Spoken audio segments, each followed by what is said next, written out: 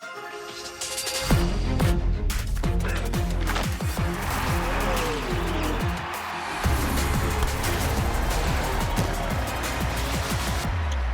new home for live events, USA Sports. New Hampshire Motor Speedway is ready for an interesting, I say in air quotes, afternoon. Do you remember that book and movie, The Art of Racing in the Rain? Well, the stars of the NASCAR Cup Series, they're going to show us what they can do in wet weather conditions. Yes, race control has instructed the teams to put the wet weather tires on. Light rain here in Loudon, New Hampshire is going to prove to be a challenging afternoon. So let's take you right down there trackside with Dave Burns. Good afternoon, Dave. Lee, good afternoon. We are at the 45 car of Tyler Reddick, and what a weekend it's been for him. Already clinched into the chase, but in practice yesterday, his car was only 31st fastest, and yeah, he was kind of whining about it. But guess what happened in qualifying? He qualified the car on the pole. So I asked the team, which car is it going to be today? The qualifying car or the practice car? Billy Scott, his crew chief, told me the race car. A great combination, Marty, which is to work out well for the 45 today. Dave, how about William Byron in the wets here at New Hampshire? And I asked him a moment ago, how do you feel about the car? He said, well, I really liked it in the dry. We'll have to see how it is in the wet. But when I talked to Rudy Fugle, his crew chief, this morning, he said, you know, maybe last year I would have said, I don't know what to expect in the rain. But earlier this year at Bowman Gray, we ran second on the wet tires. I'm looking forward to running in the wet today, Kim Kuhn. And for Denny Hamlin's team, crew chief Chris Gale told me he did not want to see wet weather conditions because Denny is so meticulous. His strength is precision, which does not suit these conditions. But Denny is a student of the game. Just an hour ago, he rewatched the 2024 wet weather race here, so he has studied to know what to do. Let's go trackside for pre-race ceremonies. Ladies and gentlemen, please rise if you are able. Kindly remove your hats, and veterans render a hand salute to present today's colors, the 102nd Intelligent Wing Honor Guard. Here to offer today's invocation, please welcome President and Senior Chaplain for Motor Racing Outreach, Billy Malden. Heavenly Father, we pause to recognize your presence in our lives, your love and your grace. Bless us with a safe day and what will be a great day of racing. We ask that you watch over and keep safe at home and abroad all who protect us and defend our liberty, allowing us these opportunities to enjoy life. Father, may your peace be with us and your joy fill all our lives. In Christ's name we pray. Amen. Here to perform the Canadian National Anthem, followed by the Star-Spangled Banner. Please welcome official anthem singer of the Boston Bruins, Don Angeli.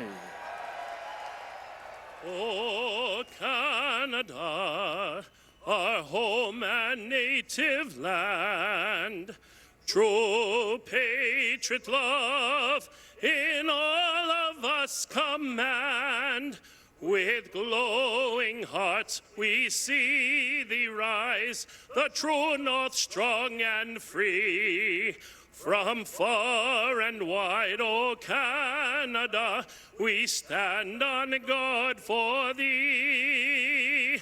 God, keep our land glorious and free. O Canada, we stand on guard for thee. O Canada, we stand on guard for thee.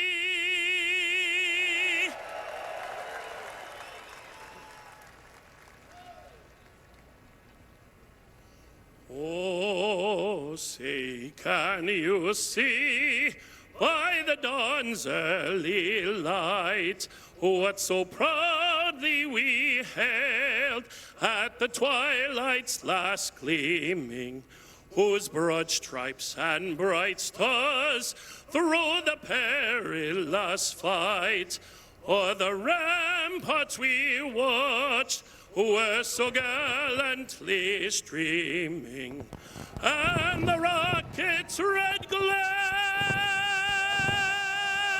the bombs bursting in air, gave proof through the night that our flag was still there. Oh, say does that star star-spangled banner yet wave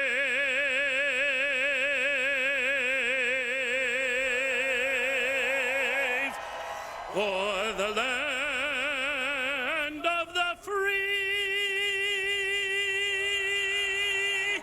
and the home of the brave.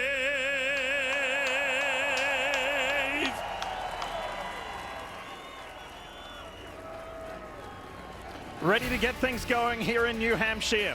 The chase is looming, the pressure is high, and an extra challenge, a wet racetrack for the 36 drivers to race on. That's next.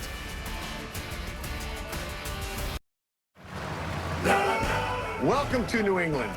Believe me, this place knows a thing or two about winning. Back in 2004, we had a saying when things got tough, cowboy up. No excuses, embrace the pressure, and get it done. 22 years later, that still plays around here. Because up here in Loudon, New Hampshire, population of just over 5,000, NASCAR's best have come looking for a win. Yes, sir, DH. Denny Hamlin, Thank you, team. the class of the field in 2026. Just got it all going. Brian Blaney, last year's winner. Hell yeah, great car, guys. Or Joey Logano, the three-time champ from New England. Don't let the boys get hot. Listen here, boys. The summer is fading. Got a car sideways. The lobster is waiting. You're the loud master. And with just 2 races before the chase, the pressure is on. So, take a stand, crank those engines, and cowboy up. An abundance of sports history in the Northeast and sporting success, we should say. Hi folks, welcome along. Lee Diffie, Jeff Burton, and the world's biggest New England sports star right here, Steve Lattardi. Feels like he's back at home. We're going to have a fun afternoon here for you simply because the weather is playing its hand. Steve, you first up.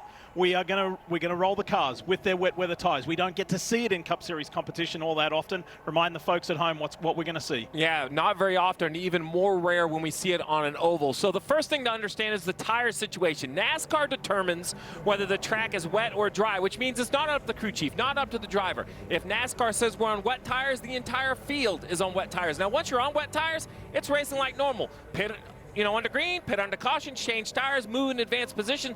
Jeff, I assume at some point the track will dry up because the cars will on it. Then everybody will shift together to dries, and it'll be racing like normal. Well, we've seen it here. When we did see it here, it was chaos. It was actually a lot of fun. NASCAR brought the teams down pit road. The drivers, teams put reins on. I mean, it was raining hard. It's not raining that hard today. Teams took time. And then when the racing started, it got really, really busy all of a sudden. And it was fun to watch the drivers learn how to adapt. Look at all the lines they're running all over the racetrack. I think that experience that they've had over the years is going to have a huge bearing on who runs well here today and who doesn't. They've had a chance to learn. Now you got to apply it. That was 2 years ago right here in Loudon. We'll see a little bit of that this afternoon as well. For now, let's go trackside for the command. New Hampshire Motor Speedway, here to give the command to fire engines with the most famous words in motorsports. Please welcome Chief Retail Officer at Dollar Tree, Jossie Conrad. All right, we need some energy here to push these clouds out of here. NASCAR fans, are you ready? Dollar Tree fans, are you ready? Drivers, start your engines!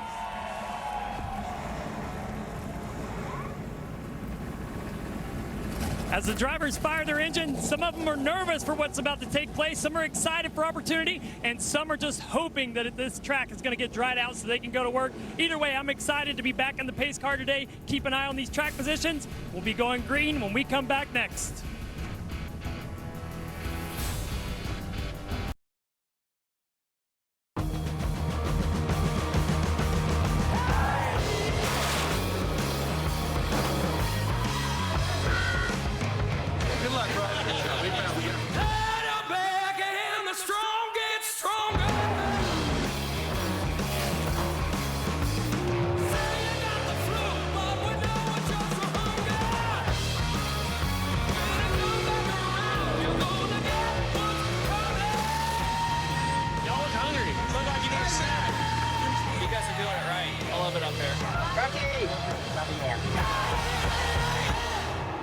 between the have and have-nots only.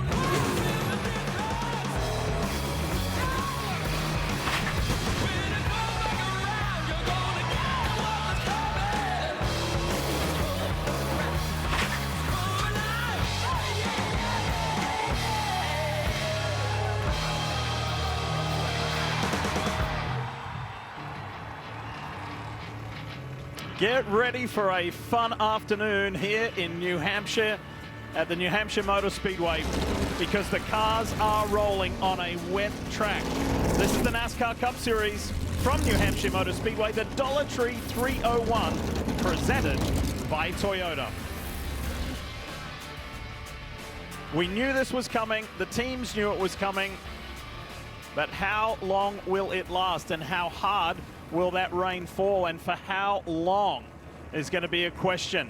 And as the cars are rolling off pit lane, that's where we're going to head right now with Dave Burns. Dave? So, Lee, if I can do my worst New England accent, Kyle Larson does not have a lobster yet. Yes, looking for his first win here at the New Hampshire Motor Speedway in the Cup Series. And if it's anything like last week was for him, it should be a good day for him. Remember, they started 30th at Richmond and finished in the 6th position. Right after the race, Kyle raced past me to go race at Knoxville and won the Knoxville National. So if they can have that kind of a day today, their average finish of 7th will bump way up, Marty. They finished here 7th last year. He's qualified 9th. Dave, you would think no driver in the field would look forward to a wet weather race at New Hampshire more than Christopher Bell. Those highlights we showed to you from 2024, the winner that day was indeed Christopher Bell, who we ride on board with right now with the Toyota Racing onboard camera. I talked to Bell seconds ago before he climbed in the car, and he had a big smile on his face. He said, man, I love wet weather racing, especially at a place like New Hampshire. He said, the only bad part about it is, Kim, when the track starts to dry out, there's only one usable groove. I'm going to make sure I make my hay before that happens. Well, Marty, as we talk drivers excited about these conditions, look no further than Ty Gibbs.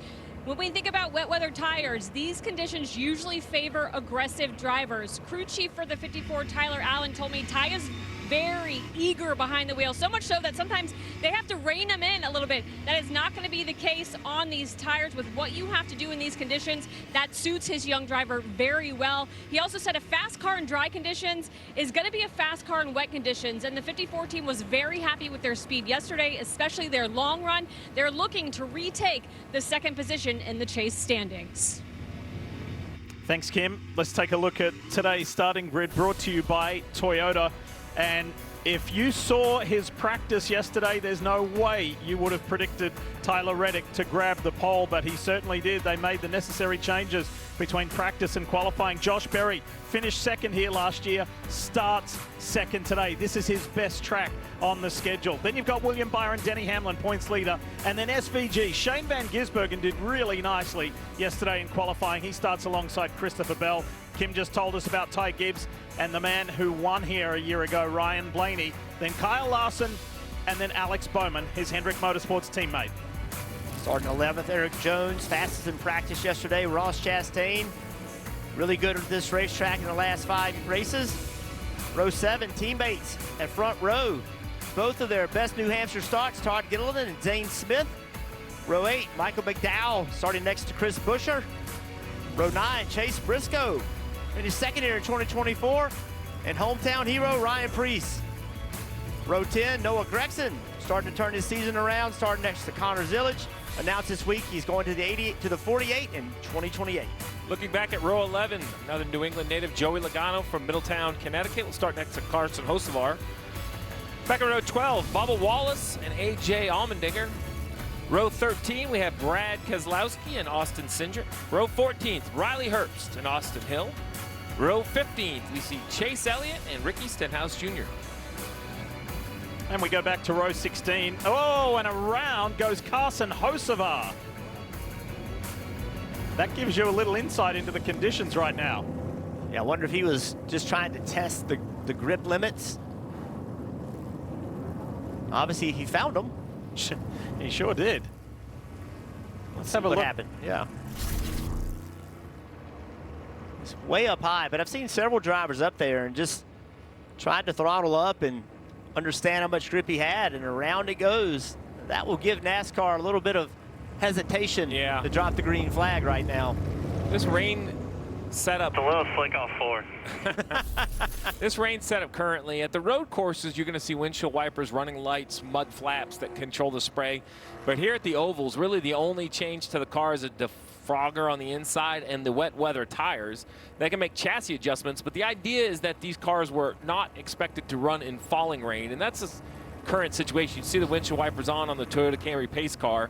So we have yet to hear from NASCAR exactly how long we're going to ride around. I really think we're having a little bit of too much falling rain, so I think they're going to bring the drivers back down pit road. Now, look, don't let this concern you. The weather actually doesn't look awful. This rain, I think, is moving out. Maybe one lap with the equipment to kind of blow the... So you see, right, we're right here, right? We only got, what, maybe another, whatever that is right there, like another 10, 15 miles of rain.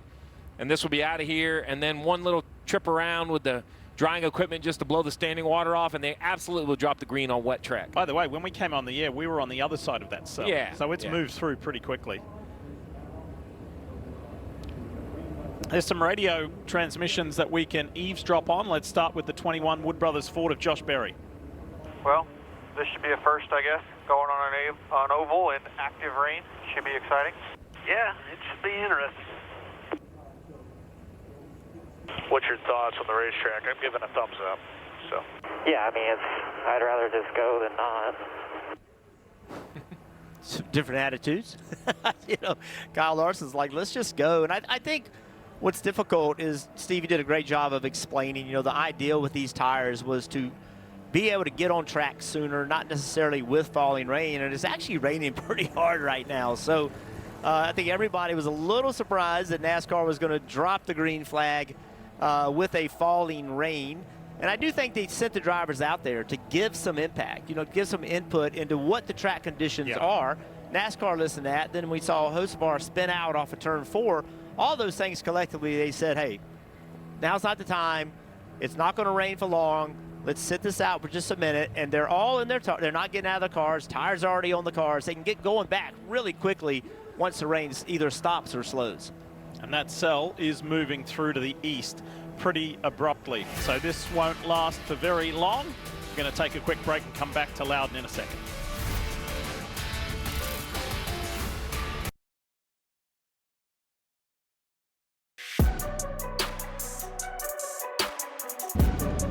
Did you know that the Goodyear wet weather or inclement weather tyres have been around in NASCAR since the 1990s? And the very first iteration was actually hand-carved before they went to moulded production. We've seen them in the O'Reilly Series for many years, more recently Cup Series competition here at Loudon a couple of years ago, other tracks like Richmond and North Wilkesboro. And they've actually been tested on the high banks of Homestead Miami Speedway. Who knows, maybe, just maybe one day we'll see them on tracks like that with a little bit of drizzle. But the biggest challenge isn't the performance of these Goodyear inclement weather tyres, it's actually the visibility for the drivers, meaning the drivers lose sight way faster than these things lose grip.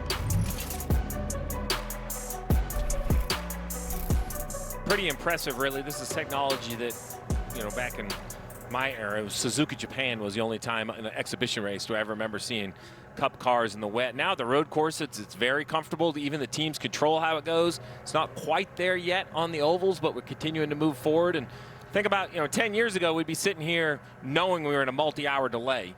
In this situation, we're talking just a handful of minutes to get the rain to stop, and we'll be back racing. It's really improved the experience for the fans. People that have come out like this, they're grinding up there. That's New England toughness right there, sitting underneath those umbrellas.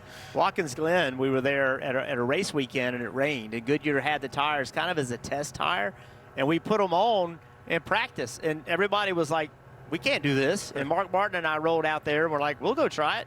And it was pretty good. We were shocked at how well the cars drove.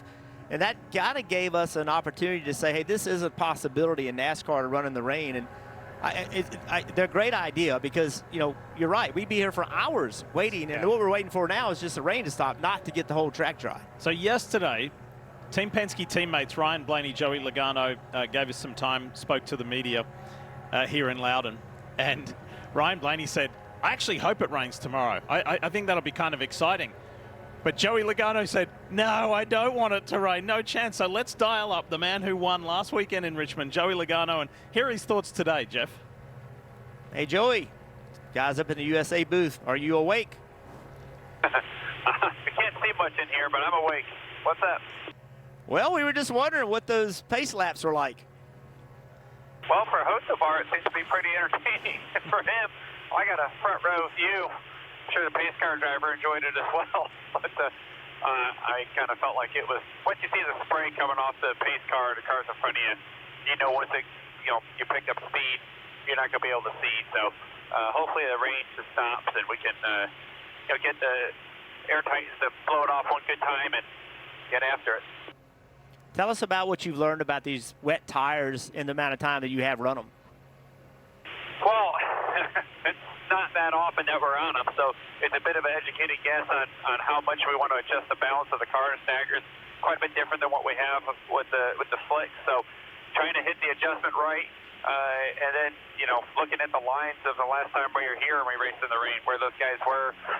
Unfortunately, we were kind of tore up, so we didn't really get to learn a whole bunch at that moment. But we watched some of it this morning and just tried to see where the fast cars were at, some of the things that they were doing, and we're going to have to play in the rain here for a little bit. So, I think it's about, keeping track position, getting some track position, but making sure you still got a car to race with when it dries out. Some drivers love it, some drivers hate it. Where do you stand? Better learn to love it. Don't have an option. There you go. Good luck today. Have fun. We'll be watching. All righty. Thank you. Couple things right there. So when he talks about stagger, the standard Goodyear tires we run, the slicks, the left side tire, the diameter, the rollout is smaller than the right. It's kind of like rolling a solo cup, right? It turns on its own. Right side tire is bigger. When we go to these, it's kind of like rolling a soup can. Both sides are very similar inside. They're meant for road courses, so therefore the car itself doesn't want to turn or track the corner, which for Hosovar's sake, that's normally your issue, right? Looseness is the big issue. So that's what he means about adjustments. It's just the size of the tires. Another thing that he reminded me of, the last time we were here, we saw the B-roll. The cars were everywhere, from the wall literally onto the apron, so much so that NASCAR's had to make a change, because if we stop to our right a little bit, we're going to see the new line. All right, right here, you're going to see this is the new pit in line, all the way up pit entry. If we look back to the left a little bit, you're going to see a painted over section, and that is where the commitment line used to be, and there was an orange box, right? So here is the new line. The old line was way out here, and the box used to be out here, and what happened is, under racing conditions, they would actually run below that line just because that was the best thing. It would be a penalty in a normal race in the rain that kind of overlooked it, but NASCAR didn't want to have to overlook things when we run in the rain. So this line has been moved, and now the apron, which was a premium racing line, is open and free to use. So there it is. There's the old line right there in front of us, and there will be cars all the way down on the flat. Well, one thing about New Hampshire that has always been true is restarts are wild, and restarts in the rain, I think, are next level, because how much grip do you know you have? Like, it's really difficult to know how hard you could drive the car in the corner. And look at drivers. We see on restarts in the dry, drivers go everywhere, but in the rain, it seems to widen the racetrack even more. And I think what's hard for me is that, what if you just overstep your bounds a little bit and the car gets sideways? We just saw Hosovar, how fast that car came around, but one thing we know about these drivers, they won't sit around and wait. They will, when the green flag drops, they will just see that as an opportunity to gain positions, and they will start aggressive driving right from the start. And then there's the art of taking care of your tires in the rain. As the racing grooves dry, you'll start to see them swerve down the straightaways, looking for puddles or standing water to actually cool the tires. So it's just much more dynamic. It's more like dirt racing. Racing in the rain is like a changing racetrack every corner, which is more like dirt racing than asphalt racing. And I think we saw a little bit of a trend that the drivers with the dirt experience, I don't know if they were more comfortable or it seemed more natural, but they definitely advanced to the front. Think about the capabilities of Shane Van Gisbergen as well, with his supercars racing in the rain, with his rally experience on dirt and gravel. And let's talk more about the 97 with Kim Kuhn. And Diff, don't forget, he led 15 laps earlier this year on wet weather tires at Bowman Gray, catching up with his crew chief, Steven Doran. Now, liking racing in the rain is very different than being good at it. If you talk to Shane, doesn't prefer to race in the rain. However, you told me you would welcome the wet weather. How optimistic are you about what your driver do in these conditions? Yeah, like you said, he doesn't love it, but he's good at it, and he's done more of it than most of these guys, so I feel good about racing in the rain. It seems like we're going to do it for a little bit, and then it's going to clear out, and we'll have a pretty normal race after that. starting 5th today. As you think about last year's race here, run over 100 laps in the top 10 and at one point in the top 5 before getting caught up in a wreck. Where would you rank your ability here in terms of this possibly being Shane's first oval win? Yeah, I think there's a chance. I think our car's a little better than it was last year, and like you said, we were competitive last year, so I think we'll be good in the wet and dry. Yeah, I'd love to think we could get our first win here on an oval. And then finally, last in the chase standings, but plus 50, 2 races to go. With that in mind, what's the goal today, and then how that's going to affect how you head into Daytona next week? Yeah, I think the goal is to leave with at least as much buffer as we have right now. Going into Daytona next week is never fun when you're on that bubble spot, but if we had the buffer we have now, I feel pretty decent about it. Good luck today. Thank you. That's Stephen Doran, crew chief for SVG on the 97. Dave? Kim, I am in the tent with 2311 Chumpa Casino and Toyota Friends, and we are with Billy Scott, who is waiting, like the rest of us, till NASCAR says go. When are you comfortable for them to say go? I know it's not your decision, but just a little non-puddling and safe to race in the wets? Yeah, I think that's right. Get the puddles gone, and as long as there's not rain coming down to the point that visibility is a concern, I think we'll be good to go. What do you think of your drivers' prospects in the wet weather, racing the first part of this race, let's say, on the wets? Well, certainly like our starting position being in clean air. So good. Yeah, ready to get going and plan on leading under any condition. I think that's one of the keys, right? Because visibility is the other thing other than the grip of the tires on the track. So surely that pole run yesterday, you're like, okay, I know this is a possibility. That was awesome. Yes, that certainly you like to go into the race at any point knowing you have speed. But like you said, to be up front, out of the mist, when we eventually get going is going to be very helpful. We never saw this coming because practice was such a struggle. It sounded like on the radio for Tyler. So what did you know about the 45 car that thought, well, he might be able to qualify up front, but maybe even surprised by the pole? Yeah, maybe a little bit surprised, but you know, it's so hard to tell now with multiple tire sets and everybody going out in one big group of where you really stack up. So we were probably more optimistic than the numbers showed watching back, and a lot of stuff we discussed post-practice left us hopeful that we would have some improvements going into qualifying, some good changes and good adjustments on his behalf, and hopefully this is a sign of things to come today. And with that preferred spot to start, what have you talked about in terms of, Tyler, we need to keep that spot, but I need you to be really careful on lap 1? Yeah, it's more about racing the racetrack and just doing what you can, and if it's not good enough, then we'll work on it and get better as it goes. All right, dry for now, am I. I'm going to go back out in the wet, though, see who else I can find. That's Billy Scott, crew chief for Tyler Reddick today. Thanks, Dave. Yeah, rain's still coming down a little bit, but boy, conditions have lightened up considerably, just looking from our vantage point out of the booth. Dave mentioned the points, the chase standings, and the cut line. Kim mentioned Shane Van Gisbergen 50 to the good over Ryan Preece. The drivers highlighted in blue are locked into the 2026 chase for the NASCAR Cup Series Championship, and just 2 races to go here today at Loudon, next weekend at the Coke Zero Sugar 400 at Daytona International Speedway. Interesting. Oh, there's Chase Briscoe having a little nap. Nice and warm and cozy in there. Interesting comments, fellas, yesterday from Christopher Bell. And he's finished second 7 times this year. That's been one of our storylines. But Christopher said, look, while it's a little bit of a thorn in my side, of course I want to win. I would have rather have 7 wins. He said, I feel better about that this year in the chase, the revised chase format, as opposed to the previous regime and the playoffs format. He said, I feel I've been rewarded more. It's worth more in those building blocks towards the championship. What do you think? Well, he's 100% right. And, you know, a lot of their NASCAR fans wanted the season long to, you know, points to matter more than just getting a win. If this was last year, Christopher Bell would be penalized more for not having a win. But if you look at the points, I mean, Christopher could climb up to 5th. You know, he's got a chance to work himself up the board. And then if you look how close it is through the field, I mean, look how close it is from William Byron all the way up to Kyle Larson. There's a lot of shifting around that could take place, and that matters because of the seeding that goes into the chase. So, and then it's 10 races, right? 10 races are going to determine the champion. And, you know, I like this format. You know, there's a lot of conversation, Steve, about, you know, this being a better representation of how you've done throughout the entire year and a bigger sample size. Most of the drivers like it as well. Yeah, I'll even look at the inverse. So you mentioned being rewarded for 7 seconds. I would say for the drivers that win, there's no more free lunch. You're not guaranteed in. You're not guaranteed anything. You can win the first race of the chase and wreck the next week and be so far behind. There's no advancement. There's no automatic anything. You have to show up week in and week out. I think that makes every race have more value to the fans in whatever market we're in. It makes for every race of the chase to be more valuable. I will say, when you look at the standings on the left side, just to put some context to it, around 75 points is maximum, 76 with the fastest lap. So, you know, when you look at 50 points behind, it's not insurmountable, but it is a big gap. So Denny Hamlin should, barring a major issue, lock up the #1 seed today.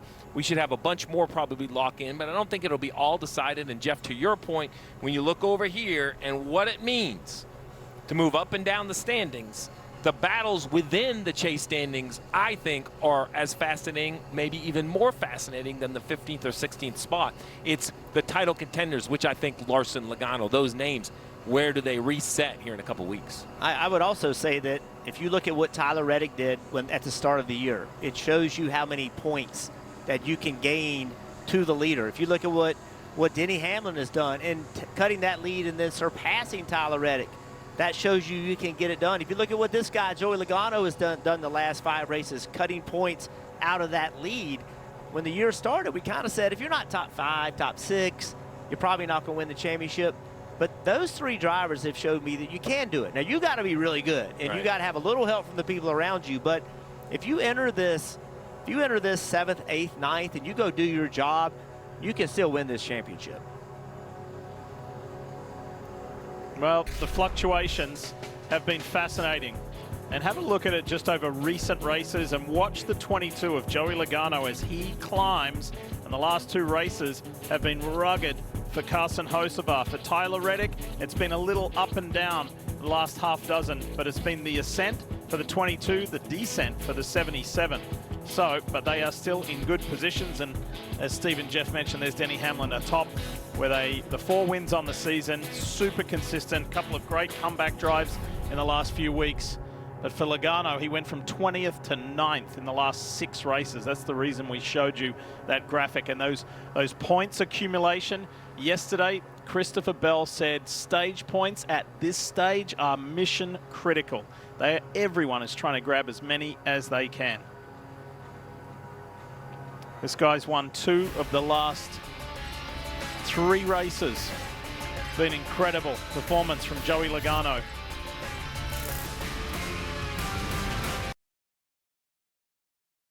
Honestly, the rain tires have a ton of grip, more than you'd expect, and you know, it doesn't change the driving style a ton, it just changes the way you approach the racetrack. You don't have as much traction, so you're not accelerating as much, but your points are actually pretty similar. Where you brake, where you pick up the throttle doesn't change a lot, it just changes how much you can use. I think it's why you kind of see a lot of the guys who run dirt are really good at being able to move around and find grip with the race car. Yeah, you certainly have to move around and find lines that nobody else has found, because the cleaner racetrack is more grip in the wet, and also you have to find puddles and stuff on the straightaways to keep your tires cool, because the rain tires are so much softer, they fall apart after 10 laps if you run them in the dry too hard.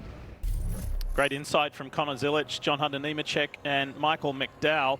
Yes, track is still wet, but you'll see the cars roll here shortly because weather conditions, fellas, are improving drastically very quickly. Yeah, we're out of the falling rain. The sky has lightened up a tremendous amount, and the track drying equipment is out there moving the standing water off. You could see everywhere they've already currently been, and it's really what Joey talked about. It's really a visibility thing. It's just standing water for the spray. It's not really a traction situation. Air Titans doing their outstanding job, as always, in shifting the water. And I think it's going to be pretty soon when race control tells the teams to take the covers off the cars and let's get things rolling. In fact, the Haas factory car, the 41, already has its cover off for Cole Custer, and several other teams are starting to raise their covers as well. So you have to be careful. Like, as much as you want to keep it covered, remember the car got wet. Yeah. So it's just like kind of like closing the door in a car in the summer with some moisture in it. It'll steam up. Everything will become fogged up from the inside. Electronics can become coated. So you want to kind of get the covers off as soon as you think it's all right. Well, you're only as good as your last race at a certain venue, and if you're Ryan Blaney, that's pretty good because he won here a year ago and has his eyes on another NASCAR Cup Series championship. Jeff, let's dial up the driver of the 12. Hey, Ryan, it's Burton. You got us? I do. All right, what are you thinking in there? Well, it's dark in here, under my car cover. I'm looking out my window. It's still raining a little bit, but it seems to be letting up. So, yeah, looking forward to getting it going here. I think we're getting pretty close to getting running. It was just probably raining just a little bit too hard for the initial start of the race. But I think once this passes, I think we're in the good. So, looking forward to getting going here, hopefully soon. Well, a little weather report for you. It looks like by radar, it's about out of here, so you should be going soon. Get ready to drop the green flag. What is your approach to this first lap? Try not to smoke it in there too fast. I think just, fortunately, we had a wet race here, a couple years ago, and we were able to get some laps and some reps there. So trying to dig back in the memory bank on, hey, where are the grip spots in the wet? Where are your lift points? Kind of what lap times was running last year in the full wet, and then just keeping an eye out, for when it does start to dry up. Where are those spots going? So I'm looking forward to it. I think it's a unique challenge, and like I said, it's nice that we've had some reps on here before, and looking forward to going here. Looks like we're about ready to roll. All right, covers are coming off. Now you can see. Have a good day, buddy. Thanks. Big roar from the crowd here at New Hampshire Motor Speedway when the teams were instructed to take the covers off. Stevie, I know this is coming home for you. You were raised in Maine. For Ryan Preece and Joey Logano, they're only a year apart in age. They grew up about 10 miles apart from each other in Connecticut. It's their home race. They feel very special about it. What does racing mean to the New England fans? Well, there's so many short tracks all around New England, and when the Bob Bear and his family purchased New Hampshire Motor Speedway, it's now owned by Marcus Smith, but they kind of rejuvenated it into this magic mile that we've fallen in love with. This was the biggest racetrack I ever saw as a kid. When I came to a 1 mile track, this isn't Oxford Plains or Beach Ridge or Wiscasset, Unity Speedway, the list goes on. This place was gigantic. And then when the NASCAR stars that we watched on TV came here, it was a little bit of an endorsement to the New England area that your fandom of racing is being supported, that the biggest stock car series in the country is going to travel all the way up to New England, a long ways from North Carolina, and it's been magical ever since. And we've had one race and two races, and I will tell you, even though it's down to one, it hasn't dampened the spirits of the fans. They were here this morning. The fans are packed in this place, and they love to see guys like Joey Logano. Got his first career win here as a youngster. Yeah. Still a little bitter, second that day, not to blame poor Joey, but it's something about it. It's just great. It's so awesome. It's a really hardy sports town, but it's so awesome. If you're a race fan, you want to see the best of the best, and that's what they're getting ready to see put on display. I was fortunate enough to come here and run the very first O'Reilly Series race here, and then I ran the very first Cup race here. And from the moment you got here, it's a different attitude. Everybody was so friendly. They loved you being here. It was so welcoming, and so many race fans in this area. And that hasn't changed. I mean, even today, after all of these years, it was 1990 when we ran that race. It still feels the same. It still feels like enthusiasm, excitement. Race fans, there's a lot of them up here. It's just fun coming here. It's a great atmosphere. Folks, Jeff is being very humble. He's a 4-time Cup Series winner here. Why were you so good at the Magic Mile? That's a great question. Number one, I drove really good race cars, but number two, I think some drivers just find racetracks that they're comfortable with. This is a very unique racetrack. It's, I thought you were rewarded for driving in the corner really hard and then, leaving the corner. The center of the corner speed matters, but it was more entry and exit at this racetrack, and that kind of suited my driving style. Really great history. It's a really great place. Passionate fans. And this race today plays a very important role in the big scheme of things with the chase looming. One regular series race, season race left after today, and that's next weekend at the World Center of Racing, Daytona International Speedway. Daytona is the driver's last chance to make the chase. Watch the front, they're getting crazy. Wreck it. So stupid. Appreciate that. Deep breath. Crash, bad. Stop anybody. Well, I saw you flying for a while. Whoa! Chaos! Let's go. Teamwork, baby! Yeah! Checkered, over. Woo! Harrison Burton wins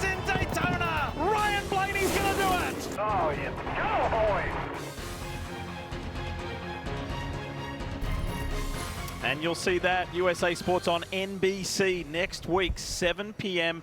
next Saturday night, the Coke Zero Sugar 400. This is the current scene here in New Hampshire with that water being pushed off the track, wet weather tires on the Cup cars. And as you heard Ryan Blaney, the defending race winner, say, we're going to be rolling here soon. All the covers are off the cars. Drivers stayed in their respective vehicles, and we get ready to roll when we come back.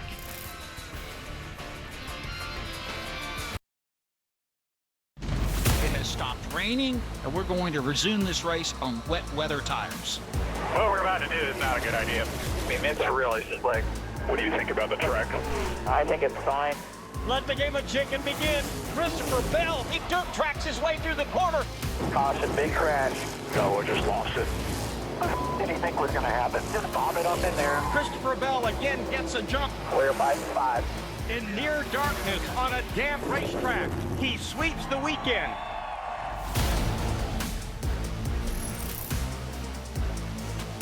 Who will it be today? Who has the opportunity?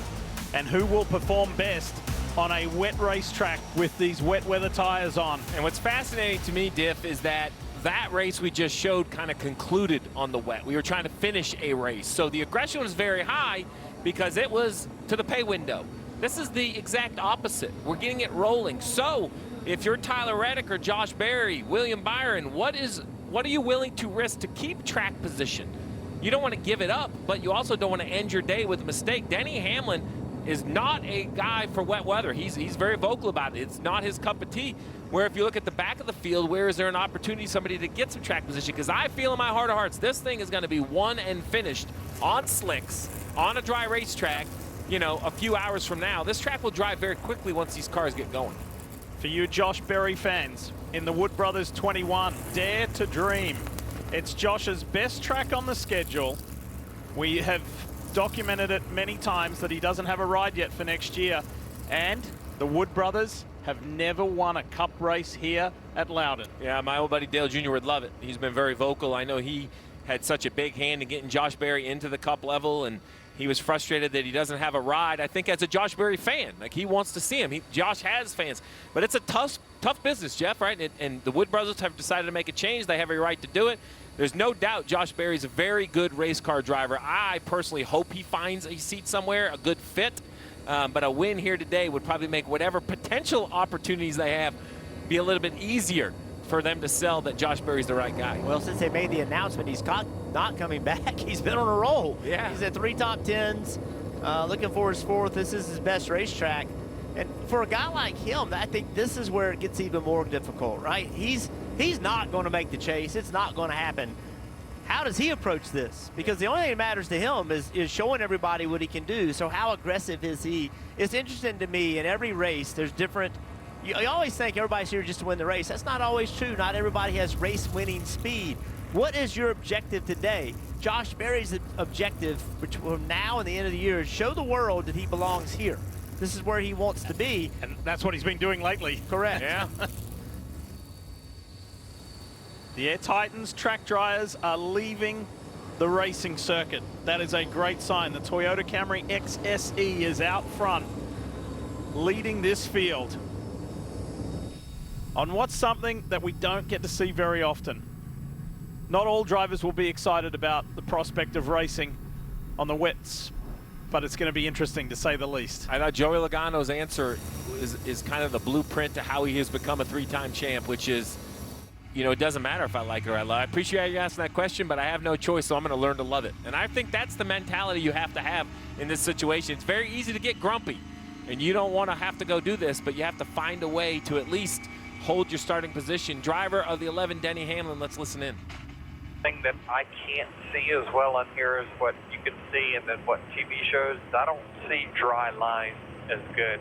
Just having trouble seeing it. So as you see something forming, just let me know. Keep up with it.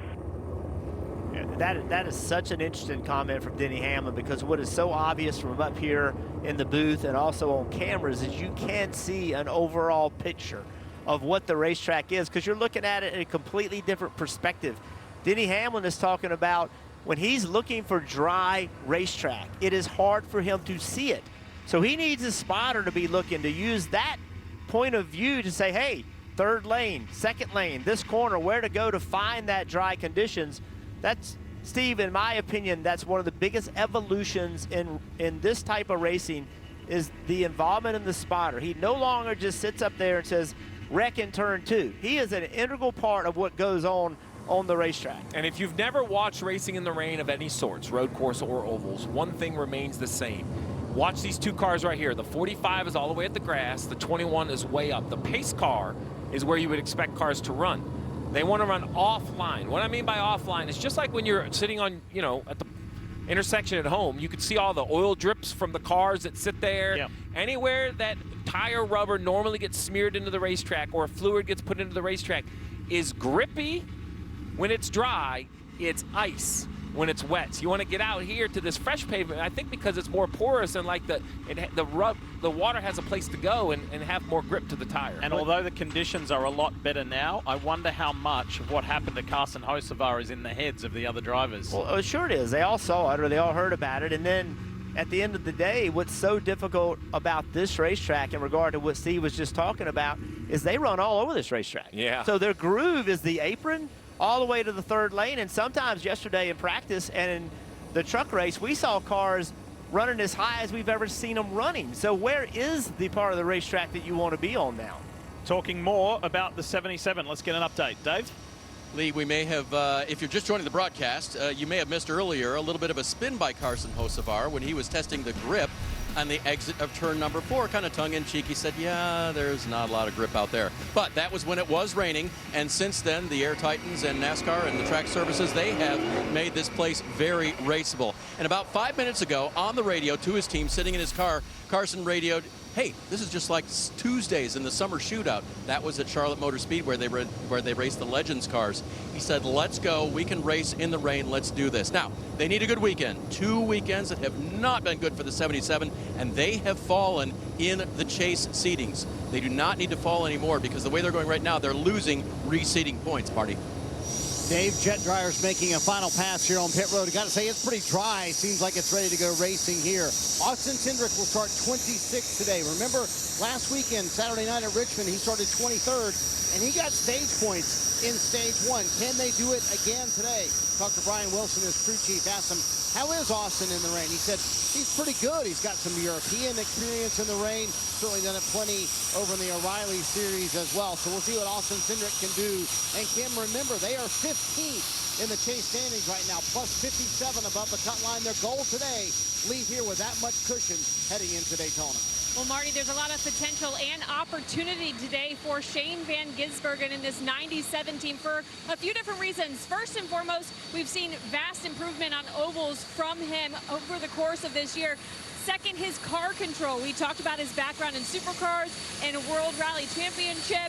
And then you think about what he did earlier this year at Bowman Gray under wet conditions, leading 15 laps. On top of that, where he qualified 5th starting position. So what does that do for this team? It gives them the opportunity not only for track position to possibly steal a win, but to earn those valuable stage points. And talking with crew chief Steve Doran, he told me, look, yes, we are the last in the chase standings, but we're plus 50. I will feel very confident if we go into Daytona where we are now, plus 50. It is going to be a big deal for Shane to make the chase with this format. They think they've got potential here today. We'll see what they can do. Good stuff, Kim. Thank you. Let's listen to some recent radio from the 97. What do you think on the track now? Still pretty wet. It's a lot drier than before. There's going to be a bit of spray, but it's fine. Careful. The spray is one of the bigger issues, just from a visibility standpoint. The grip of the racetrack is one thing, but the spray coming off of these cars can create a situation where the drivers literally can't see. We've seen NASCAR has gotten really aggressive in when to put rain tires on. We called an O'Reilly Series race at Charlotte a few years ago, and I am telling you, it was a downpour. And NASCAR sent them out there. There was a race at COTA that NASCAR sent them out and realized, okay, we just can't do that. It's too much. So now they backed it up, and a lot of it has to do with the spray as much as the grip. That radio transmission was the perfect snapshot of the laconic nature of Shane Van Gisbergen. Oh, yeah, it's all right. It'll be all right. Let's give it a go. I love the shot of his crew chief, Stephen Doran. You don't realize there was 5 different radios plugged into that headset. I mean, look at that. There's 3 on the right ear, right? So you see the 3 cords coming out of the right ear, and you can't see it now, but on the left ear, there's 2 more. So that's 5 different communications, 2 buttons above, so he could talk on probably channel 1, channel 2. He probably has an intercom, probably has an open mic that he doesn't even have to push a button on to talk to his war room back at home. So how many did you have? That's about where I was. I was about 5. I actually had to wear an earpiece inside my earmuff, like think about it like an earbud. Yeah. That was closer to my eardrum to prioritize my driver. So when he spoke, I would hear him over the noise in the background. That one was that special one was from Mr. Hendrick? No. That was. I wanted to make sure. To be honest, I had so much going on. Every once in a while, you would miss a driver, and you would have to ask him to repeat something. And I learned that they're out there doing all they can. The last thing they want to feel is ignored or on an island by themselves, and asking them to repeat something can become frustrating. So I rewired it a certain way, but that's why you hear voices all the time if you're a retired crew chief, because you're used to hearing so many voices all the time. That's what that is? Yeah. Dave Burns, Dave, what you got? So, Lee, remember last week we showed you the Elgin truck, which would remove the marbles from the raceway and make it a better groove for racing after the Goodyear tires got rid of some of that rubber. Well, there it is. It has been a part of the process here, because not only do the Air Titans push the water off the racing line, but the Elgin truck removes the water. That's got a 1,700-gallon tank in it. And Shannon Mullins, who is driving that truck, he'll go behind the Air Titans, has already done that, and sucked up some of the water that is resting down toward the inner wall there. So it's kind of a 2-step process. There you go. Pushing the water away, and then it's got to go somewhere. Well, if it can't get off the racetrack, the Elgin truck scoops it up. Trevor Bain, where are you? Well, Dave, I'm hanging out in turn 1, standing down here looking at the racetrack, and definitely all the standing water is gone. A little bit of shine on the paint, so these drivers are going to have to be careful as they transition across that. Steve, I know you love analogies, and I got to say, one of the things I learned watching the 2024 rain race is that the dry line is a lot like the stock market. You're looking for somebody to make a little bit of a gain, and that's where you want to go. And as more and more people get in that lane, they find those gains, that line is going to continue to dry out and pay off more and more and more, Marty. Trevor, as a race car driver, rain and electronics do not mix. Normally we talk about this story in terms of what's happened inside of a race car. Well, Steve, I was doing that report on Austin Cindric a moment ago, and the entire 2 pit box shut down. They lost their generator down here on pit road, so they've rebooted the pit box. They've kind of gotten everything back up and running. It's taking a little while, but I don't think I've ever seen a pit box go down in a rain delay, Steve. We've heard about it with race cars, but the pit box biting the dust here with the 2 team, but they are working on it, getting it rebooted here on pit road. Technology is amazing until it goes away, and then you feel helpless. I think we're about done working pit road. I think we might see the teams come down pit road. A little bit of a check. We got to be working about 13 pace laps here. The first stage is 70 laps. They can run 90, 95 on fuel. They'll even burn less fuel here in the wet, so I don't think it's an issue. Just worth keeping in mind, right? Did somebody start lower on fuel? Did they want to have an advantage, in case somebody gets caught out? This view, this Monster Energy view here for Ty Gibbs, while there's still plenty of moisture on that windshield, and that view from our perspective up here, the weather's the most stable it's been in quite some time. Alternative view, Dollar Tree on board. John Hunter Nemechek running the 40 this weekend, celebrating Dollar Tree's 40th anniversary. He's got that special paint scheme this weekend. Car looks great. Let's hope he can perform well, he and Eric Jones of Legacy Motor Club. I would say that this added laps creates a little anxiety for the drivers. Once you get in that race car and fired up, you're ready to get going. So they're out there, they're riding around. I'm sure most of them were not comfortable with the rain, right? It's raining. We don't start these things in the rain. That's what they're thinking. Hocevar spins out. They're like, oh, no, we definitely can't do it. You go down, then it quits raining. You go out, and you're making lap after lap, and you're like, come on, let's go. Let's get to work. And you're just ready to hear, hey, you're getting ready to go to green. In these conditions, it's a wonderful reflection of those who are willing to roll the dice a little more. Some will take a conservative line. Some will really try and see where they can find grip where others feel they don't. And that's what's going to create the spread. We are getting close to seeing the caution extinguished and the green fly. But first, let's go back to pit road.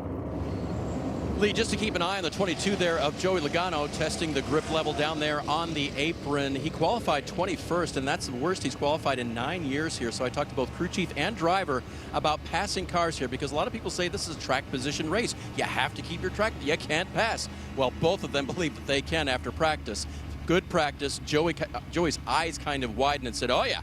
No, I can pass cars. We need to get some stage points before the end of stage 1, Marty. Dave, a number of drivers who are looking forward to the wet conditions saying, let's go. The track's drying pretty quickly here, including Chase Briscoe. If you want to watch a show, watch Chase Briscoe, who was fantastic in the wet here in 2024. He starts 17th, not the qualifying lap he wanted, Kim, but he will be quick in the wet. Well, Marty, Chris Buescher comes into this race 10th in the chase standings, plus 136. So I asked crew chief Scott Graves kind of what their focus is. Are they trying to get a better seating? What are they trying to accomplish here? And he said, look, we're not mathematically locked in, but we're practically locked in. And with that, we've got the ability to come here and maybe not experiment to a high level, but to take a little bit more chance than maybe we would have if we were further down in the standings. Remember, RFK has not been strong on short tracks, and he mentioned that. He said getting better at short tracks was more of a focus this weekend than maximizing points, but that's a close second. And he said if we're fast, then the points will take care of himself, because he reminded me, yes, there are multiple short tracks in the chase, and so it is very important for them to elevate the program that they have on those shorter distances. Let's go inside the 24. William Byron, Hendrick Motorsports, pre-race pep talk. Here it is. Yeah, let's be on our toes today, guys. Be ready for everything. Be ready to adapt. Stay positive. We got a car that can run really well today. So put it all together. Yes, sir. Yeah, appreciate it, guys. Have a good one. Hendrick Motorsports' last race win this season was 14 races ago. Hendrick Motorsports' last win at this racing venue was 14 years ago. We'll see what they can come up with today. It's the 45 of Tyler Reddick for 23.11 who will lead the field to green with Josh Berry on the inside. Technically, we're not racing in the rain, but we sure are racing on a wet racetrack. This is the Dollar Tree 301 New Hampshire Motor Speedway. Let's go! Berry defends from the inside. Van Gisbergen looks for that. And the pole man is way out wide and way up high. A lot of wheel spin on the restart from the 11 of Denny Hamlin. He checked that outside lane up. William Byron and Shane Van Gisbergen, they went down on that low line, and that was productive because Josh Berry has lost 1 and 2 positions. Van Gisbergen goes to third, runs that low line with Ty Gibbs and Kyle Larson as Reddick leads. Wow, and around goes the race leader. Reddick's lost it off turn 4, the same spot that Carson Hocevar did. And Denny Hamlin does an excellent job to try and bring his car to a stop without colliding with the 45 too hard. Bush is in it as well. Yeah, it looked like there was slight damage to the left front of the 11. We'll have to see exactly how much. It doesn't look like there's a lot of damage to the 17. I thought the 45 kind of spun out all on his own. Let's take a look. He gets up very, very high. Kind of gasses it up. Yeah, just breaks traction instantly. I couldn't tell if it was across one of the paving seams.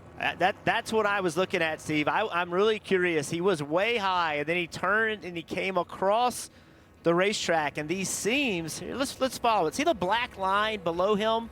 It's a really defined black line. Right rear tire gets on that and on that painted line. And I wonder if just for some reason, just not as much grip there.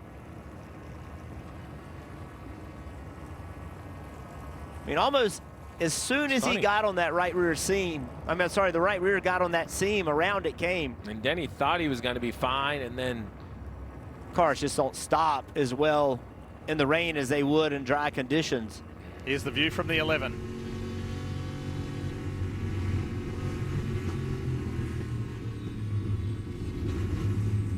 Please stop, please stop, please stop, please stop. We talked about it, the risk versus reward, right? And the question that the driver has to always have, how much grip do I really have? And the only way to find out, unfortunately, is to go past it. Denny did a good job. The contact wasn't that bad. We're back under caution. It's a testing day here in Loudon.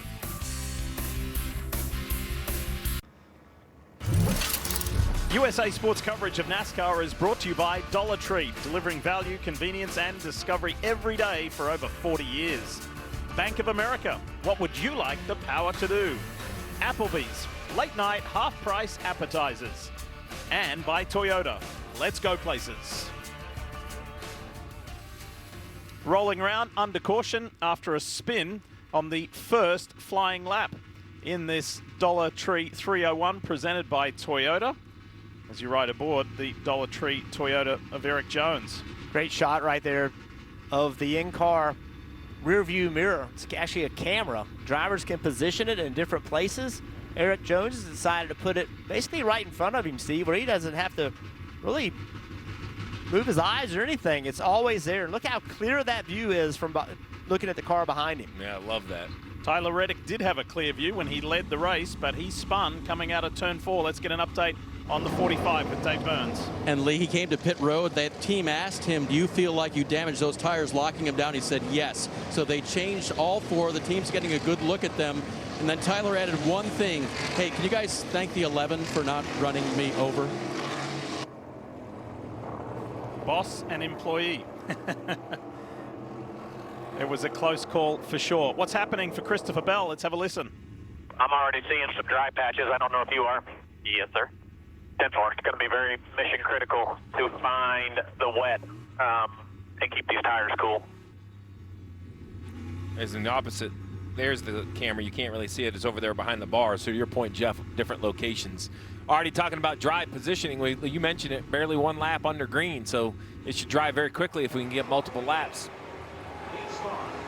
William Byron, Shane Van Gisbergen.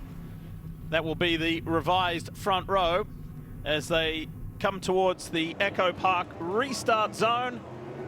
And away we go. Let's try and get into some racing rhythm. Challenging conditions. Ty Gibbs is pushing Shane Van Gisbergen on that inside line. Byron is up high. SVG dives for that low line. It worked on the first flying lap. Look at this, split decisions. Low or high, what's going to work best? The middle doesn't work. I mean, the guys that tried the middle went straight backwards. Josh Berry, Christopher Bell. Ty Gibbs down low. Here comes Ross Chastain on the inside of Alex Bowman. Bell trying to work side by side with Berry. He's going to stay at the quarter panel. SVG back to the top lane. Gibbs is going to try to fill the hole as well. So top looks to be more popular. First taker on the bottom, the one at Chastain. Now Bell runs the cushion. Jumps to the outside of Berry. Remember, it was Bell who was successful here in the rain last time. Nice defense by Berry. Bell, I think, is going to try the apron this time. Bell is on full offense right here. He is not waiting around. It's like watching a slicked off dirt track. Moisture on the bottom, cushion on the top. I don't know which lane you want to be in. Big mover in the pack too is Connor Zilic in the 88 for Trackhouse Racing. Made huge news this week announcing he's off to Hendrick Motorsports in 2028. And look at him there. He's caught who will be his future teammate in Kyle Larson. Yeah, different look on that 88 this week. Oh, side by side for second, SVG and Bell. Bell is loving this. 3 years ago, do you think SVG would have imagined that he'd be running an oval in the rain in a NASCAR Cup race trying to make the chase? Not a chance. But he's relishing the opportunity. I love the variable lines and how they're exploring them, experimenting with them. As William Byron leads the way. A lot of drivers talk about dirt track racers seem to have a little bit of an advantage in the rain, not because they are used to driving in the slick, but because of their willingness to go do what Christopher Bell just did. Go find some grip somewhere else. On dirt track racing, you're always looking for a different groove. Christopher Bell is one of the best dirt racers in the country. For reference on pace, the leaders are running mid 34-second laps. So about, what do we want to call that? About probably 7 or 8 seconds off pace. Christopher Bell sorry, about 4 seconds off pace, 5 seconds off pace. I figure they're going to run about 30s in the race, so 4 seconds slower. It doesn't seem like a whole lot, really. Colleague Racing's Ty Dillon has had a nice start as well. He's made up 12 positions from the start. So he's surging forward. He's still outside the top 20, but he's made up plenty of positions deeper in the field. You kind of feel like drivers have started to get into a rhythm, starting to understand where their car wants to be. But that's going to change. You're going to have to move your car around as the drying starts. Christopher Bell making an aggressive move. Trying to drive it on deep into turn 3 on the inside of William Byron. Which line's going to be more productive here? Here they come, off turn 4. Byron has the greater run, the greater momentum on that high line and maintains the lead.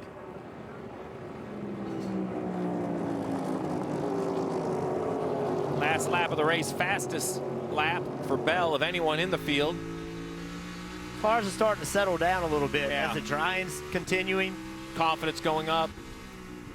And more dry lines appearing if you watch the track surface carefully. Byron, Bell, Shane Van Gisbergen, Ty Gibbs, Josh Berry, Ryan Blaney, defending race winner, Chase Briscoe, Eric Jones in the top 10, and Connor Zillage. Bell tried that bottom in 3 and 4, and it didn't come close to working. You know, he lost a lot of space. See the drying starting to happen in that third groove.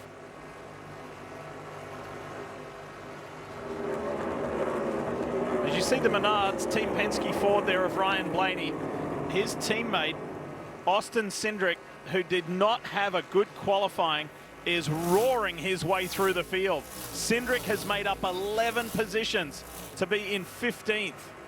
And it's important for him to get a good result today because he's in 15th in the chase standings. Look at this top lane starting to dry out. You can see why everybody wants to be there. All the spotters are telling their drivers, third lane, that's where the drying is. That's where you got to be if you want to make lap time.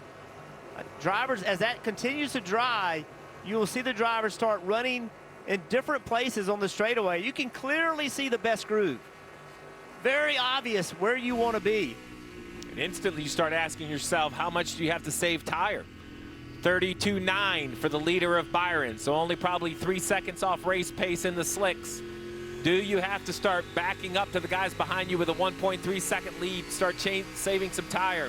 Chase Elliott trying to get through on AJ Armendinger.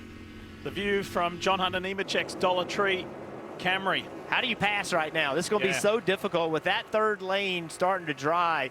Chase Elliott tried to make a pass. It's going to cost him positions, I don't think. We'll see what he can do down here at 3 and 4. But he drives it in there deep. But right here, middle of the corner exit, that dry lane is going to be hard to be better than right now.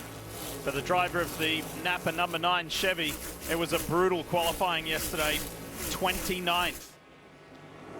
He's trying to work his way forward the best that he can, but at the moment he's 26, so he's made up 3 spots.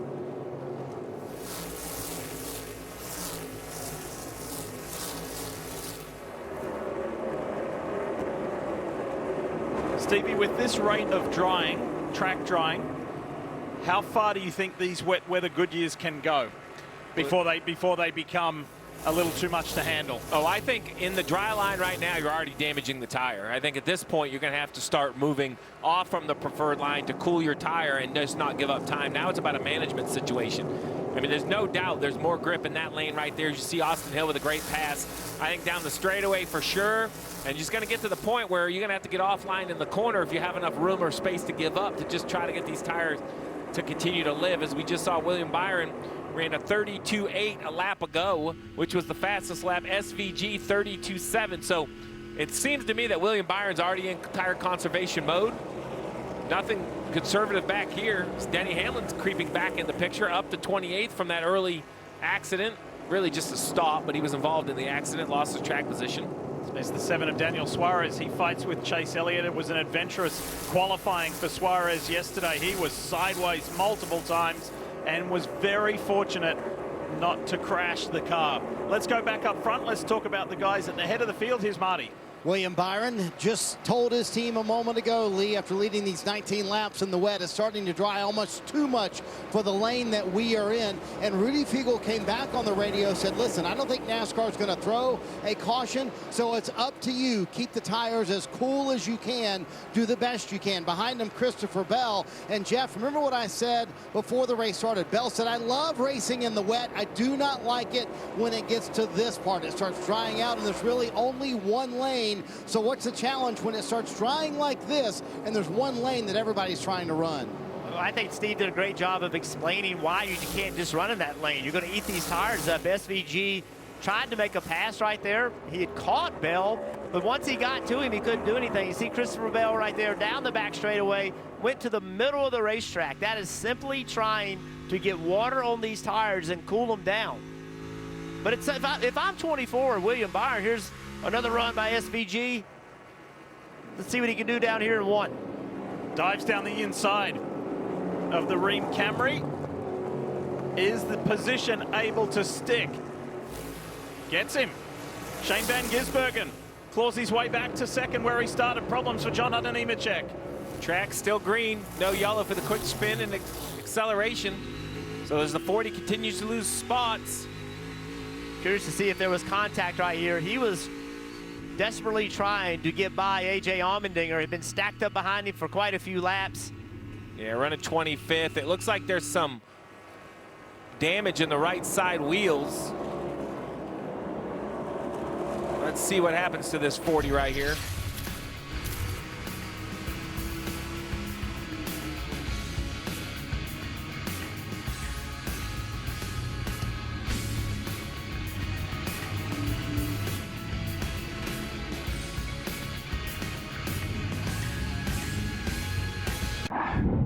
Customers online even faster. So now they're offering same-day Wi-Fi delivery. Do you think you're up for the job? I mean, I am pretty fast. How do you feel about cul-de-sacs? Just keep turning left. Parallel parking? Easier than a pit stop. Speed bumps? They're more of a suggestion. Three-point turns? I'm a two-point kind of guy. Good. Most people panic on that one.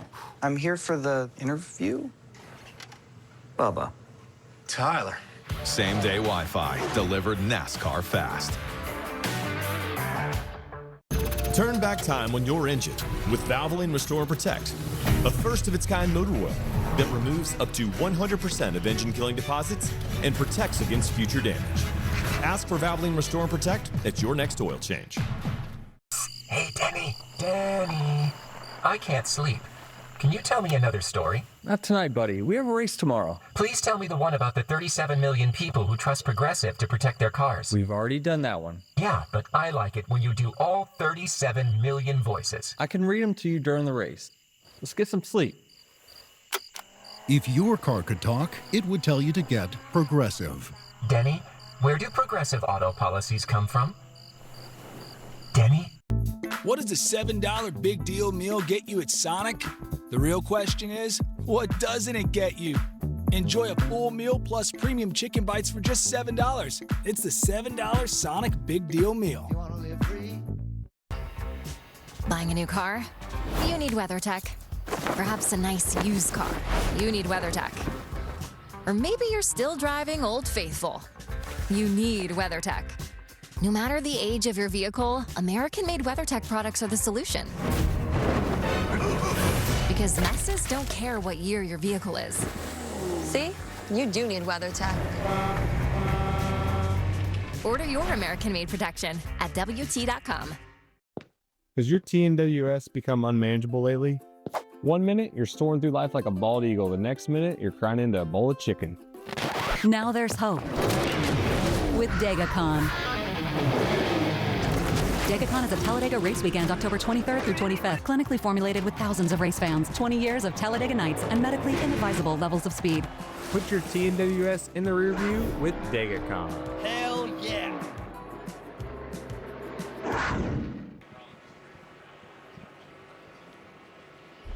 You're watching the Dollar Tree 301, presented by Toyota. And you're looking at the Trackhouse Chevy of Shane Van Gisbergen, who is the new race leader. Want to remind you, with DraftKings, you can take your game anywhere. Let's look at today's driving factors. Steve, presented by DraftKings, what are they? Well, Jeff, the conditions for the driver, you have to continue to adapt, whether it's the dry line or the wet line or where you need to run. And I would argue you have to be right when it matters. I know this feels like everything in the world is in front of you, but we are only 22 laps into this race, or excuse me, 29 laps into this race, 22 green. So you just have to be right when it matters, and that will be on the slicks later in the day when it is dry. So make positions when you can, but don't make mistakes. Well, if I'm crew chief in SVG, I'm telling him to slow down. Like, we don't have to be half a second faster than the guy in second. We don't need to put ourselves in a position where we could be hurting tires. DraftKings is live now, by the way, in all 50 states. New DraftKings customers can spend $5 and get $150 in total bonuses. Download the DraftKings app and use promo code CAR, C-A-R, when you sign up. All right, behind Shane Van Gisbergen is William Byron and Christopher Bell. Then you pick up the 54, the first car you see in this shot of Ty Gibbs. And then there's Josh Berry. Here's a move here. Gibbs slowed substantially, and Josh pounces. Nice move. Then Ryan Blaney, defending race winner, and Kyle Larson tagged onto the back of him. Let's talk about these alternate lines with Trevor Bayne. What do you see, Trev? Yeah, Diff, I'm down here in 1 and 2 still watching these guys, and normally when we see line changes, you're talking about 2-3 car widths going from the bottom to the top, but right now it's these micro adjustments that drivers are making, especially Shane Van Gisbergen. He was one of the first ones to realize all 4 tires were in the dry, they were overheating, and he moved down a half lane. He got those left sides in the wet part of the racetrack, kind of conserved those tires for a little while. Then for the next 10 laps, he moved up and put his right sides above the dry line and cooled them down, and he's alternating back and forth, whereas some of these drivers are just running right through that dry every time. Oh, Gibbs is struggling. He is holding the pack up, and it's, wow, it's only really a one-groove racetrack, so if you're going to make a pass, it's going to be an aggressive move. They are pouncing on the 54. Blaney, Kyle Larson, check this out. Little contact, just a little brush there. And the door was wide open for Ryan Blaney as well. Yeah, certainly contact. Gibbs is like, hey, man, awfully early for that. But I think you'll see him drive away from Gibbs. He's struggling right now. Meanwhile, up front, SVG has opened up a 5+ second lead over William Byron. He is relishing this opportunity to be in these conditions. And just a reminder of how rules work on the ovals. If you're thinking your driver should pit, go to slicks and run the dry line, that opportunity does not exist until NASCAR determines we are then dry. The entire field will switch. So unlike a road course, the teams do not have the opportunity. Now, you could come to pit road and put another set of wets on if you feel like you've blistered your tires, but you do not have the strategy opportunity to switch from wets to dries on your own. BuildSubmarines.com view for Brad Keselowski. Brad currently runs 19th. But let's go a little further forward in the field. The 20th, Christopher Bell, is in 4th. What you got, Marty? Well, Lee, Christopher Bell would love to make that change that Steve talked about. He would love for NASCAR to say, hey, let's go to slicks. Bell saying it was extremely loose on entry. And then he said just a moment ago, I feel like I have a vibration already, worried about the right front tire. In fact, Adam Stevens told him just a second ago, listen, just slow down. Find wet. That's what you have to do right now. Find wet to conserve those tires, Dave. Larson in the blue and white, number 5 right behind him. Started 9th. He's up to 5th. And crew chief Cliff Daniels radioed his driver, I like your rhythm. I like what you're doing. Keep doing that. He did have one question. The driver did right as they got restarted here. He said the guys riding the high line and making pace up there. What gear are they in? So, Jeff, I ask you, with this car, I believe it has 5 gears. So well, it probably has more than that if you want, but what gear do they run low line versus high line, and is it different than in the dry drive? Well, Dave, it's going to change. As this track continues to change, you're going to see, you know, when it goes to dry, you'll see a completely different thought process. Some drivers in the wet, Steve, they may want a high gear so they don't spin the rear tires. Some drivers may want a low gear because the car, they think it drives better. It's really a driver preference. In the end, when you look at the results, you know, since the start of the race, Cindric plus 15, Zilich 12, Suarez 12, Austin Hill 11, Hocevar 10. The opposite Reddick back 31 with the spin. Hamlin back 18 from the damage. Gregson, Buscher, and McDowell also lost double digits. Let's go to the 24 for some radio. Here it is. We're going to throw a caution at lap 40. 5 more laps, just maintaining your gap to the 21. We'll all get dry. So there you go. NASCAR, as I had mentioned, the tire decision has to be made by NASCAR. NASCAR has now informed the teams. At lap 40, the caution will come out. The change of track condition will go from wet to dries. Everybody will have to go to dries. Everybody will also have the opportunity to make changes to their car, chassis changes or whatever else you need, and the race will restart again. As now we see, I don't know if Chastain had a little damage right there or just lost momentum. I don't see any damage on the right side. I thought I saw some smoke or something. Yeah, that's what I was. Yeah, oh, yeah, there it is again. Look at the smoke billowing out of the right front of this one car. This looks like a mechanical issue, Steve. Yeah, mechanical issue or some tire. I don't know what's wrong. It doesn't do it on the straightaway. Let's see in the corner if it does it again. He was running 14. Oh, yeah. He's dropped to huge 17. smoke out of the one. So he'll be pleased to see this competition caution for everybody to switch to dries. He was running 14th before he had his issue. He's fallen back to 17th right now. To add in just one more wrinkle, the pit stops are non-competitive, which means everybody just gets kind of a reset. 4 tires, adjustments, restart where you come in. This one will have an opportunity to look under the hood or look at least under the right front wheel and see what's going on. And Jeff, to your point before about telling Van Gisbergen to slow down, he's going to be like, man, I had a 7-second lead. And it's all going to evaporate when everybody gets called to pit road for the switch. Probably blow the racetrack off as well. You want to talk about some worn out groove tires. You can see where all the rubber has accumulated. Is the race leader in that Superfile Chevy for Trackhouse Racing, Shane Van Gisbergen. Guys are racing really hard to stay on a lead lap. There's the caution.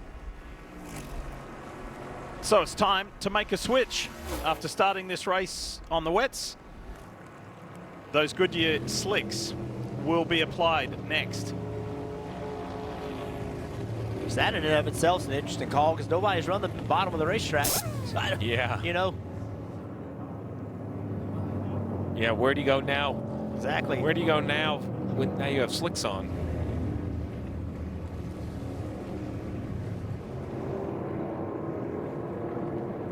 So we're over halfway through the first stage here of this Dollar Tree 301. Steve mentioned non-competitive pit stops. They'll come down. Everybody will leave together. You'll maintain your spot. Part of the reason for that too is pit road. You know, it's still a little bit damp. They're going to leave on dry tires. You don't really want cars on pit road that's damp on dry tires.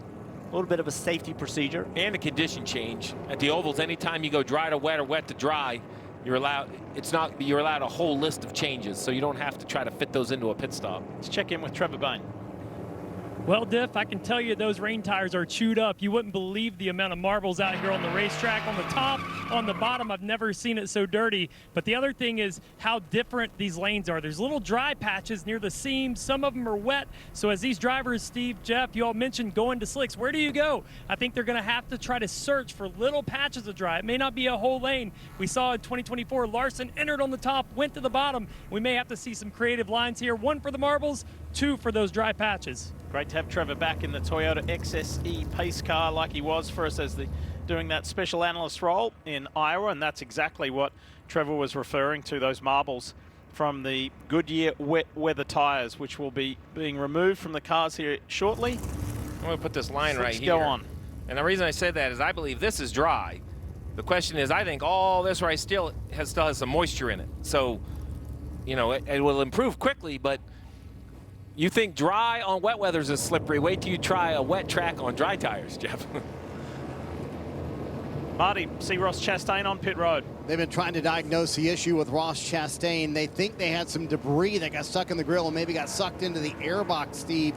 That's the first thing that they're going to check. But yeah, certainly something mechanical going on with the one who had a pretty quick start to the race, but obviously lost those spots when they started having that issue. Yeah, at this point, they're just going to want to try to get it repaired. We saw that debris on the racetrack. If that gets, I don't know if where they're looking, somewhere on the right side of the engine. I don't know if it's in the header, but it was funny because it only really did it in the corner. So like if, if tire rubber builds up on the header, you would imagine it would do it all the way around the racetrack. So he had to come in, even though the pits were closed. Pits are going to open up right now for this non-competitive pit stop for the change from wets to dries. After 42 laps of this Dollar Tree 301 presented by Toyota. Here they come. SVG leads them down pit road after leading 17 laps, and Kim Coon standing by. Kimmy, they're coming your way. Yeah, top left of your screen, SVG happy with the race car, just said needs a little bit of help on right rear on the entry of the corner, otherwise good. He did say it's going to be a little bit sketchy on slicks. He said the corners are still pretty wet. The team reminding him, just be smart, don't speed. Let's take our time here as they adjust back for slick tires, Marty. Christopher Bell said, man, I'm not sure how much longer I could have hung on to that one because they had that vibration, remember, with the 20 car. Adam Stevens did ask him, hey, can you forecast how far we need to go for slick tires adjustments? He said, I'll do my best. William Byron said, yeah, the right front just got way too gone on that run for us, and they couldn't really conserve it. So afraid to make big changes because they were pretty happy with the 24 car, Dave. Third place Josh Berry said the car is just a little tight going back to throttle, so crew chief Miles Stanley said, should we tighten you up? No idea from the driver. So he said, let's do our normal offsets and you go hunt the dry patches, just like Trevor Bayne just talked about. Go find the dry spots. We'll adjust to that. By the way, you saw they did not take a tear off. They're kind of limited on how many they have. And with the wet track still in places, there's going to be some spray there. They don't want to use those all up too early. Most leisurely pit stop you'll ever see in NASCAR. The non-competitive one. It's been quite the interesting start here in New Hampshire. They're on dry tires. We'll go racing when we come back.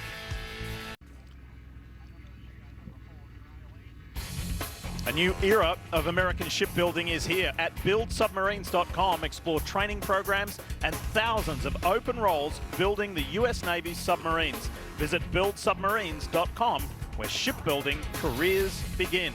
And they have been a tremendous partner of RFK, and that's why you see it on one of the RFK co-owners' cars. Here's Brad Keselowski, a two-time winner here in Loudon, pushing as hard as he can from a driver and an owner perspective, and would dearly love Ryan Preece to get into the chase. It's a steep and difficult climb, but it is mathematically possible to have two RFK cars in the chase. As we check in with Kim Coon. Kim? Yeah, let's meet the rear tire changer for the 22 of Joey Logano, Jake Seminara. Jake grew up playing stick and ball sports, but was introduced to NASCAR by his father when he took Jake to his first race in 1999 at Pocono. Jake watched the live pit stops, told himself, I can do that.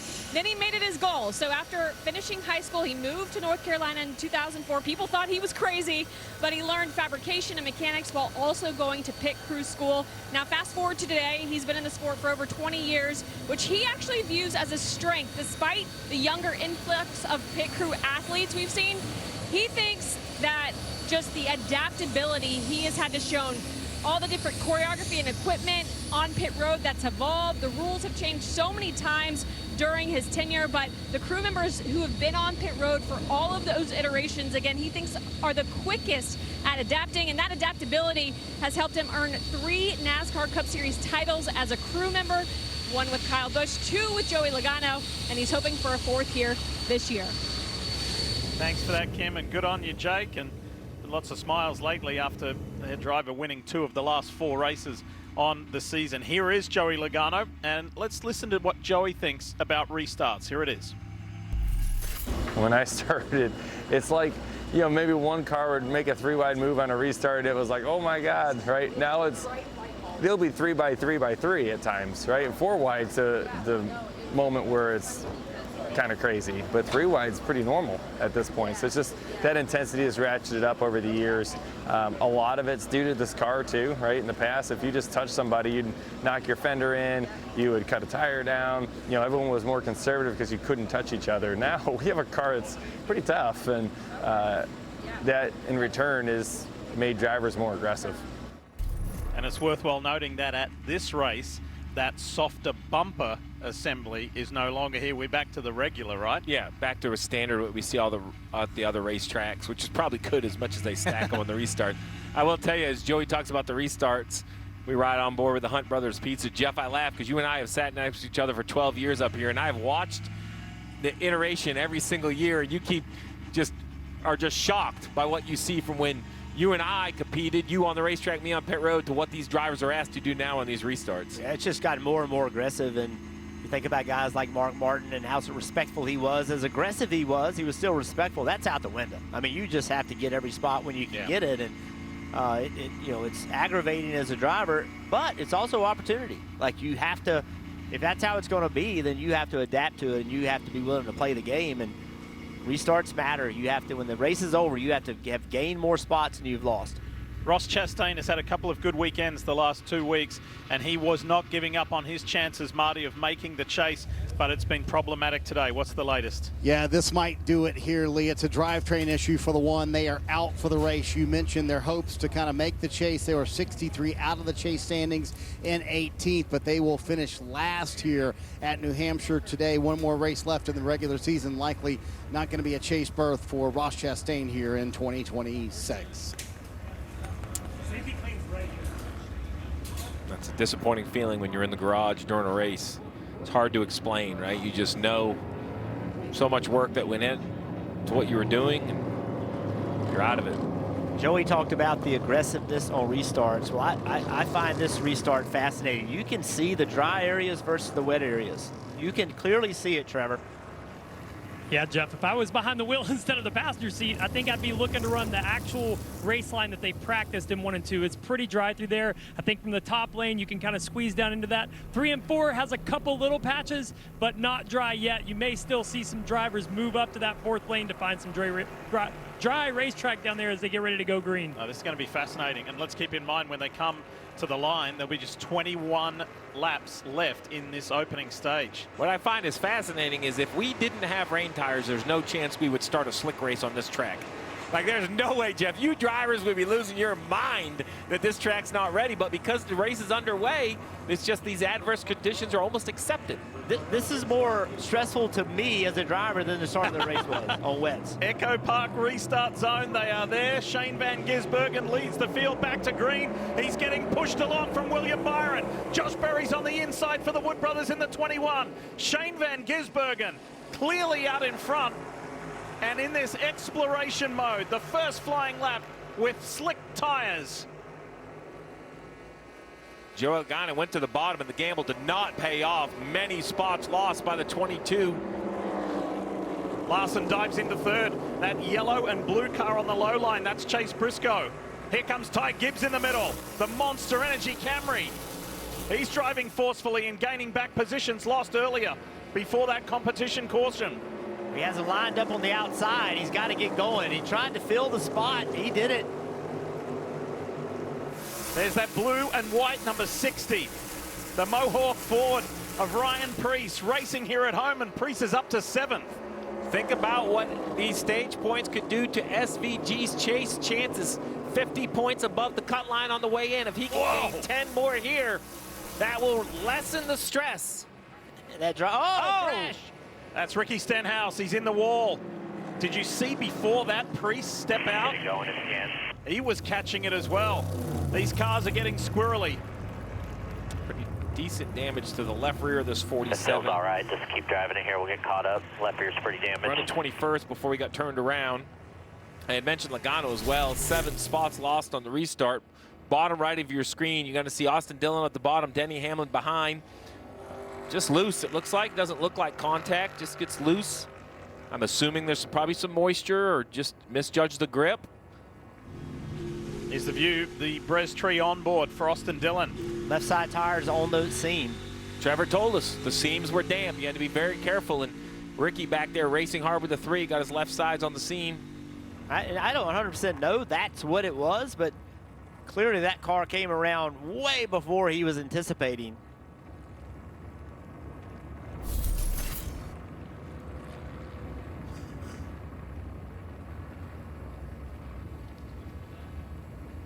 Now, we'll see what NASCAR says. I assume they'll have to open pit road. If they don't make them competitive stops, it's very simple. If you come down pit road, you restart the race kind of in the order you pitted decided by how many tires you change. If you change 2, you start in front of 4. Everyone who changes 4 tires, I don't know why you would change tires again, but that would be how it would operate. Pit road's looking better, though. I think by the end of the stage, we should see some full-speed pit stops. I wonder if they could actually not even over pit road, just go back green. You know, in these kind of conditions, Steve. Yeah. But yeah. I don't think any real takers are coming anyway. Yeah. Paul Wolf on screen, crew chief for Joey Logano. Feeling pretty good about life at the moment. The way that this 22 team has performed. 17 kind of in the middle there. Ty Dillon to his left, the 34 of Gillen to his right. Oh, whoa. You talked about Logano trying that bottom lane, just no grip. Pretty hard shot, too. Yeah. 17 on the right sides. We heard about pre-race. So we heard pre-race about the 17, wanted to just have a clean race here, try to learn something. Under this caution, still in stage 1. Unfortunately, due to Hayek Motorsports' Ricky Stenhouse spinning and tagging the wall. This is how it looked.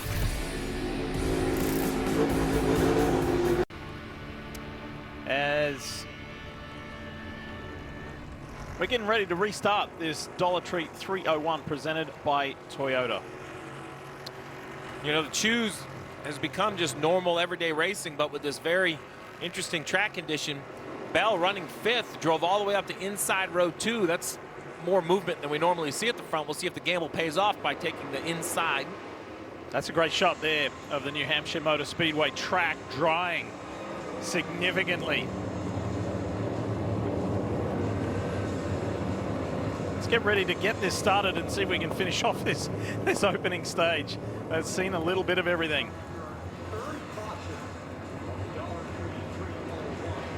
Echo Park Automotive Restart Zone waiting for Shane Van Gisbergen and William Byron.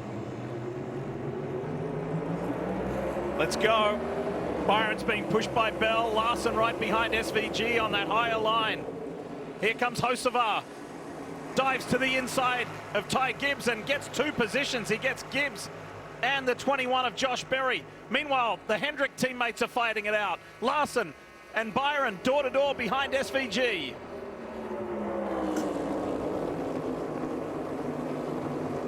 This is good stuff on this restart lap. Van Gisbergen, Larson, Byron, Bell, Hocevar, then Gibbs. Berry pops out.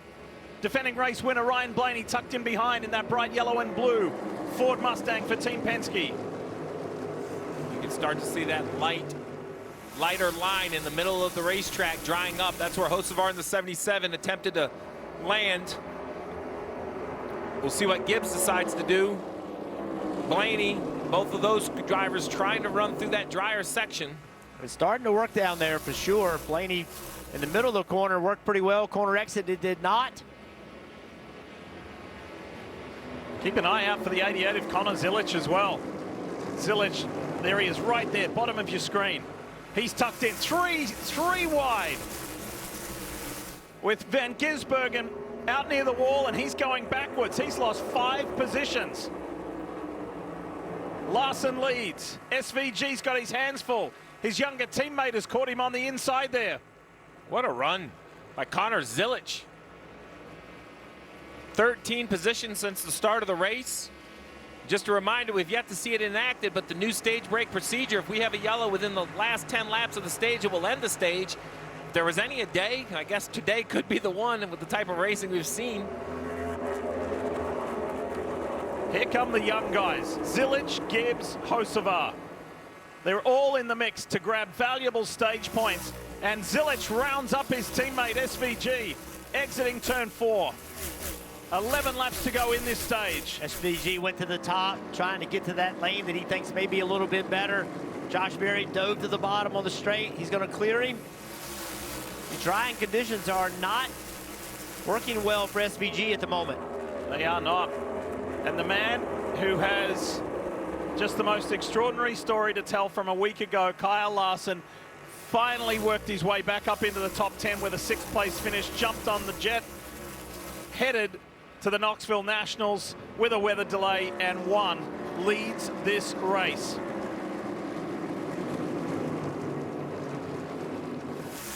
take a look at which drivers are on the move. Brought to you by Busch Light. We mentioned some of the young guys like Carson Hocevar up 19 positions. Austin Dillon up 15. We mentioned Zilich up 13. Cindric has had a good opening stage as well. And right behind, you see Blaney and SVG side by side. Ryan Preece in that 60. Seeing that 97 will be some motivation. Remember, those two are in a battle for that chase position. Points will be paid here in just 9 more laps.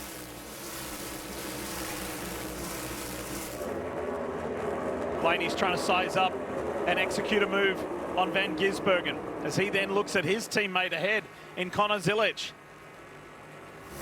Now Van Gisbergen's got a 50-point buffer at the moment over Ryan Preece, to Steve's point, but he can't afford to lose out on stage points.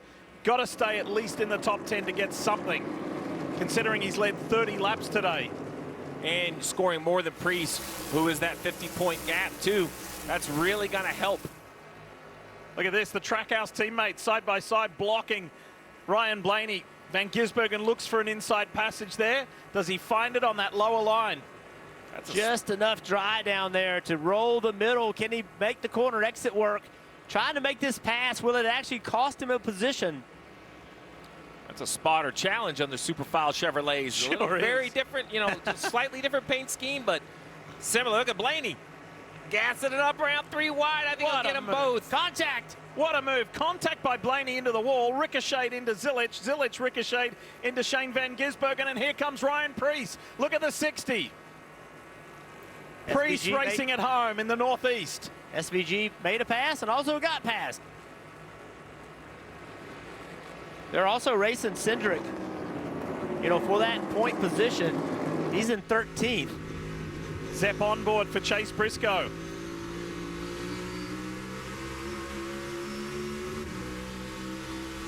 He's going to get that inside run on Zilich down into turn 3. 5 laps to go. Car 5 leads the way. Larson over Bell over Hocevar.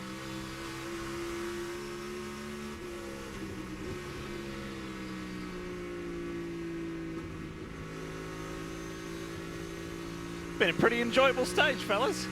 A little bit of everything. Been a lot happening for sure.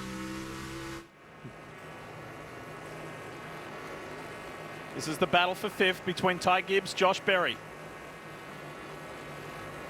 I'll add in, I don't think the confusion or excitement is going to go away, because at the end of the stage, I'm not sure it's an obvious decision to come to pit road. I think a lot of the leaders are going to have to maybe stay on the racetrack and just bear with it. Great shot right here. You can see where the track is dry and is much drier than it was when we started this run on this set of tires. Let's see what it looks like in 3 and 4. Berry trying to make this pass. It's definitely a clear groove right there. Now the 54 is down in it. Track's really close, Steve, to being dry all the way around. Yeah, I agree. Now I think it's about car handling, less about car positioning because of the dry or the wet. How does your car work? How about the 12? Behind this car we ride with now, the monster on board for Ty Gibbs, Ryan Blaney is flying. And that is a move that may have, just may, have some implications as far as the chase is concerned. You're looking at the 17th place car in the chase standings past the 16th place car. Preece over Shane Van Gisbergen. You mentioned Blaney. Everybody talked that he was the best car in practice. I think a lot of that was lost at the beginning of this race with the weather and all the other challenges. Now that we're settled into a more standardized New Hampshire race, this is the car I have my eye on. I thought the 5 looked good, the 20, really all the cars up in the top 5 or 6 looked decent in practice, but the 12 had a little something more than everyone else. But that was yesterday. We'll see if it carries over to today. 1 lap to go, presented by Credit One Bank in stage 1. Here we saw Ryan Preece make that move to get in 8th place. I talked to Ryan Preece this morning. He was very simple. I said, what kind of car you got? He said, it's going to be good, Jeff. That's all he said. Oh, Blaney's thinking one spot here coming to the line off the rear bumper of the 54. Race leader Kyle Larson comes off turn 4. He's never won a stage here. He does right now, and that's his 5th stage win of this season, and keeps this positivity going that has been present this past week. Ryan Blaney gets by Ty Gibbs. Christopher Bell grabs second. Hocevar grabs 8 points. Byron over Berry.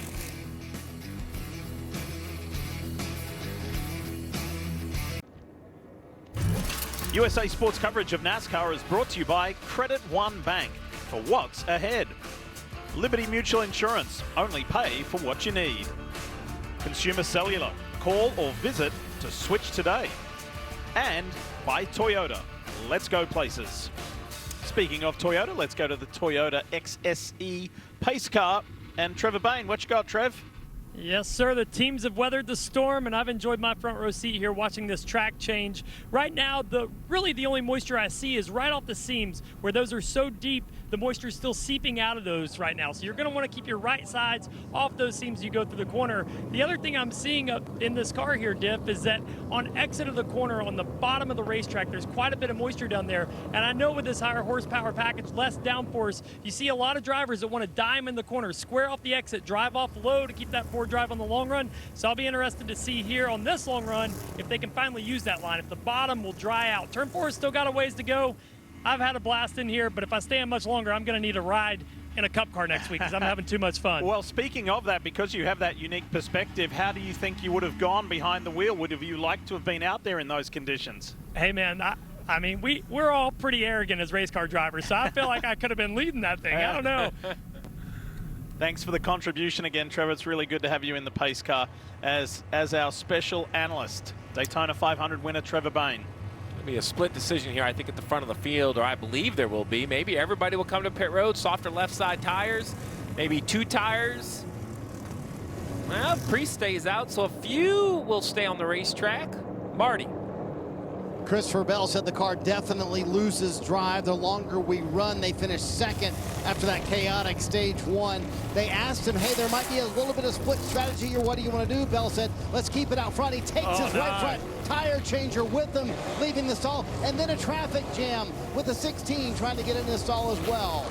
Dave, Carson Hocevar charged from 9th to 3rd, and they took 4 tires for his car. You saw Kyle Larson, just a 2-tire stop for the 5. There was a little hold up on the 77, and that was an awkward incident with the 20 of Christopher Bell, and an incident for the 24 of William Byron. Right side tires only for the 20. It's very close all the time. Oh, Bell drag drops. He leaves. It's a timing situation. The tire changer had to go back in, gets carried out by the car.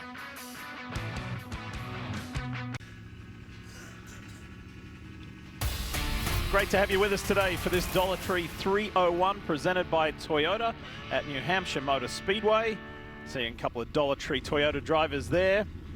Christopher Bell, and that awkward time on pit road, but it wasn't just him, also William Byron. Yeah, you cannot get an adjustment on right side tires. If you drop the jack, you either are going to leave or have to wait for an adjustment. The driver leaves off the jack, but the myriad of issues up and down pit road, it wasn't just the 24. We also saw the 20, same thing. Driver, it's kind of that double clutch. You saw the tire changes start to get up.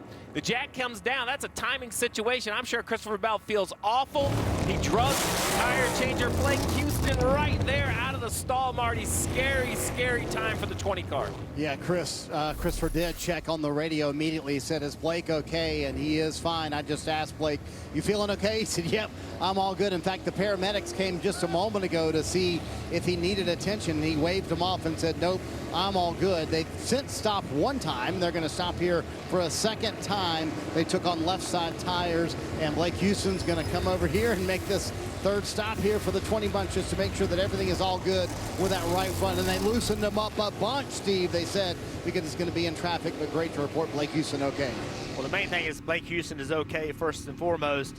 Very costly stops for both the 24 and the 20. 24 was leading the race. 20 was running 4th. They're both in the back of the pack now. Talking about 2 of the top 4 ranked crews on pit road with those uncharacteristic errors. 6 cars staying out, the 17. He was in 30th and 41 back in 28. So, you know, the 9 car, 23rd, 35, and 26th. You also don't see the 77 of Hocevar stalled his car. He'll restart back in 18th, finish 3rd in the stage. Racing at home in New England. This is a really special weekend for the driver of the 60 out of the Echo Park Automotive restart zone. Ryan Preece leads this field back to green. Guy who used to come here with his father and grandfather as a kid leads this race. One reason why we see cars stay on the racetrack is everybody will have to pit at one point during this stage. We'll see when that happens. They can run about 90 or 95 laps on fuel, 107 to go in the stage. Zane Smith, then Chris Buescher. Here comes the 5 of Kyle Larson. Down low, inside, pushing through. Josh Berry's following his lead. Chase Elliott's there. Bubba Wallace. Riley Herbst in the monster machine there. You see the 35.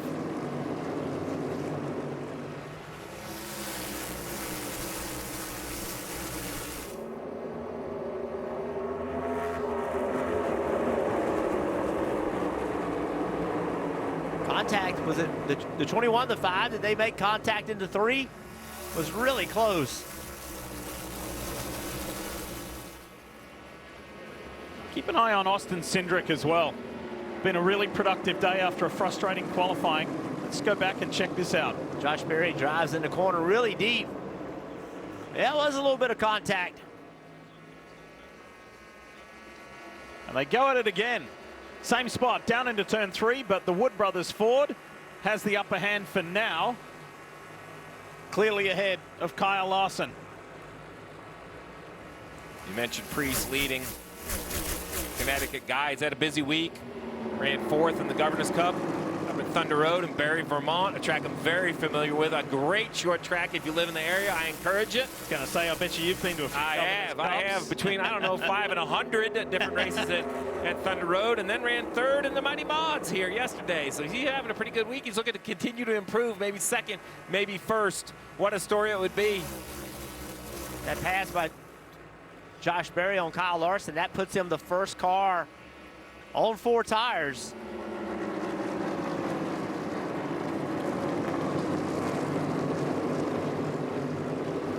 There's Hocevar up high in that Moto Casino 77. Trying to rally and recover from that stall on pit road. He's got Connor Zilich on his inside, Brad Keselowski, Austin Hill behind. Hocevar up 5 spots already on this restart. Josh Berry getting by.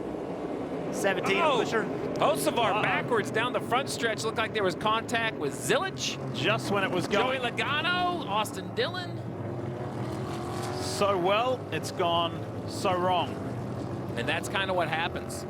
You know, you do everything right, you get your track position, and then a little bit of a hiccup gets you back in traffic. I had mentioned 77. Oh yeah, broken tolling. I think they come to you now. Stalled on his pit stop is kind of how he lost his track position. Some broken steering in the front, or something in the front is broken. Let's see what happens, Jeff. Seen the 77 be real aggressive, running very high, especially on restarts. Right here is Zilich. 77 made contact. Not sure if there was contact with the 6 car also. It's hard from that angle to see who changed lanes. You almost have to look up the straightaway to see who's not keeping straight. There's a touch there, yep.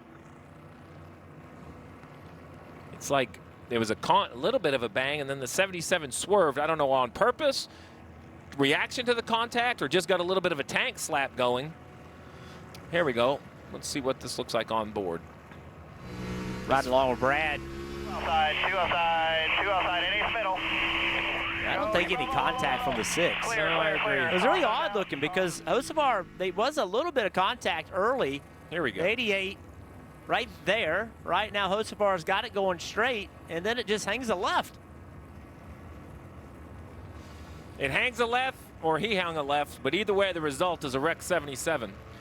And this is exactly what cost.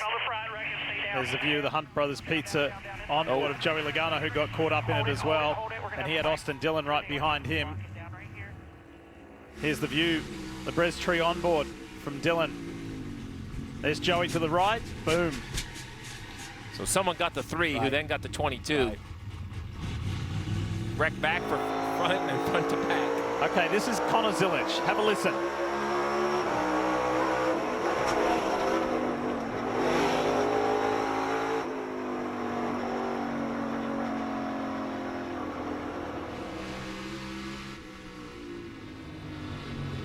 3 races in a row for that 77 car. Nightmare situation, Jeff. He has gone 31st in Iowa, 37th last week in Richmond. He's back on track here, Steve. Wow, that was funny. It looked like something was broken, but it must have just been flat tires that had weight off the front tires. I don't know. Let's have a listen to some radio from Connor Zilic, his perspective. He did that to himself. He always does. How's your car? Good. If you didn't catch that, Zilic said he did that, meaning Hocevar, he did that to himself. Jeff, what's your take? Well, certainly the 77 was, there was a little bit of contact and it was going straight and then it just turned left, and it's hard for me to imagine that a driver would turn left down the straightaway on somebody, but maybe that's what happened.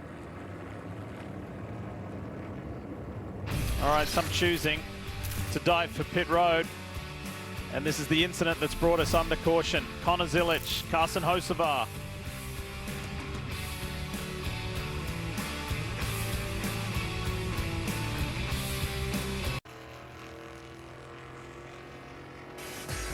A quick reminder to stay with us after the conclusion of our race coverage and post-race show for episode 3 of NASCAR Americana. I know many of you have enjoyed the last 2 weekends. It's presented by Busch Light, and it goes from the roots on southern back roads to the rise as a national institution. This docuseries explores the people, the traditions that shape stock car racing, the sport of NASCAR that we love so much.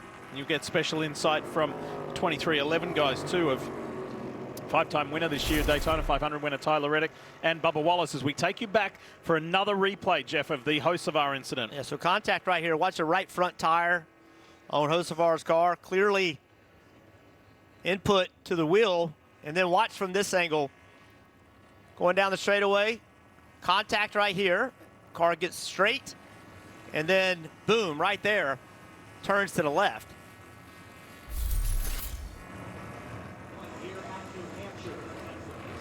So the 77 runs a lap down in 32nd position. Let's get this going again. We've got a big chunk of stage 2 to go. Ryan Preece leads the field. Fellow Ford driver right behind him in Josh Berry. Fellow Ford driver in Zane Smith on his outside right behind now as they roar down the backstretch here at New Hampshire Motor Speedway. Josh Berry in at 21. Bubba Wallace in at 23. Both on 4 tires.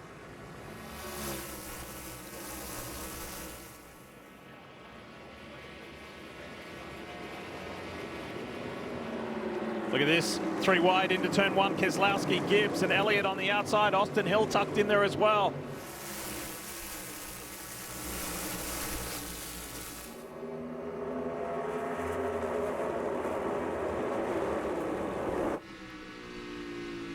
Dollar Tree view for the 43 of Eric Jones.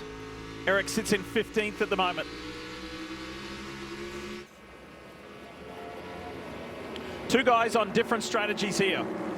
Josh Berry came in on lap 74. Ryan Preece did not come in. He's been out there. He last pitted on lap 43. Yeah, and he had a little bit of cushion before that last yellow. He didn't want to see the restart. Now he's lost that track position and has some older tires. It's going to be very, very difficult to continue to hold these cars off. Blaney kind of cannonballs into the left side of Bubba Wallace. 4 wide back here. Wow. Sorted out to 3 wide. Jones, Zilic, Hamlin. Hamlin still trying to recover for being in a first lap incident with Reddick. Not really in it. He had to just stop to avoid it. No damage, but lost his track position. These two guys are on the same strategy, Jeff. They came in on lap 74. 2 tire change. Bubba Wallace, Ryan Blaney. Look at Ryan, how fast he rolls the center of the corner.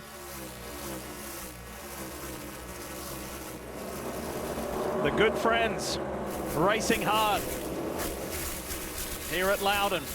That's for 3rd place. It's a really difficult pass to make. Now the track is dry. It's very hard to carry enough momentum on corner exit, especially if turn 2. It gets really tight over there. It's hard to get your car to rotate. Right here in the middle, you can see the advantage Ryan Blaney has, but Bubba Wallace has a really good job of leaving the corners with good speed. Always going to let him go.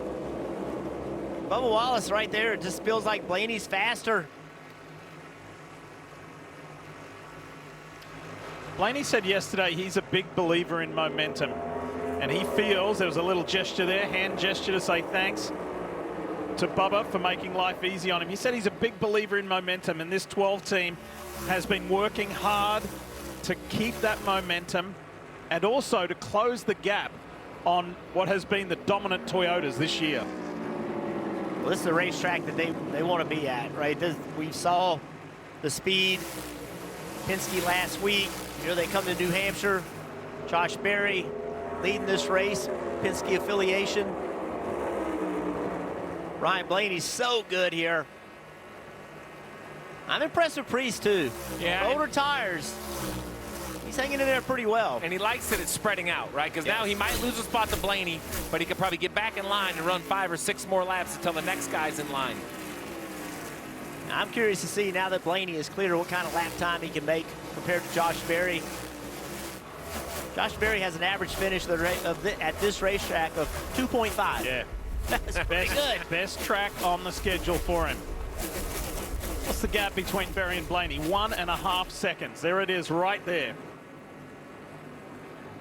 Think about how many laps that Ryan Preece has turned this week with the modifieds, the late models, and here in his Cup car. He's done a lot of driving, but he's had home. He's so happy to be here. Well, if you talk to Larson or some of these other drivers, Kyle will be very adamant that nothing replaces time in the car, doesn't matter what car.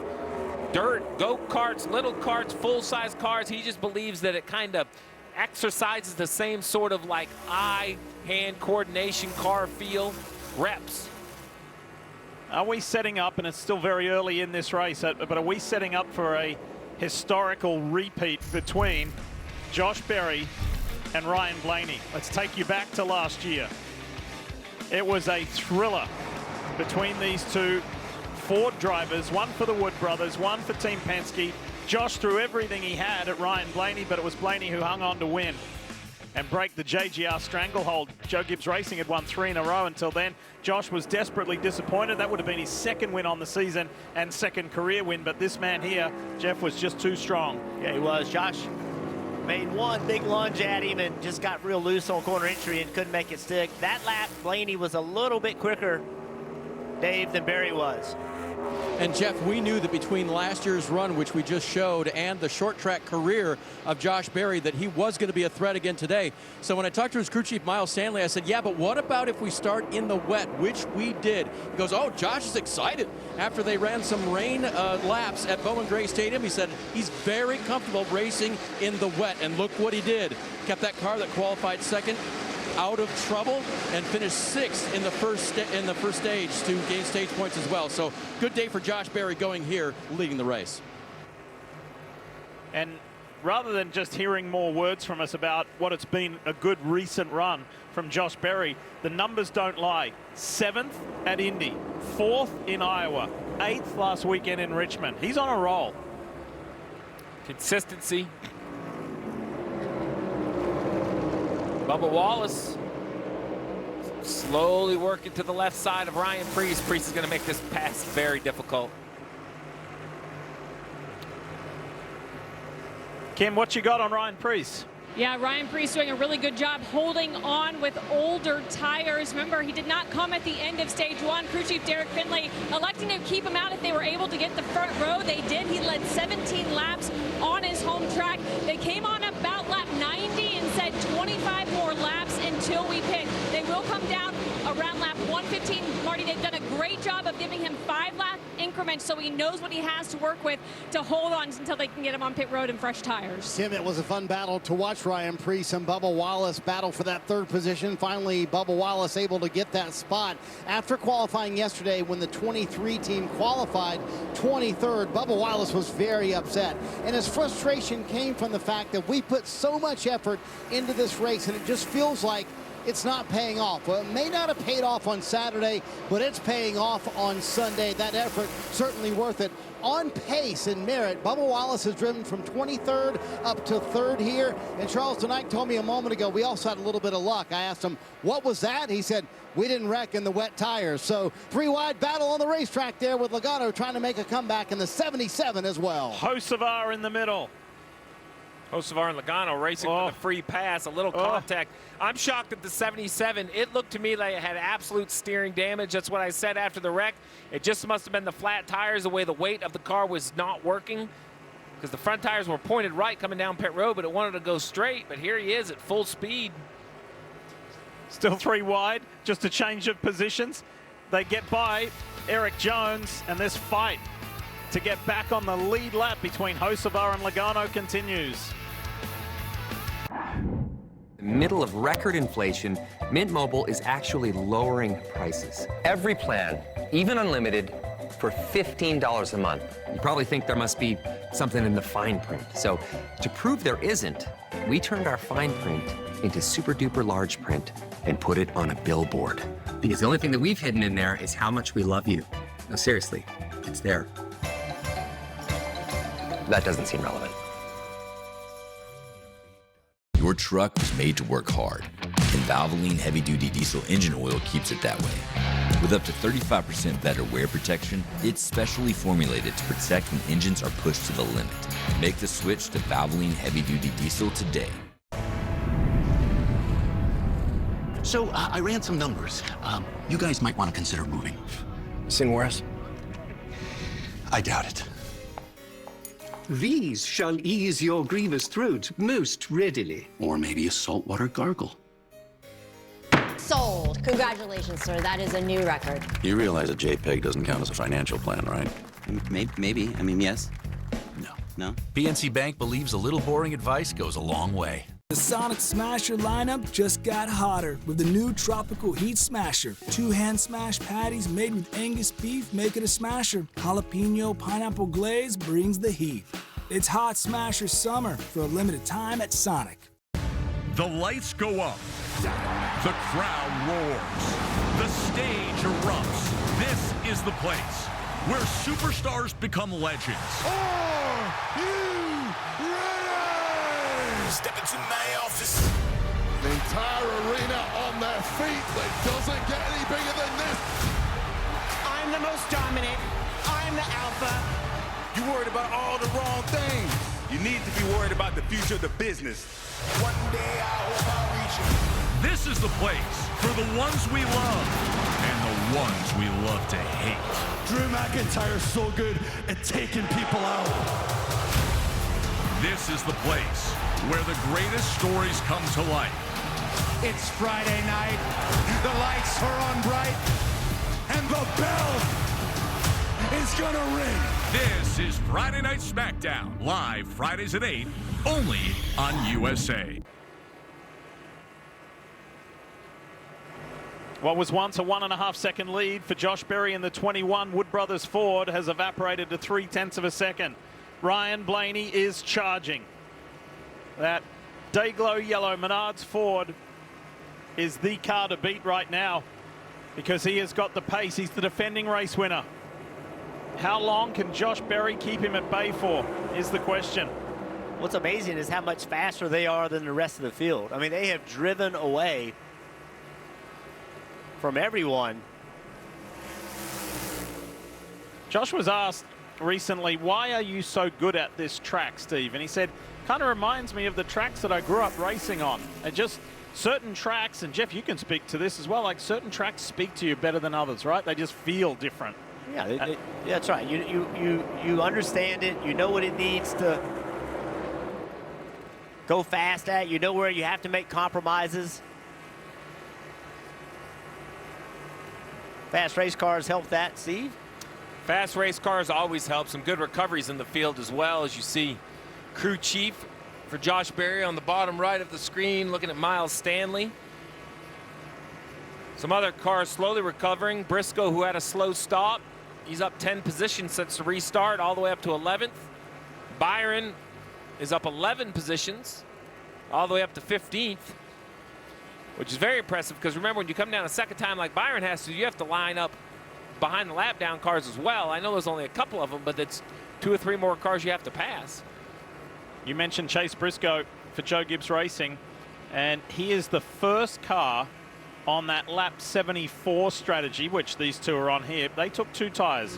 This man here in the Zepp Toyota Camry for Joe Gibbs Racing is the first on that strategy to take 4 tires on that cycle. So deeper into this run, we'll see how that works for the driver of the 19. There's still 71 laps left in this stage. With the rain, we haven't really been able to focus on what I would consider some standard talking points. A new tire combination here in New Hampshire, and Jeff, we thought that it definitely lost more grip than tires have in the past. As you see Briscoe using those 4 tires to turn to the left side of Zane Smith, who's on much older tires. But I think you and I were both excited to think that tires mattered. This is a track where we've seen track position really dominate. We would love new tires to be an advantage and, you know, kind of encourage cars to be on alternate strategies.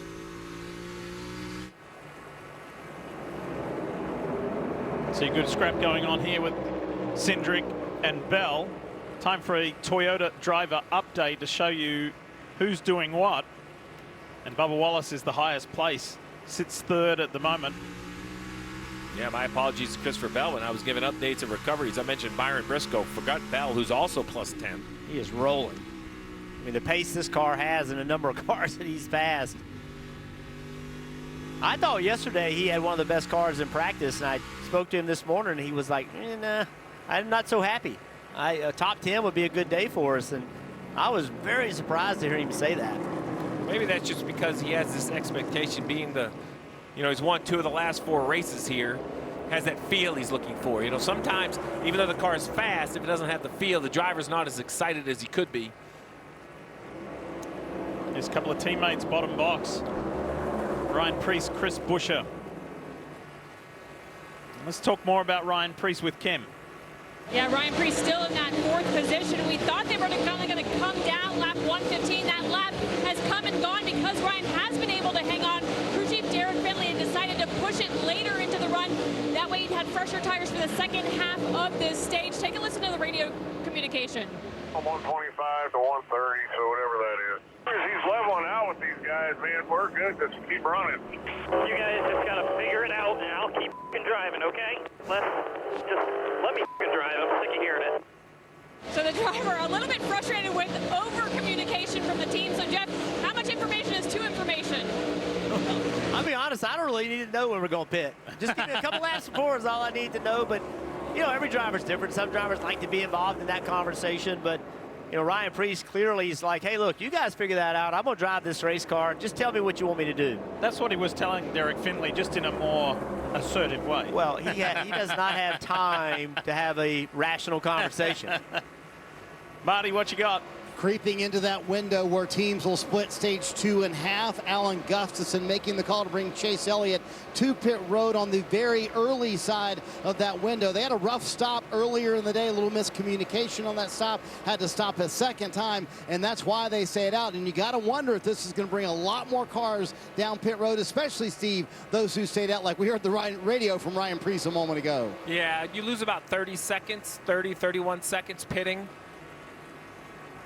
with a good pit stop, which is what Chase Elliott has. So now let's just watch this 9 for a couple laps and see what new tires really look like. Because there have been races here, Jeff, where you leave pit road with new tires and you don't even really go anywhere. This corner right here, this car should have way more grip than the cars in front of them if you think new tires are going to matter. And look, it kind of does, but I would like to see the next lap. Hey, guys, check this out. This is just a short while ago. And yes, it's the 2 youngsters, Connor Zilic and Carson Hocevar. Zilic is on the lead lap. Hocevar's trying to get back on there.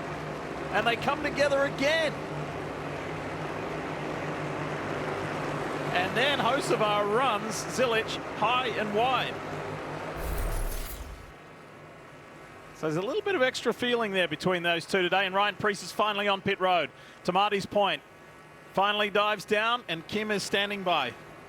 And Ryan Preece finally coming down pit road. Didn't have a lot of communication about the balance of the car. They did tell him he's making good time through 1 and 2, but needs to figure out how to make better time through 3 and 4. You see those 4 fresh Goodyears going on in Sunoco fuel.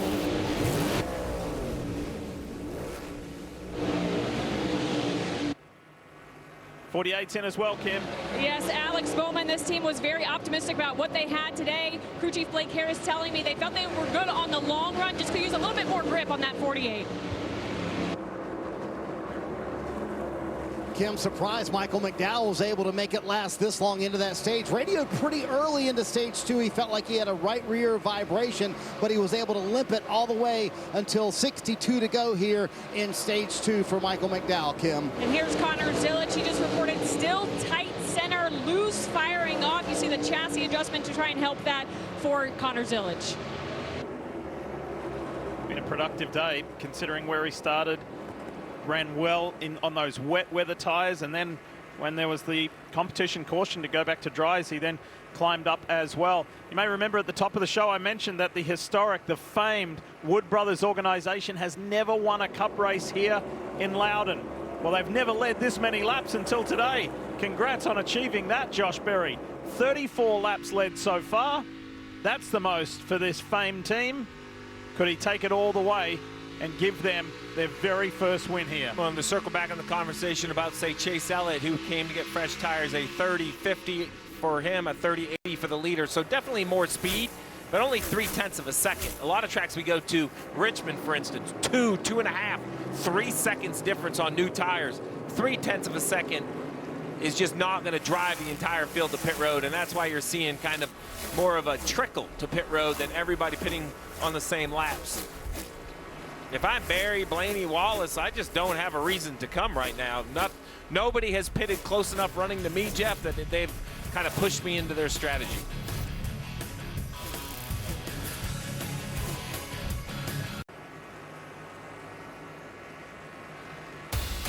You're looking at Josh Berry for the Wood Brothers leading this Dollar Tree 301 at New Hampshire Motor Speedway. Bubba Wallace, 23.11, dives for pit road. Marty's there.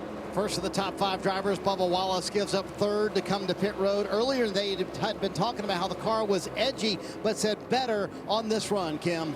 And for Chris Buescher in the 17 car, just tight has been the issue. Tight in center and tight on throttles. Hamlin finishing up his service. Loose on entry was the report for the 11 car, Marty. Christopher Bell made progress from the back of the field to the back half of the top 10 and kind of stopped there. He said the car just needed to be freed up a little bit more to be in that much of traffic. Here comes Larson, Dave. And Kyle talked about not being able to turn his hands when he radioed the team and told him what he wanted out of the 5 car. I believe that means he's a bit free right now, so he'll hit his marks. Nice, solid run here. 4 tires and fuel, Marty. They're really busy right now. William Byron, terrific on the longer run. Rudy Fugle said, hey, want any big changes? He said, nothing big here. Feel really good about that long run pace. Leader of the race, Josh Berry, on pit lane now. Took 2 tires last time. He'll take 4 this time, reporting to his crew that he is a bit loose for that race car, but pretty much happy out front in clean air. Wood Brothers crew going to work now. 4 tires, he is done. Look at this, look at this. Close between the fellow Ford drivers, and Berry remains ahead of Blaney. Now who can get these cold tires kind of up to temperature? It takes, what, a lap and a half, 2 laps for it to really settle in while fighting traffic. 21's going to have that 7 between them. That'll be a nice little cushion. Take a little bit of pressure off. You've got to love this fighting spirit from Josh Berry. He is telling the world, take a look at me. I don't have a ride next year, but this is what I'm capable of doing. Taking it to the big names, racing at the front, loving racing here in Loudon. And with that, the majority of the pit cycles completed. Just Suarez, Custer, Stenhouse Jr., the 3 cars in the top 10 who have yet to pit on this cycle. Tell you what, it's a very productive day for RFK. Whether you look at Priest or Buescher or Brad Keselowski on that last stint, he had a really good run. So those guys have come to play as well. Yeah, and for Suarez, Custer, and Stenhouse, it's almost about trying to save a lap here. They know they're behind on strategy. They haven't had the best of days. Stenhouse was in that accident, so he's looking for a caution. Right now would be a big cycle and track position for those guys.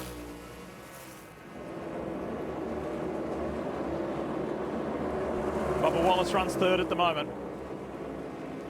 And Marty mentioned this a little earlier. What a dramatic turnaround. He was desperately disappointed after qualifying yesterday and has just methodically worked his way through this field, got himself up into that top group, and has stayed there, Jeff.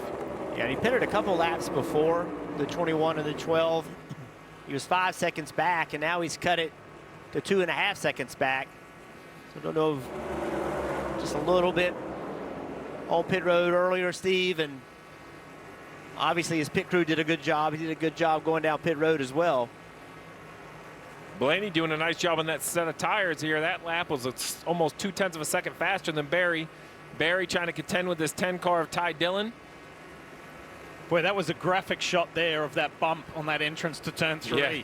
As you saw, that kind of just illustrated it, just how well the cars react to that and what they have to do behind the wheel. Here comes Joey Logano. It's been a rough day since that crash. Dave? Comes to pit road now to the attention of his crew. Yeah, they did some damage repair on that car. Now running a lap down is Joey, trying to make something out of today.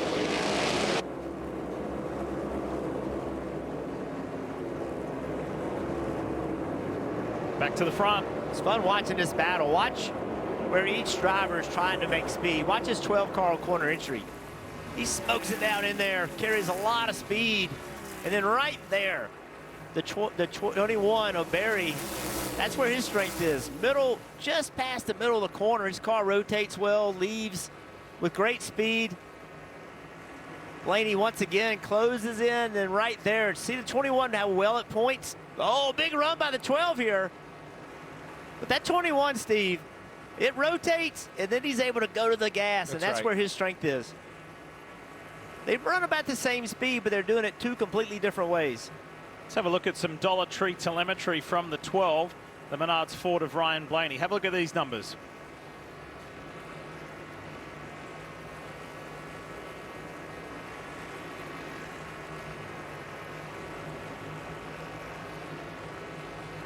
Kind of see that pause, right? It gets to 50% throttle pretty quick, but then just has to take a beat to let the car probably do the rest of its turning.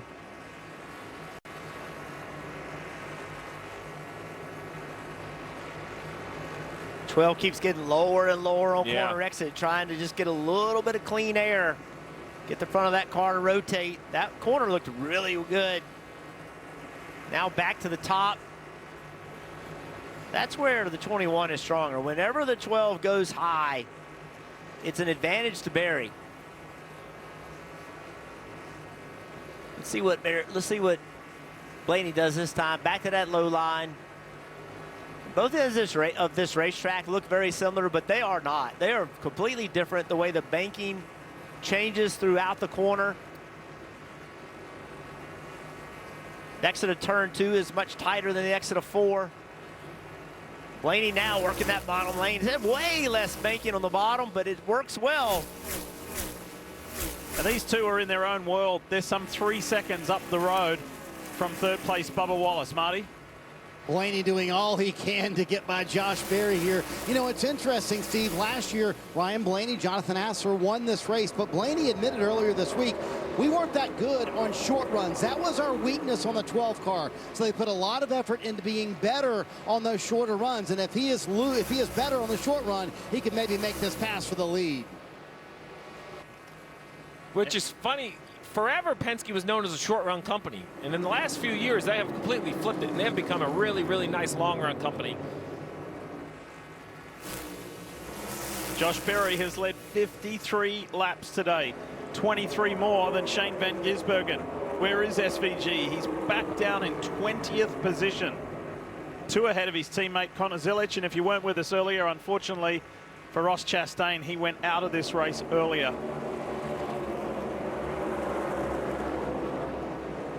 40 to go in stage 2 in this Dollar Tree 301.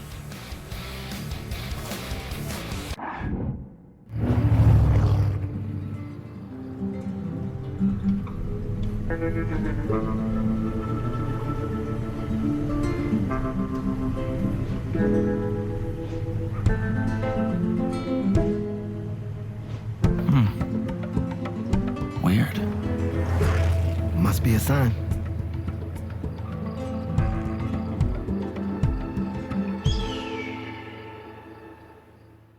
Push Guide, cold and smooth survival skills. If you don't have a fish hook, try a beer tap.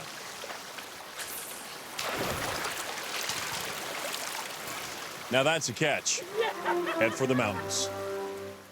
The Colonel has a bucket list. The $10 one, Monday nuggets, Tuesday fried chicken, Wednesday wings, Thursday tenders, Friday nuggets again. Now that's living life to the fullest. Get a $10 bucket of the day from KFC.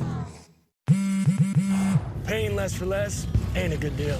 But when you pay less and you get more, that's Straight Talk Wireless. Straight Talk's been the same price since they started in 2009. Straightforward, always. And now plans starting at just $25 a month. Official partner of NASCAR. Pod's last sale of the summer is almost over. Save up to 30% on moving and storage until September 28th. Whether you're relocating to your new home or renovating your current one, don't miss your last chance to save up to 30%. Book at pods.com. They said luxury was untouchable. We touched it anyway. This is pure horsepower stitched into the very fiber of your race day favorites. Our signature fragrance, Ode to Barbecue. You won't need a tiny designer dog or a Swiss bank account, just 78 years of hell yeah, and a guy named Dale. This isn't fast fashion, it's fast fashion. The official uniform of the most epic fan base in the world. NASCAR Shop, get yours. NASCAR's always done a good job at honoring the military. We're racing on a military base, so it's like, all right. NASCAR is kind of freedom. We're a loud country, we're a loud sport. It's very American. NASCAR Americana, tonight after the race on USA. Dollar Tree 301 presented by Toyota. The second to last regular season race. Daytona International Speedway next weekend. You'll see it on NBC. Before we go into the chase, and yes, you're seeing a new race leader in Ryan Blaney, the defending winner here in Loudon. Check this out. It looked like Josh Berry got into the corner. Everything looked good, and then he just had to chase the car up the racetrack, and Blaney's car's been rolling the bottom really well and just took complete advantage of it. It's a little bit of a mistake from Berry, and then he's like, hey, I know you're quicker. I'm not going to drive into turn 3 on your door. We mentioned earlier in the show, for those of you who weren't with us a little while ago, that the man sitting in between Steve and myself, Jeff Burton, a 4-time winner here in New Hampshire. Was there something that you did specifically that made you so good here? I mean, one of the races, you led every single lap. That was in 2099. You came from 38th to win the race. What did you do that made you so special here? When you watch Blaney, that corner entry speed here, I think it's just free. I think this is one of those racetracks where you can actually overdrive the entry, and it doesn't hurt you that much. The center of the corner is so far away, you can get it slowed down and get it pointed in the right direction. That's what Blaney does as well. He carries tons of entry speed. I just think it's free. I think it's not much penalty if you make a mistake. 3 cars that are having very good runs today, and that is all 3 RFK Racing Fords. Roush, Fenway, Keselowski. I say it all the way out because the Fenway group based in New England, yes, the same group that owns the Red Sox, a big part of this team, has been there for decades, or over a decade for sure. And the 60 of Priest running 4th, the 17 of Buscher 5th, Brad Keselowski 6th. So RFK really showing up. And I will tell you, this being one of the first weeks of 2 sets of tires and 50 minutes of practice, I wasn't sure what we would learn, and I think it really was a telltale. Blaney good in practice, Berry great in practice. I didn't see it so much out of the 6, but I thought the 17 was good in practice. Yep. Larson, Gibbs, Hamlin, and a look at the top 9. Really the only car missing is Byron and Bell, who are 11th to 12th, but both had pit issues. I think we're going to see them cycle forward as well. I thought it was good. It gave the teams time to do something with it. Instead of rushing in your 25 minutes, and I like them all 50-minute block, and everybody's together. I like them all together because too many times I had to come into a Sunday saying, I'm not sure, because he was in the first group. With everybody in the same group, I think it's a little bit more fair to compare. Well, Brad's one of those drivers that has been asking for more practice. Kyle Larson is relentless here on this pursuit for the 6 of Brad Keselowski. This is for 6th place. And the 2-time Loudon winner in Brad Keselowski does not want to give it up. We'll keep an eye on that as it's time to go through the field as Kyle Larson makes that pass on Brad. Let's go through the field. Let's start at the top and we kick it off with Marty Snyder. Marty? Yeah, Lee, we'll try to take you through the top 10 here. Ryan Blaney trying to get back-to-back wins here at New Hampshire. So what's left to fight for in the regular season? Blaney will be very quick to tell you second in the chase standings. That's what we're fighting for. They are there right now, but just 23 points separate Blaney from fourth place Tyler Reddick. He said there's a lot that we could gain, also a lot we could lose over the next 2 weeks. Dave, a New Hampshire win would go into the right category. Here's what Josh Berry said after he got passed for the lead. Yeah, it's not any better. You're going to have to make it better. You want to win. Figure it out. Gonna have to make it better if you want to win. When I talked to crew chief Miles Stanley this morning, he said finishing second last year, it stung. Sounds like it stung to Josh Berry too, Marty. Dave, when I talked to Charles tonight, the crew chief for Bubba Wallace, I said, what do you need today? He said, a solid day. That's all we need. If we have solid days and we quit making mistakes and we can eliminate errors on everyone's part, we look like a completely different team over the last 2 months. This is the kind of run that 23-11 team needed, sitting in third right now, Kim.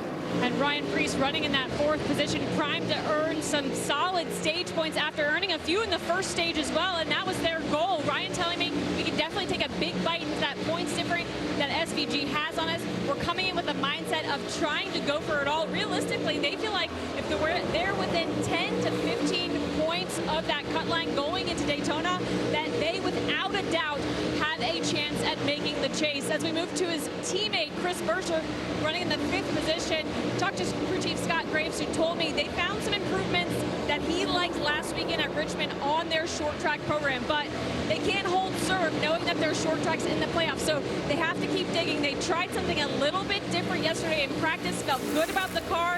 It had speed, balance was okay, but he said the biggest thing was in traffic, he was very good. The car had maneuverability. Right now, that 17, though, building just a little bit tight, Dave. Kyle Larson, you saw him take sixth position. Cliff Daniels told me this morning that yesterday was a typical 5-car Saturday. He said we were a little confused as to what to give the driver or what he wanted. Must have been a good cup of coffee because they have run well today and are running toward the front. As for seventh position now, that is the 6 of Brad Keselowski. You guys just praised him. Actually, Jerry Bones told me that that driver is very adaptable. As many years as he's run this track and as many wins as he has, he's not afraid to change his line and make his car better. That's work today for him, Kim. And Ty Gibbs running solidly in the 8th position despite battling a plowing tight car. So tight, in fact, the last run he said he couldn't do anything.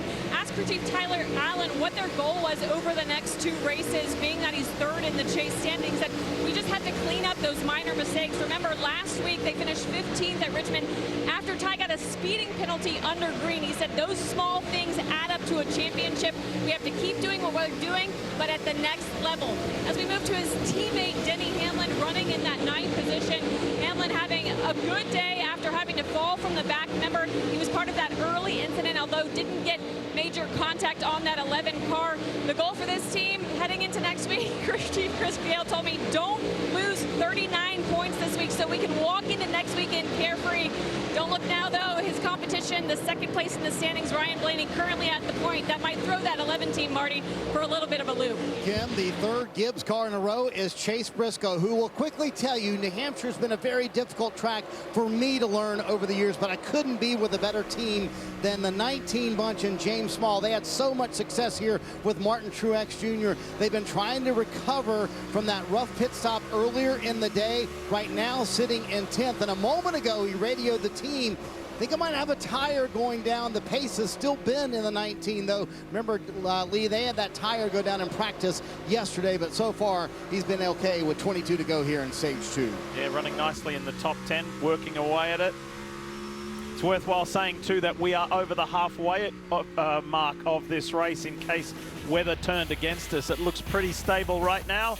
It looks really stable for Ryan Blaney up front. Tell you who you are. What you can't do. Where you don't belong. But with the right people at your side, you write your own story. You don't wait for success, you chase it. Sharper, tougher, faster, with every lap. And when you give everything you've got, you don't just win. You inspire what comes next. Kiddo, get yourself some more of that protein. Make you big and strong. Protein works! I'm gonna need more tenders. What should I eat?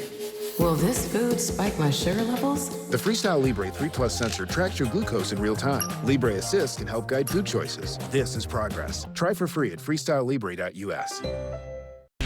It's time to go racing under the lights. Just to make the chase will be an incredibly intense battle. This is why you race. The sense of urgency is high. Chase, run for a championship. The NASCAR O'Reilly Auto Parts Series, Friday night from Daytona at 7 Eastern, 4 Pacific on the CW and streaming on the ESPN app. Anna, we need to find a way out of here. Just get low, get to the ground. We're gonna run out of air. Fridays on the hit series Anna Pigeon. She's in trouble. Anna's out there with a killer. Everyone knows their assignment. I've been looking into your husband's murder. What? Jeremiah was pressuring me to sell my land. I'm not letting him get away with this. Damn it, Anna. You can't just give up on life and go live in the forest. I don't want to start over. I want to disappear. Anna Pigeon, new episode, Friday at 10 on USA. Set your DVR.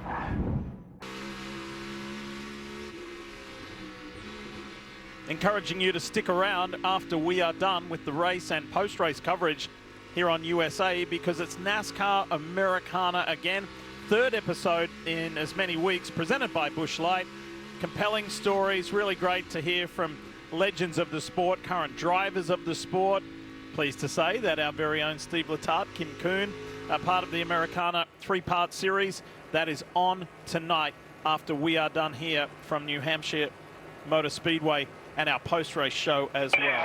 Last cars. Oh, I do too. I'm trying to get some help with the 4 here. One lane to the other. That was radio from the 12 of Ryan Blaney.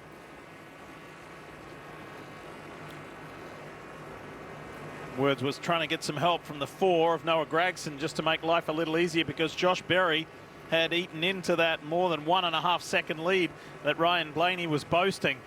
And look at this, still can't quite clear Gragson.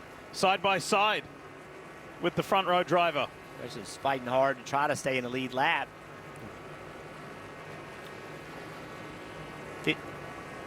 With 15 to go, there's a big gap between the 12 and the next car, which is the 33 of Austin Hill.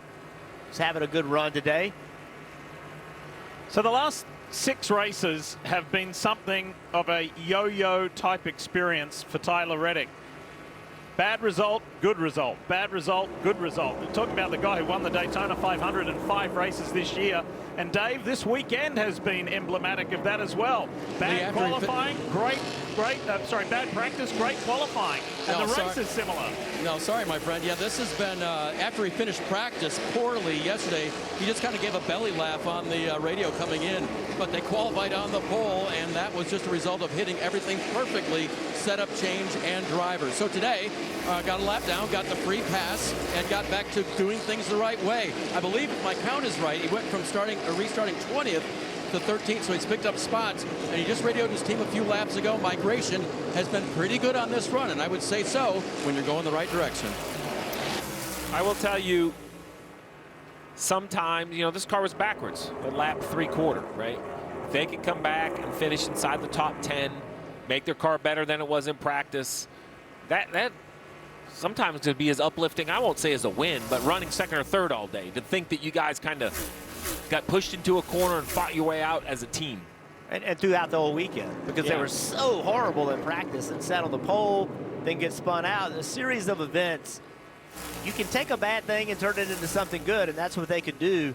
And they certainly need some good messaging. They need some good feel moments, some feel-good moments. All I will warn is this track has a high probability of being very calm until it isn't. And when it gets crazy in that last stage, we get a whole bunch of yellows. You end up with split strategies. You end up with the wrong strategy.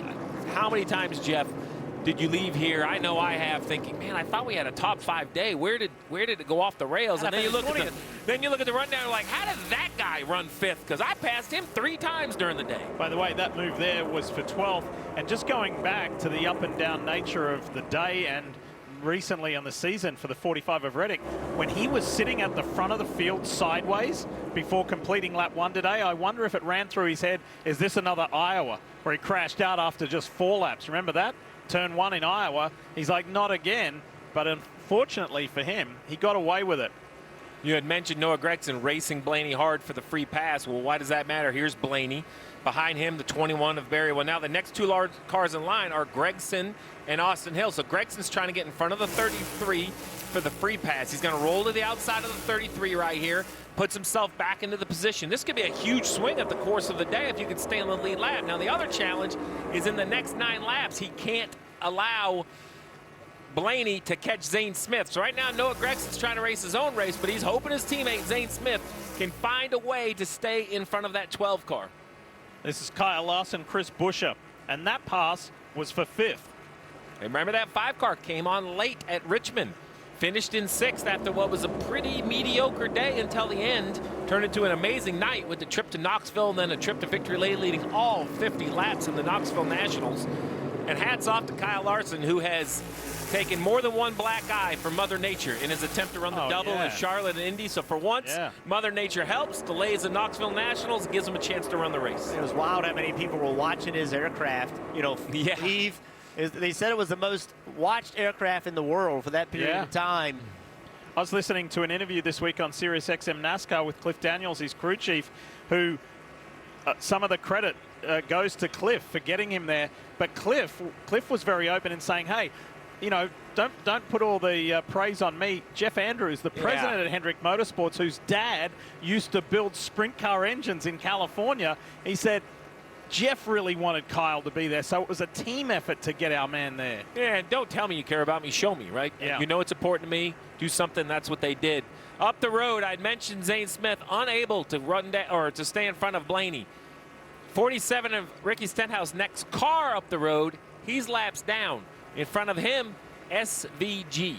31 points above Preece, 6 laps to stay on the lead lap. That could be a big difference in points.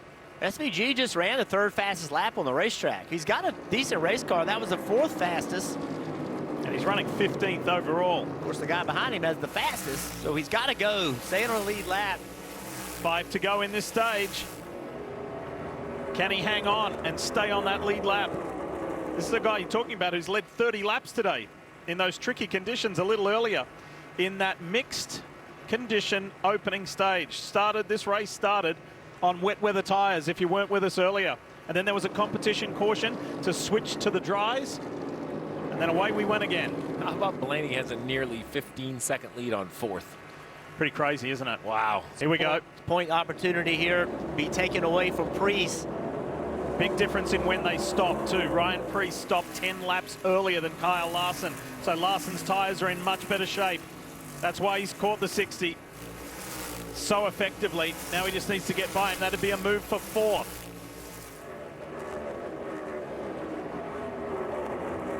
Some drivers will get out after this race and say it's a possible pass, and Blaney will be like, well, I lapped you. You know, there's only 15 cars in the lead lap. 3 laps to go in this stage.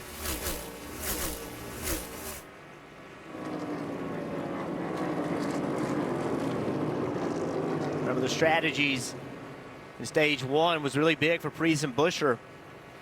They've got that track position, but they've done a really good job of keeping it. Yeah, stayed out, right? They didn't pit at the end of stage 1. They had come with 20 or 30 laps to go on the stage. It's a good point, Jeff, because now they've kept it. It's one thing to put me in position, Steve, and I got to find a way to keep it.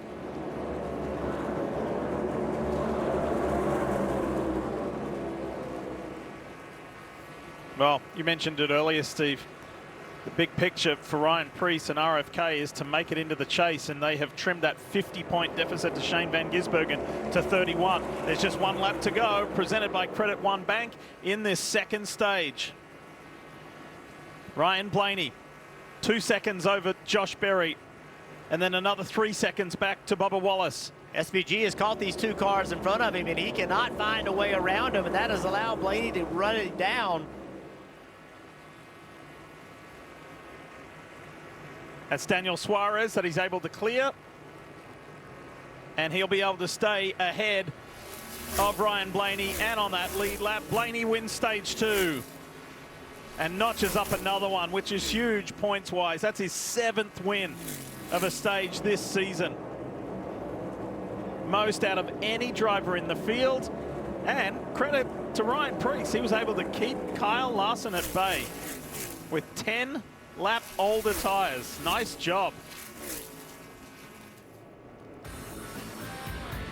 Is he going to be the man to beat 2 years in a row? At the moment, it sure looks like it. Ryan Blaney. USA Sports coverage of NASCAR is brought to you by Toyota. Let's go places. National Debt Relief. Our team's here to help you get out of debt. Zep, from pit road to victory lane. Messes have zero chance.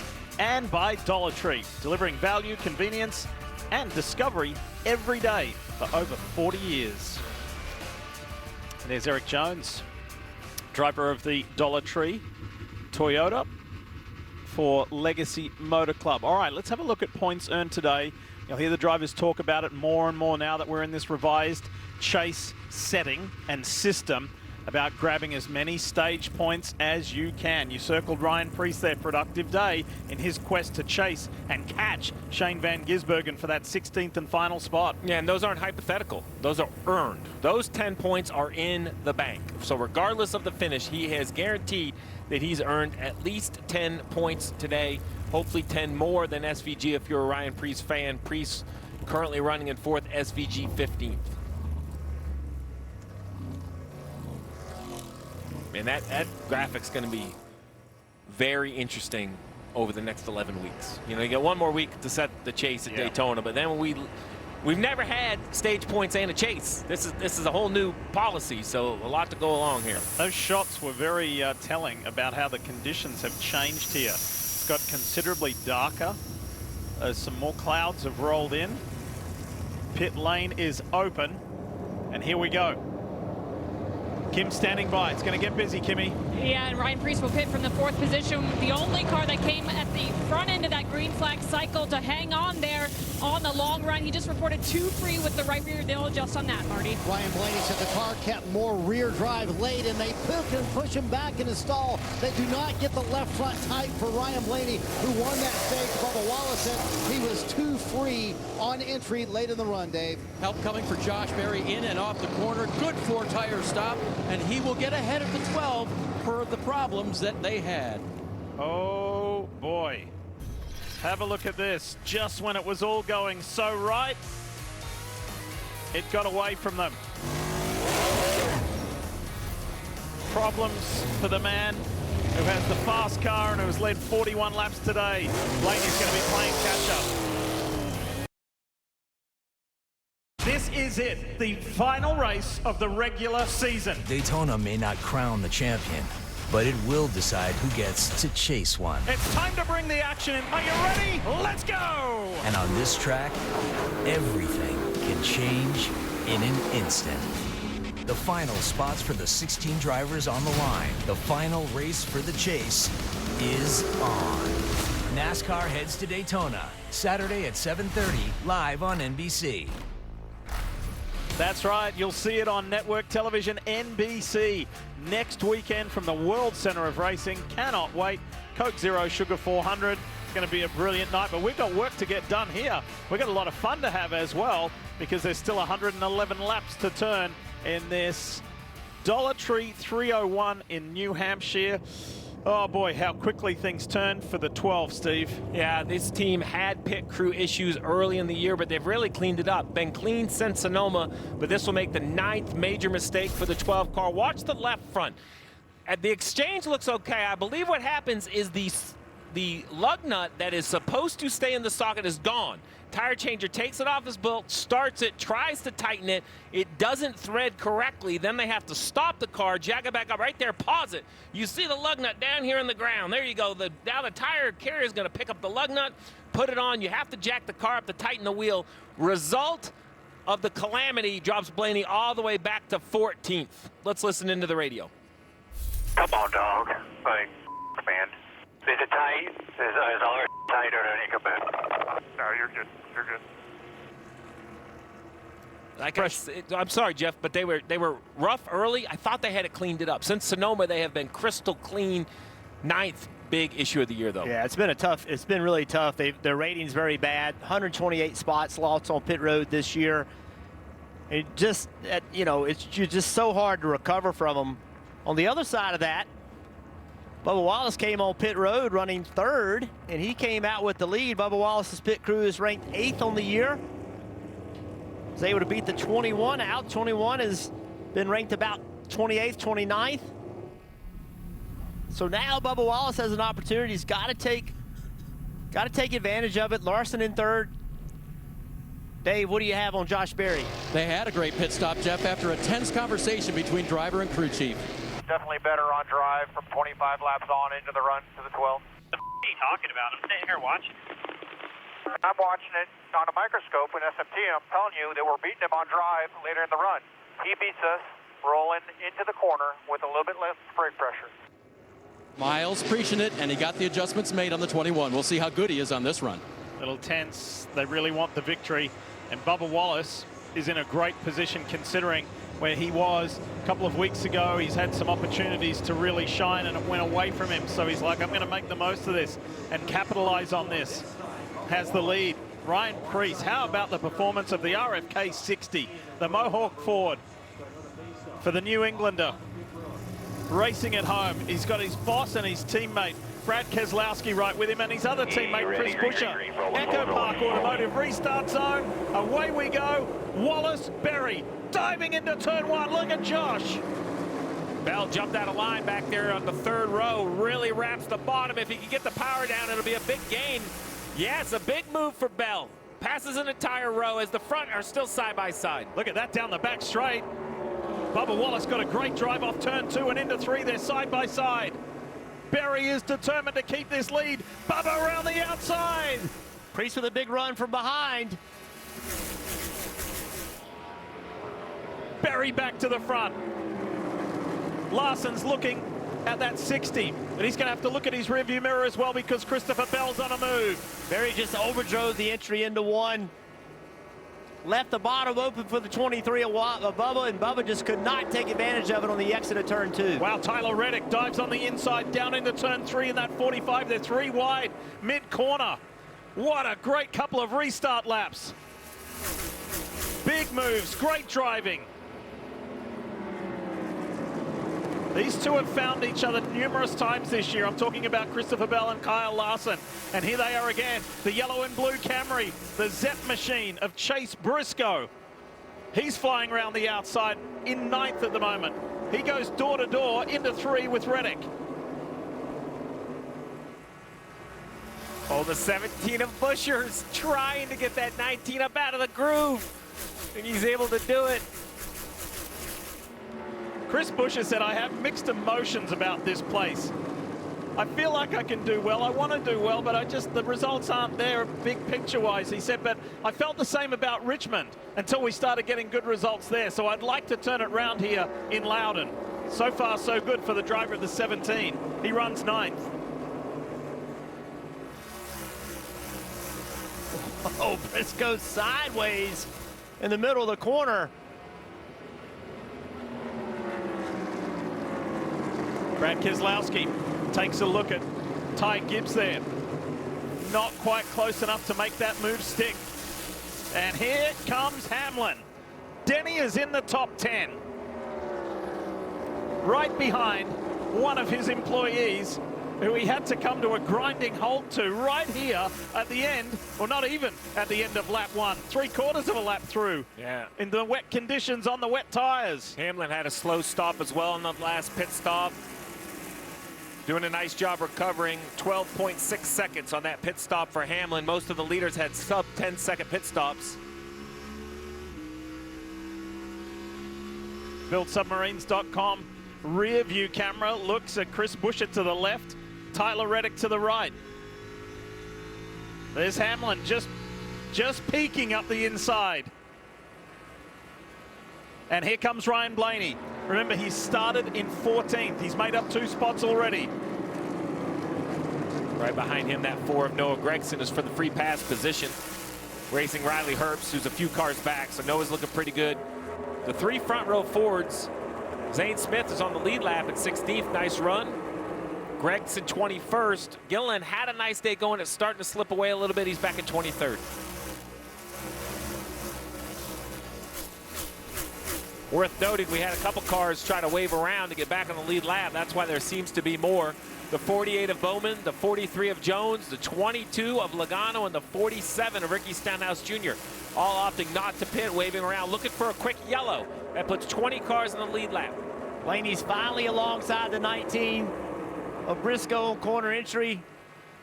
Just really sails it down in the corner. He's going to clear Briscoe. Now he's trying to get by the 11.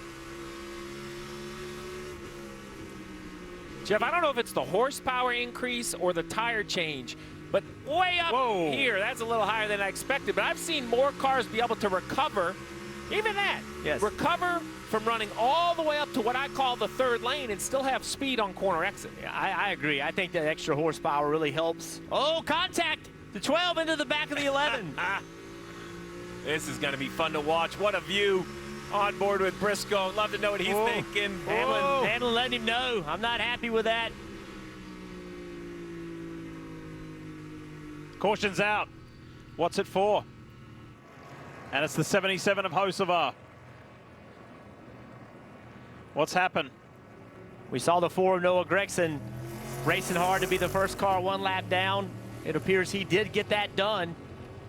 And think about the gamble for the free pass, the cars we just mentioned. Joey Logano continues to fight back on the lead lap. Stenhouse after damage in the wall. Bowman and Jones. Gambles paid off. They all get a lap back. Great call by Mike Kelly on that 47 with the damage to get back in the lead lap. Let's find out what happened to Carson Hocevar. Just loose. The last 3 weeks have been eventful for this team. Yeah. I know that it's a success making the chase, but you really want to enter that chase with some positive momentum. This was that contact. This is actually the 2nd time Blaney got into the back of Hamlin. I saw it a few laps ago. And Hamlin, door to door. Hey, buddy, don't appreciate that. But then Blaney right here cuts him some slack. Like, Blaney could have shifted down in there and run the 11 up the racetrack. Yeah. He says, hey, man, I got into you. We're going to work this out. We race well together. Front half of the field, I imagine, to stay out, but the back half could pit. There you go. Bell brings many. About 10 laps on the tires, but we are only about 3 laps outside of a fuel window. This could be the difference maker. Look at him packing this 11 full of gas. I'm not sure the pit crew is even ready for Denny to come down pit road, Kim. Yeah, as we just saw Denny Hamlin and now Christopher Bell on pit road. It was right sides for Christopher Bell as Hamlin wraps up that 4-tire stop. Ryan Blaney also coming here. Steve, to your point, 97 to go. They can make it to the end of the race from here on fuel. Can the tires make it to the end of the race? That's the question. Well, we've seen Ryan Preece really care and manage his tires very well. That was a costly stop for Denny Hamlin.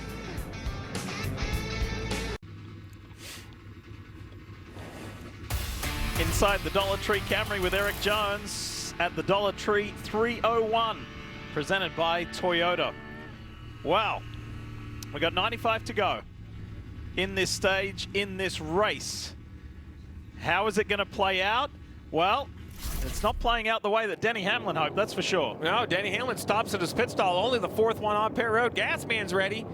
Everybody else is on a lunch break or miscommunication. I'm not sure what happened with the 11 car. So let's listen into the 11. Enchiladas. We're gonna be ready. Be ready. We're coming, dragging the lot. 8 away. 5, 3, 2, 1. 4 tires, guys. Go, go, go. 4 tires. 4 tires. What are we doing? What are we doing? That seems like an accurate statement. Some sort of code word on the back stretch, and then 2 people on the radio at once. Then Denny or the spotter saying they're coming.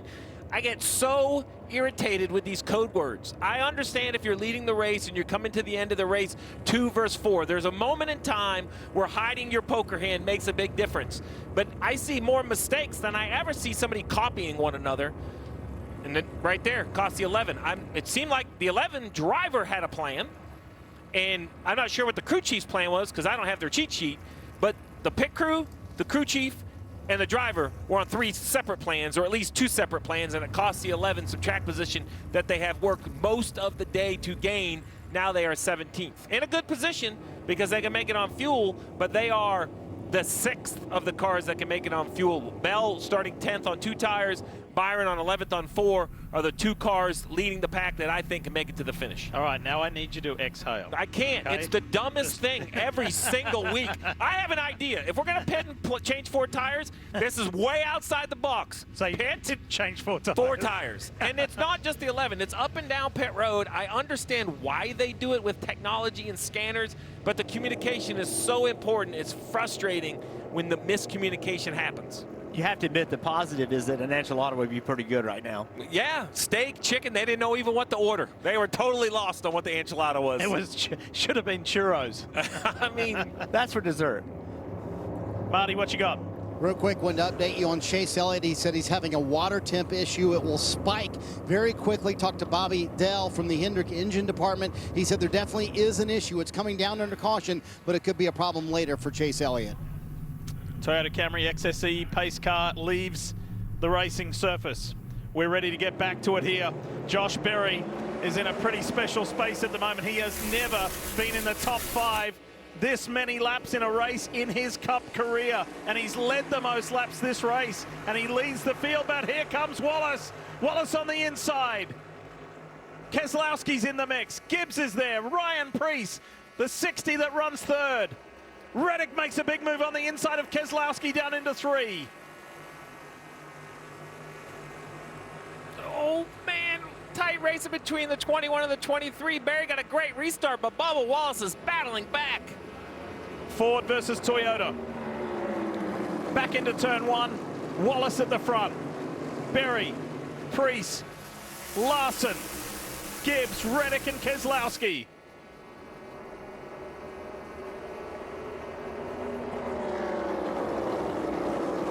And there you pick up Hamlin and Blaney. The 11 and the 12 are side by side. They're fighting over 13th place. Trying to be the first car that can make it to the end on fuel. I know it's 91 laps away and the tires will fall off. Another yellow will absolutely probably bring guys in for fresh tires. But right now, Bell in that 20 car is leading that pack as Wallace and Berry run 1-2 in the race. On board with Bell right here.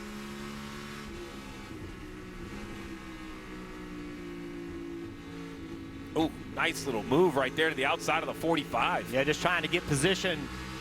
Just trying to put the 45 in a position where he can't throttle up on corner exit.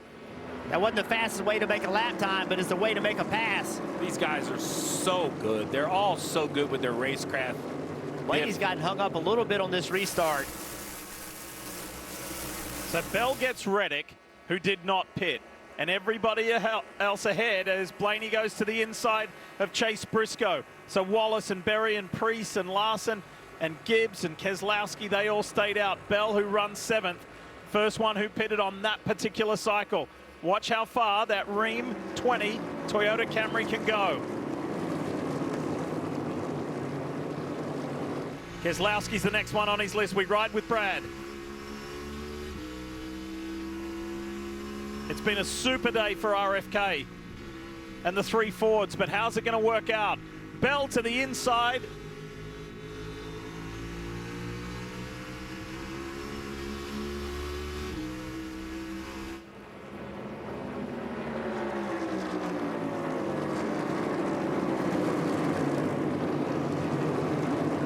Meanwhile, up front, Wallace and Berry are still going at it.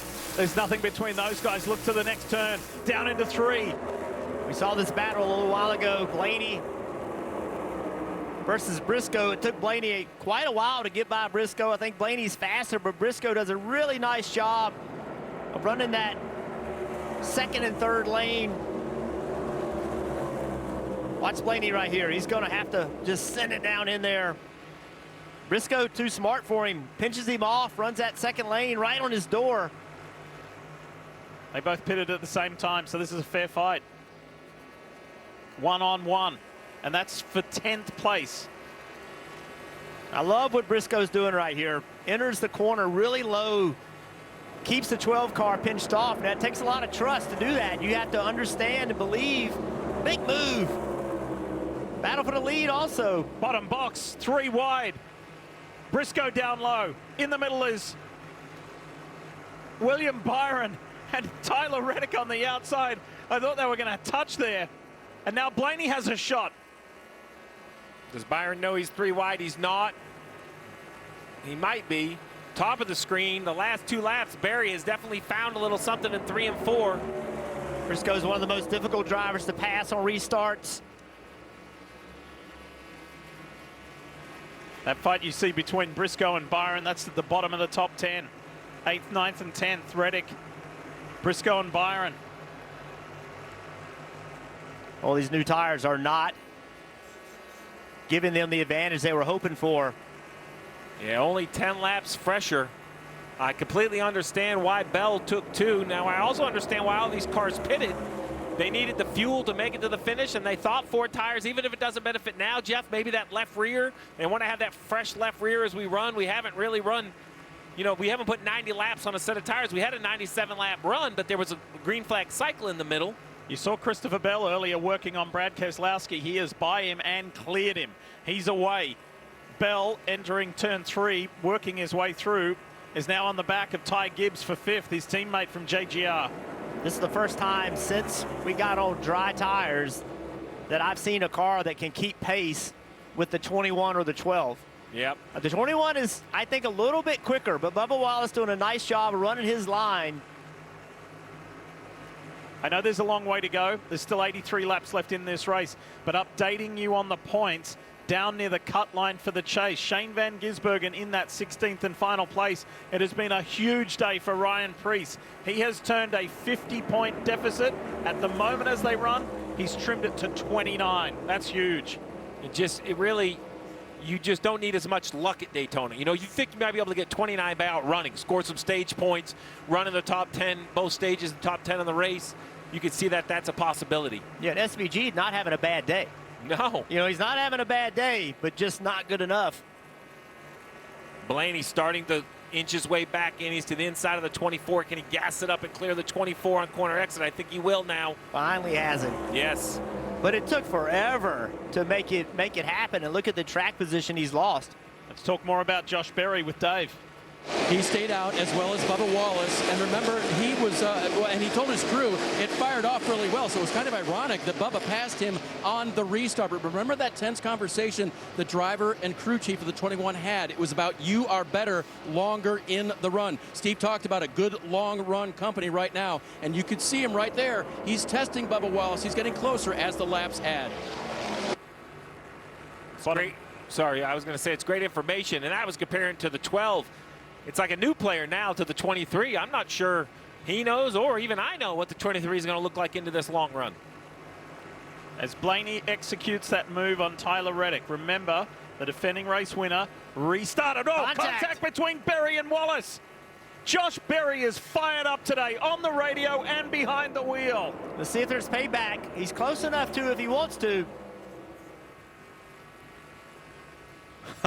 That was Berry went to the apron. He was playing full defense, knowing contact was coming.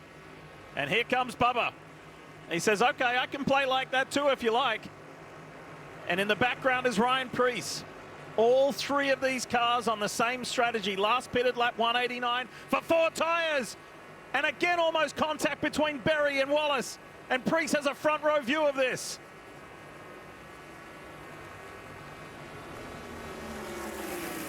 Kyle Larson. I'd love to know what he's thinking as he inches in on this battle. Look at that move by Preece. Berry gave him the outside thinking he would not be able to go there, and he just took it from him. He has taken it to another level here today, Ryan Preece. There you go. That's a great example. A lot of fans are at home are like, be more aggressive, be more aggressive. The 21 moves the 23 out of the way. The 23 says, not having it. It ends up costing Josh Berry a position. Oh, and in the wall is Riley Herbst. Caution is out. That is nasty. Big hit by Zilich. Zilich could not get slowed down. He had front tires locked up trying to avoid it.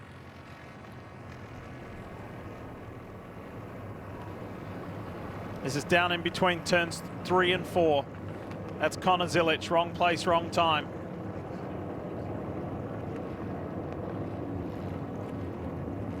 Safety personnel got there. AMR safety team got there as quickly as I've seen. I mean, they rolled fast to get to this 35 car Riley Herbst. Man, a lot of damage on that 35. Yeah.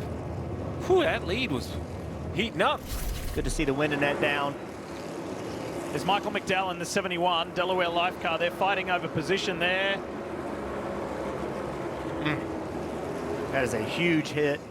Impacts at this racetrack are always big, and that's, gosh.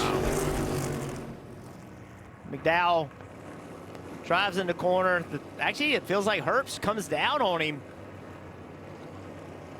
Gosh, look at that, Steve. That is a big, big hit. Yeah, contact early in the corner, and then the 71 up the track, definitely into the 35. And then here comes the 88, very late, but the front tires are locked up. I'm not sure what happened to the 88, whether he didn't see it or got the front tires locked up. Pit road may remain closed now that we have the 88 on the apron.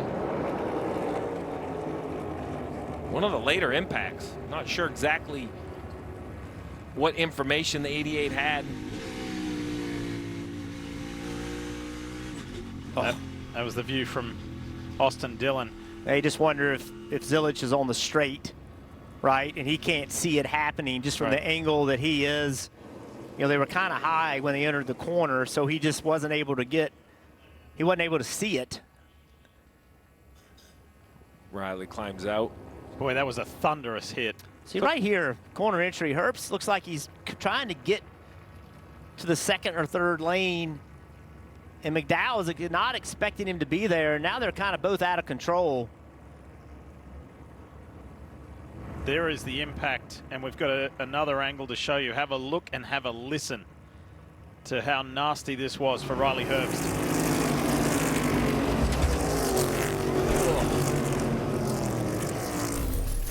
And then if we looked at that replay again, the 88 was behind the 3, and he had the front tires locked up and smoking. So I don't know if the 3 lifted and it caught Connor off guard and he got the brake pressure up with the tires locked up, but he was coming into the, watch the wreck first. Wreck's gonna happen. So then at the top of the screen here, coming into play right now, you're gonna see right here. Pause that right there. Look at the 88. He's behind the 3, and the front tires are already smoking. So I'm not sure if you just caught off guard. Well, the pit road is busy. Everybody to pit road, Kim. And crew chief Derek Finley for Ryan Preece said, I don't like our options, but we can make it here on tires and fuel. Ryan saying, let's do it. Let's make the stop and just let me drive. Marty. Not a word from Bubba Wallace about the contact from Josh Berry. He told his team, I'm just trying to manage my runs. Whatever you do, don't make my center too tight, Dave. Josh Berry said the car was a little tight, center loose off. Something on the left front looked funny there. Not sure about that. The 5 car of Kyle Larson balance was fine, but it got hard to manage the exit like a light switch. 2 tires win the race off pit road for Blaney, Byron, Briscoe, Logano, and Zane Smith. We'll kind of see what type of run we have to the end to see if 2 or 4 pay off on board with Zilich.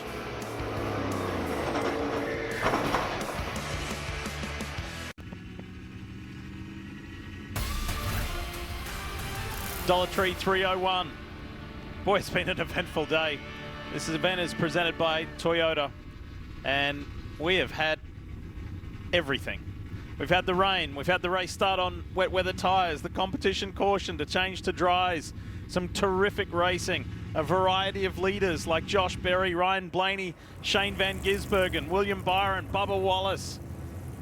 We've had some crashes, we've had controversy. We've had confusion. Confusion. Add that to the list. Over which Mexican dish? Oh. Yes, it's... what a day. What a day. Look at that, though. This place is full and fun. Man, it's been quite a day for these fans. Yeah, and you also have the rain probably kept some people away. But the 21 car, Steve, in position to win a race, it's been a struggle on pit road. Yeah, clean right side. They go to the left side. It's hard to tell from this angle exactly what happens. Right rear or left rear is pretty quick. Left front, slow to be tightened up. Very heads up by the jack man, not dropping the jack too soon. We see that happen a lot, but definitely a slow left front on the 21. This is the 88 car from earlier. I wanted to go back and revisit it. I believe he's got the front brakes locked up so the car won't turn. And then when he gets down there far enough, he can't lift off the front brakes because it's not going to slow down. So just a really difficult situation. I've been there, done that, made that mistake. And can tell you that Connor Zilic has been released from the infield medical. A lot of frustration too. There was some radio from that young man about that incident. So, all right, Steve, a lot of 2 tires, 4 tires. 71 to go. I'm not committing. This is the last pit stop. All right, well, let's get to it. The credit ones to watch. Jeff, you're up first. Well, you just can't count him out. Joey Logano spun on lap 84. Then he stayed out, got back in the lead lap, took 2 tires from 16th, and now he is sitting here running in 4th. Well, how about Bubba Wallace? He really showed up on that last run. Currently 6th, first guy with 4 fresh tires. He's led 6 of the last 7 races this season. Maybe this is the race where he leads near the end. Can I go for a little local flavor? Sure. His home's only, less than 3 hours away in Connecticut, Berlin, Connecticut. There's Ryan Preece, the 36-year-old father of 2. He's never had a top 10 here, and he's fighting to try and get into the chase, and he's had one of his best days of the year. Ryan Blaney at the front, trying to defend his win, and look who's going with him. His teammates in the mix there. Wallace pushes through on the inside. Blaney, Briscoe, they're all there. Zane Smith and Joey Logano stretch their legs down the back straight.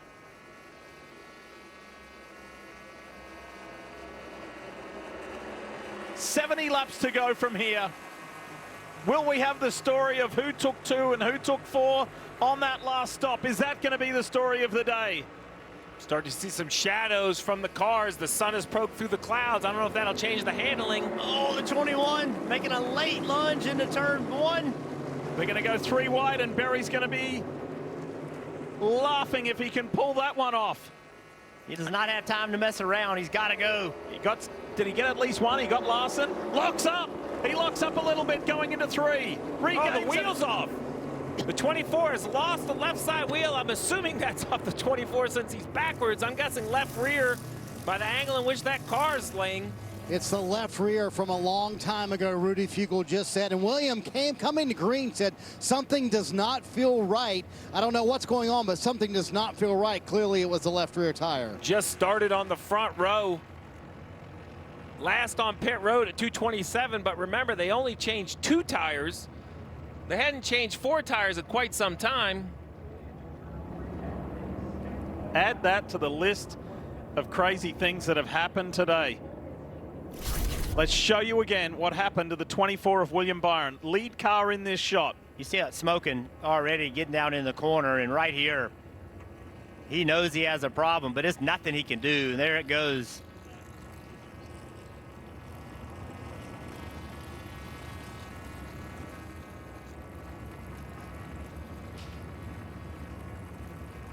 That is a helpless thing for a driver. There's absolutely nothing he could do. View from Ty Gibbs.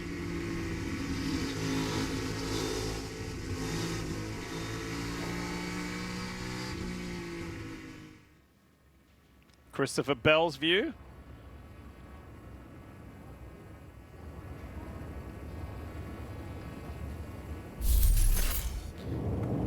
Trouble for the 24, not more than just this wreck, but since the tire came off on the racetrack, there's going to be some suspensions of pit crew. It's in the rule books, but it's 2 weeks. So when you talk about heading into the chase, we reset at Daytona, but then you go to Darlington, which is the mono 4 tires all day long, 8, 9, 10 pit stops, and they're going to lose a couple crew members. So we'll have to just see as that progresses throughout the week. But I think the last time they were on 4 tires, they had like a 9-second pit stop, a great pit stop back at lap 203. That would be the last time the left side was changed. they came on 227. They only changed 2. You would think if they knew they had an issue, Jeff, they would have just changed 4 when they came down to 227. So they must have felt that the issue was, you know, that it had no issue, I guess is my point. So I know we've already done our Credit One Bank ones to watch. Can I add? Can I be greedy and add another one to that? You're going to take William Byron? No. Have a look at Zane Smith. Oh, yeah. Look at this. A Front Row Motorsports Ford. He's on the same strategy play as Blaney and Briscoe and Bubba, not Bubba Wallace, but others around him. He's had 2 starts here. His best is 27th, and Zane Smith runs 4th. And I will tell you, while I do believe Blaney has had the best car today, he needed, or he wanted that thing to kind of run, because Wallace jumped up on those 4 tires. Priest jumped up on those 4 tires. You know what I mean, Jeff? 4 tires, got a couple spots, and now we're going to reset them again. Yeah, and the restarts are only going to get more aggressive. We've seen how aggressive they are already. You're going to have to just take it to the next level. Briscoe and Blaney, those guys have been battling each other all day. They're first and second. Barry did a good job. He got a little bit of help there, obviously, with the 24 problem, but he did a good job. He's back up to 8th. Tell you who else has done a good job, Ricky Stenhouse Jr. Remember, Ricky went around early in the race, and that Hayek team has just ground and worked its way back up into the top 15. So we are not done here yet in New Hampshire. Want to draw your attention to next Saturday night. It's the Coke Zero Sugar 400 Daytona International Speedway on NBC. Under the lights at Daytona. It's going to be so much fun. Pre-race begins at 7 Eastern, and we'll go racing at 7:30 again next weekend on NBC.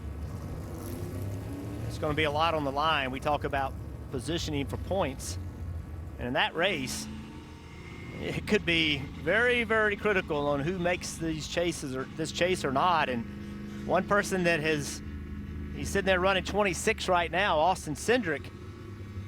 You know, he is one of those guys that he's going to need to go to Daytona potentially and have a good run. And I'll add, with now 30 cars on the lead lap with all this string of cautions, that you can be having a good day and have an issue on the backstretch coming to the checkered and give up 10, 15, 20 points. Scoring just updated. Cindric is actually 19th. Yeah, pardon me, I misspoke too, because scoring hadn't updated when I was talking about Ricky Stenhouse up as high as 15th. He's further back than that.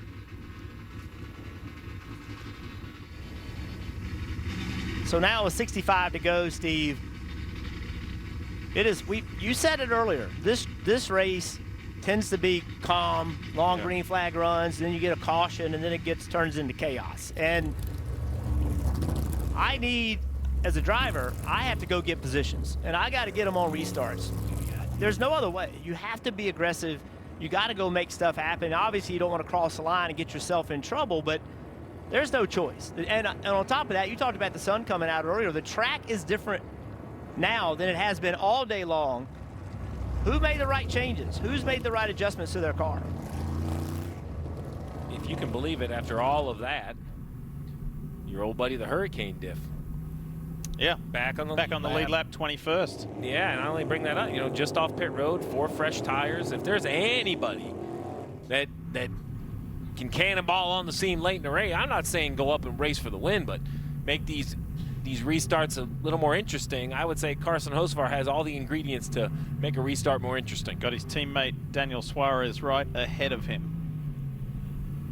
Let's check in with Dave Burns. What you got, Dave?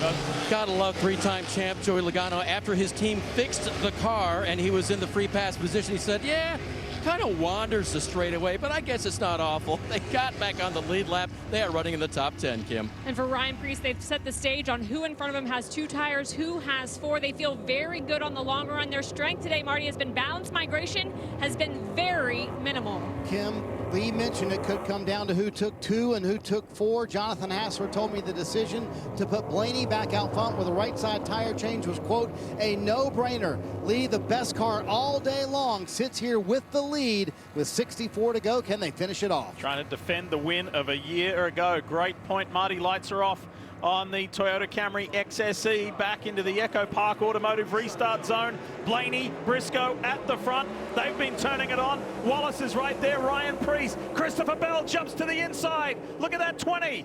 Trying to get through on the inside of Preece and then just ease back a little bit. Zane Smith, Josh Berry. Briscoe side by side with Blaney. Briscoe ranks first in restarts this year. Down the inside, driving it hard into turn 3. Briscoe and Blaney door to door.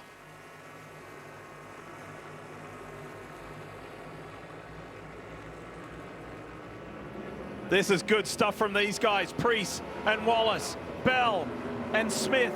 Already big lockup from Josh Berry into turn 1. Blaney's going to clear Briscoe right here. Oh, no, he's not.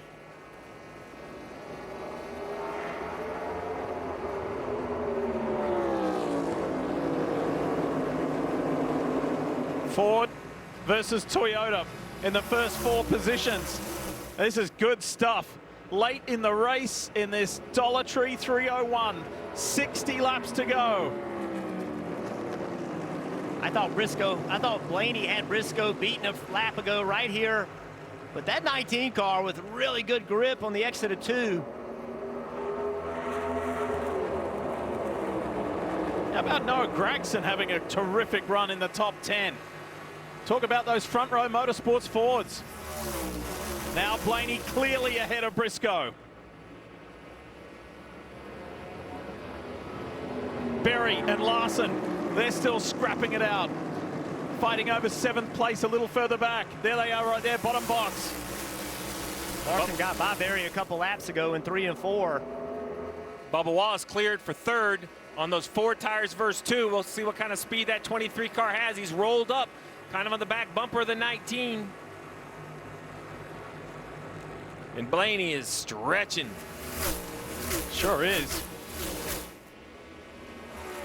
Let's check out who has the Xfinity fastest lap, and it is the Hurricane. Carson Hocevar hasn't been the day he wanted. He's 3 wide on the inside there, by the way. And he said that on lap 143. This is Ty Gibbs and Josh Berry going at it. Denny Hamlin is watching what they're up to down into turn 3.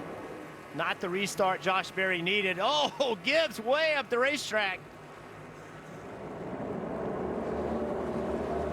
This place frustrates drivers. There are going to be some very angry is maybe not the right word, but just frustrated drivers at what the racing here today. Look at the 4 of Noah Gragson. Having a terrific run, 11th. He's almost up there with his best this season where he finished 9th at Talladega. He's got a new contract extension, feeling good about life, and he's up there racing hard. The fight for 2nd. Bubba Wallace for 2311 Racing on the inside of Chase Briscoe.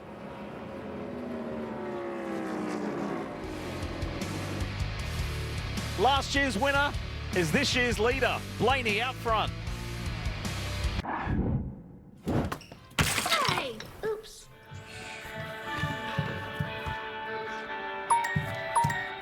The Bank of America customized cash rewards Visa card for life's rewarding moments.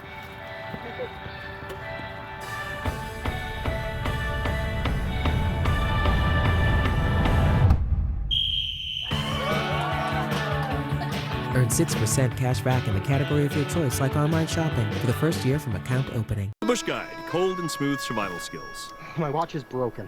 You could tell time by measuring the sun's distance from the horizon. Looks like happy hour. Head for the mountains. Steak, chicken, shrimp. Protein goals met. You have reached your protein goal of 90 grams. Join us, brother. Okay. Oh. Let the protein feast begin! NASCAR's always done a great job at honoring the military. We're racing on a military base, so it's like, all right. NASCAR is kind of freedom. We're a loud country. We're a loud sport. It's very American. NASCAR Americana, tonight after the race on USA. This week on USA, the energy on the court hits another level. No fear! Monday, Olivia Miles and the Lynx are back in Minnesota for an elite matchup against Gabby Williams and the Valkyries. It all begins live Monday at 8 on USA. Everybody is chasing Team Penske's Ryan Blaney. He has not only cleared those he was racing with, like Chase Briscoe and Bubba Wallace earlier, he's cleared out. But the big difference is, come back to that decision. Do you take 2 or do you take 4? Well, we've got an even split at the front because Blaney, who pitted on 227, the same as everybody else, took 2 tires. Bubba Wallace, who was chasing him down, took 4. Is that going to be the winning difference with 52 laps to go? Zepp on board. Chase Briscoe looking at one of his JGR teammates. Yeah, he's going the wrong way. It wasn't long ago we saw him racing Blaney for second.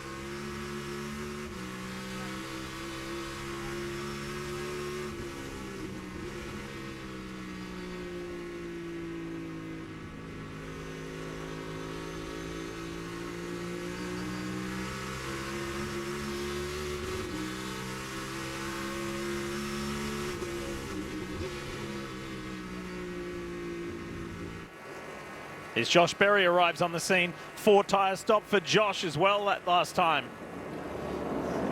Josh passed the 5 car. A couple laps ago, Larson got by Berry on the restart. Berry had to fight him, get back by, and it cost Berry a lot of track position. With the fast race car, that pit stop they had a little bit ago could really be costly. He's doing a good job of getting himself back through the field. The difference is in years past, Jeff, that would probably have been the last pit stop of the race regardless. With the tire fall off this year, I don't think it'll be just an easy decision to come put 4 tires on it. Probably some guys will think they can stay on old tires, 2, 4. It'll be a mixed bag once again, but tip of the hat to Goodyear for bringing that option. This has been a track where, you know how it was as a driver, Jeff, with 60 to go, you kind of look at the cars in front of you, unless we had a restart or a mistake, that was where you were probably going to settle in. Well, and also, you know, you don't know what's going to happen with Blaney as this run goes on. It could start falling off on speed. Larson completing the pass. Blaney might fall off and... Oh, Eric Jones. That's all the way off turn 2 as well. Tell us more, Dave. Transmission problem for the 43 of Eric Jones. Such a good weekend for the whole company and the sponsor, and this is not the way he wanted to end it. His results of late don't reflect how much improvement this car, this team has made. The numbers don't tell the story, unfortunately, for Eric Jones, and that's day done. There's a road course down here that he's gonna use to get back to pit road. I believe it's finally shut off.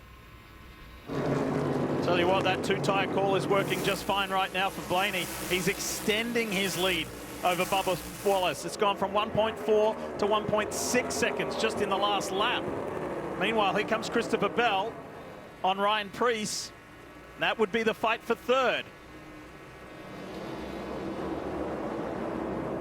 And Bell is one of those 4 tire stoppers, but then again, so was Preece. So we'll see. This is a fair fight. 47 to go from here. See the back of the car, that 60 moving around a little bit on corner entry, a little bit free. Toyota Racing on board of Christopher Bell.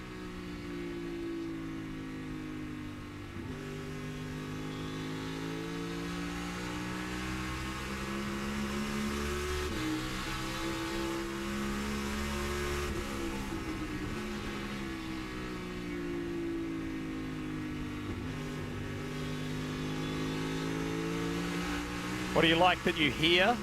What do you like that you see, Jeff? I like Briscoe, what he's able to do. I'm sorry, not Briscoe, Preece. It's a little free right there. You can see how loose he is on corner entry, but Bell's taking advantage of it. But the 60's really good right here. On corner exit, he runs that second lane.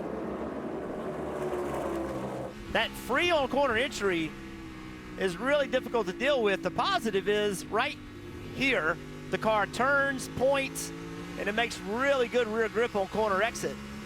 The corners are so long here, Steve, it's impossible to make your car do everything right. Preece giving up corner entry speed to make the middle and exit better. And as these two kind of got stuck side by side, that's reeled in that 21 of Josh Berry. He's hoping he can get a little diamond maybe and try to get the 20 and the 60. There you go, up the track. Gonna try to get it turned off this 3rd lane. Gas it up. This is huge for Ryan Preece. He hasn't had a top 5 all season, and he sits in 3rd at the moment, 44 laps from home, and fighting to try and make it into the chase.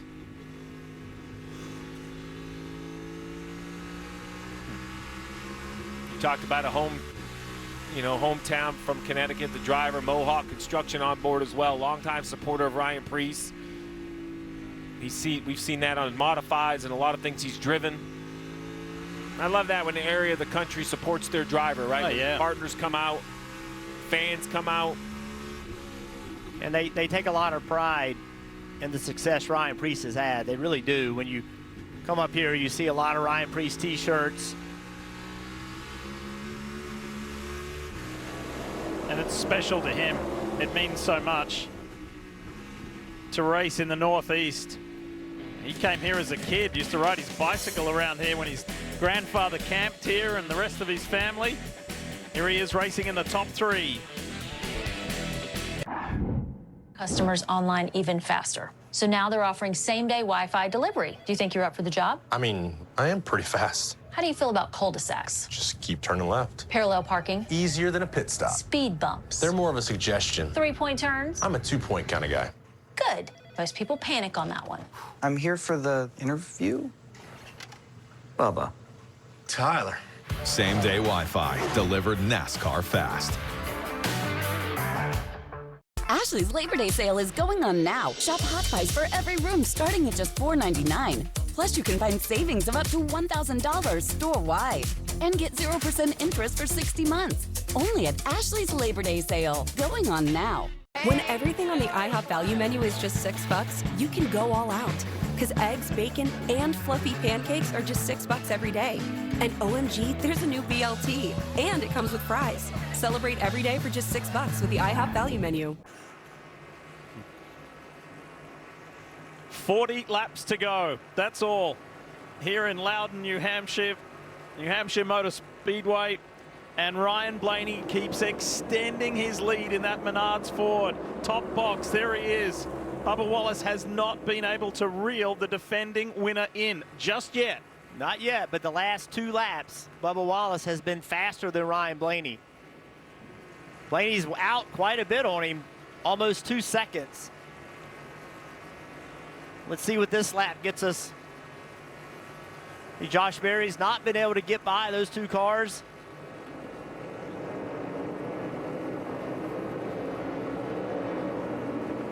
Bubba Wallace still a little bit faster.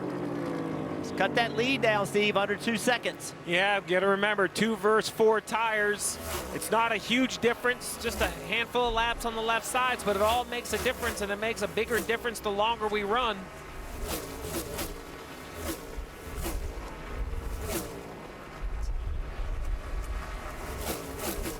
All right, let's get an update on the top 6 cars. We start with Ryan Blaney and we start with Marty Snyder. Marty? Lee, so many stories of recovery in that top 6, including Ryan Blaney. Remember that pit crew issue they had earlier in the race. Blaney fell back in traffic, was very frustrated with the race team, but they kind of put their head forward. Lately, they have been so good in the first half of races for this 12 team. Well, today, a nice recovery, terrific call by Jonathan Hassler, and they have the lead right now with 37 to go. Recovery for Bubba Wallace from qualifying yesterday when he was very upset. They started 23rd today, but on pace and on merit, Bubba has driven to the front of the field, still dealing with the same handling issues, Kim. He's fought all weekend long, but he's made it work here at New Hampshire, sitting in second. And Ryan Preece has more comfortability here than any other place, so I asked him what a home run at this track would be. He said a lot of stage points. They've done earned 10 today. He said contend for a win, running third. I'd say they'd also done that. He said without a doubt, I feel like Penske has shown that the short track program for Ford is there. It's up to RFK to answer. I certainly think the 16 Marty today has answered that call. Kim, remember one of the first stops of the day for Christopher Bell. Caught his right front tire changer, Blake Houston, when they were trying to do right side tires only, and they have recovered as well. Coming up through the field, Bell still trying to get Ryan Preece right now for that 3rd spot, Lee. Have a look at this for racing, and here comes Josh Berry. Berry tries to go right through the middle. That door got closed. Bell is clear of Preece. And today, the ever-present Josh Berry is there again. Josh Berry knows that he has 4 tires, and if he could get clear of these guys, you never know what's going to happen. 34 to go. And Bubba Wallace has just shaved about 3/10 of a second off Ryan Blaney. This is it, first to second. He has consistently been faster than Blaney. Blaney just ran his slowest lap he's run in quite a few that time by. 1/10 of a second, Wallace is quicker. It has been somewhat of a drought for Bubba.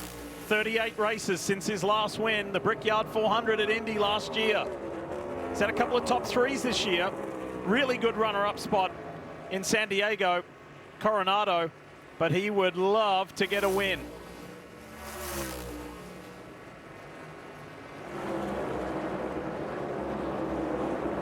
Josh Berry will clear Christopher Bell. He has enough position on him now.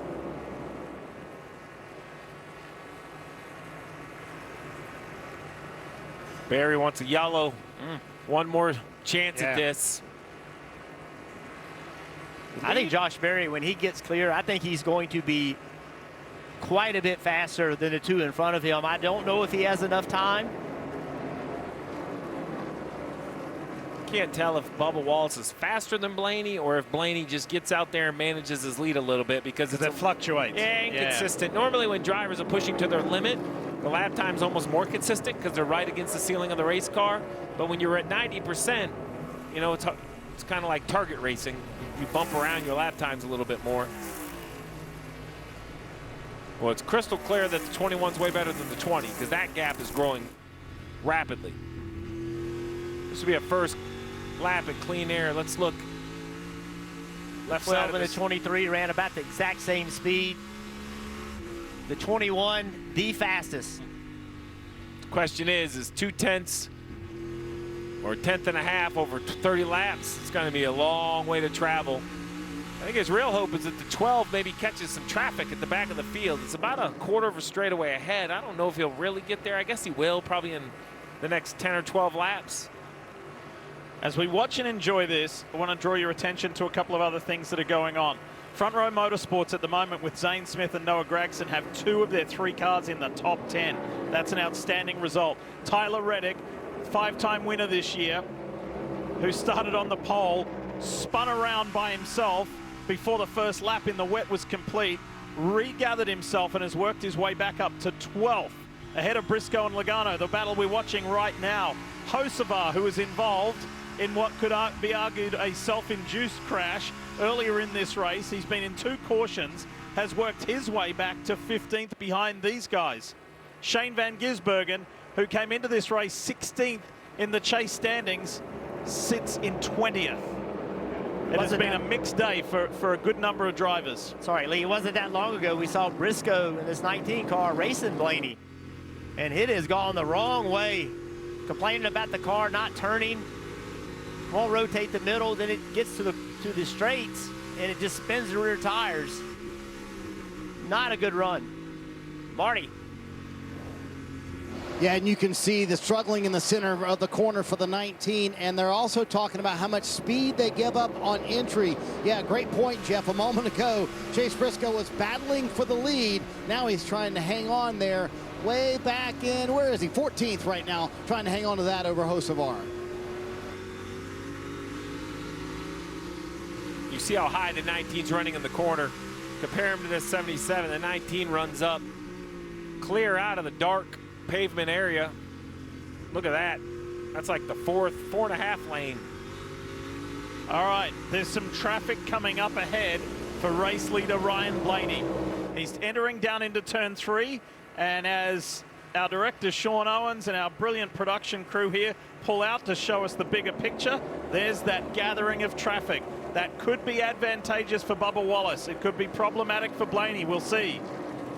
I still not count Josh Berry out. If something slows this 12 car down, like this traffic you're talking about, Josh Berry is quite a bit. He is 2 to 3/10 faster than this 12 car. 25 laps to go. He's going to have a little help, but that is by far the fastest car on the racetrack. Blaney, Bubba, and Berry to fight it out with 24 to go when he crosses the line this time.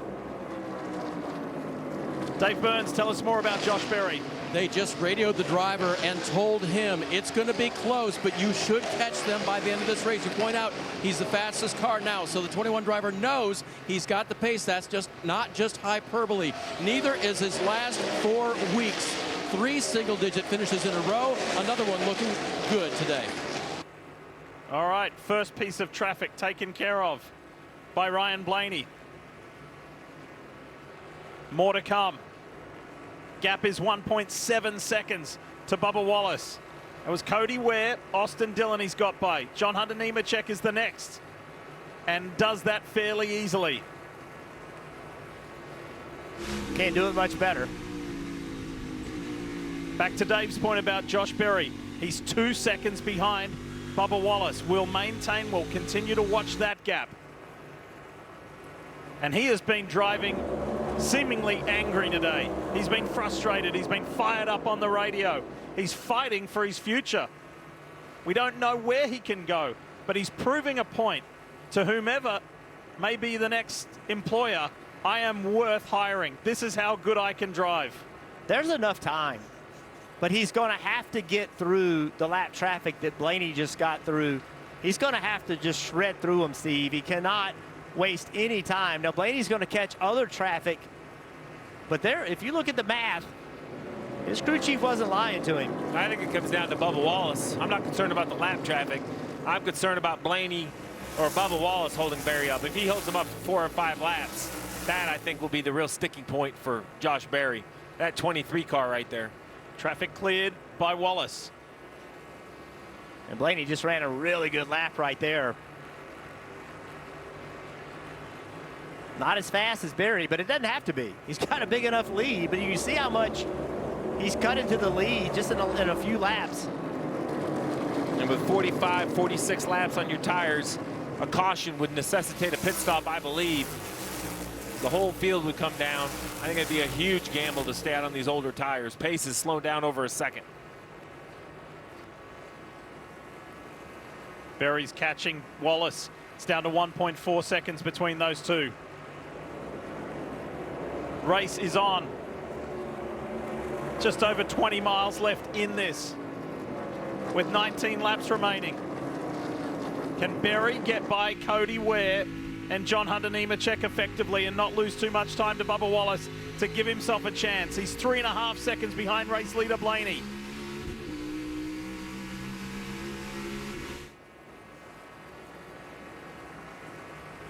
Blaney's done an incredible job of just ripping right through traffic.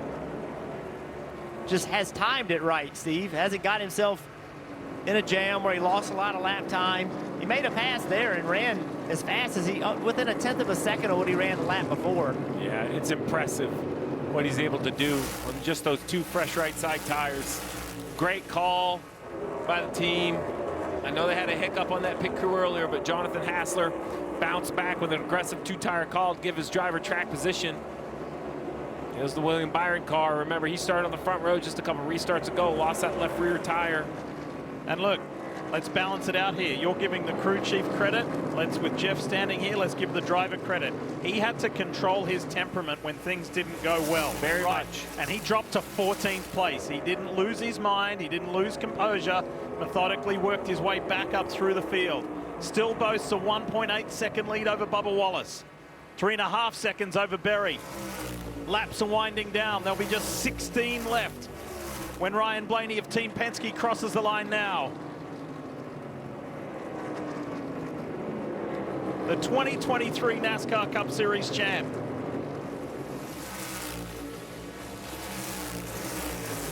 If he's going to win a second, he'll need to be in the mix at Homestead Miami Speedway in November. What kind of a race is that going to be to crown a champion? Great to go back to Homestead for the finale.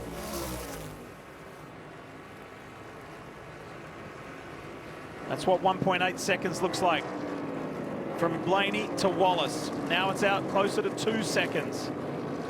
You know, this run for Bubba Wallace will, if they're able to finish it off, it'll also take a lot of pressure off the what ifs.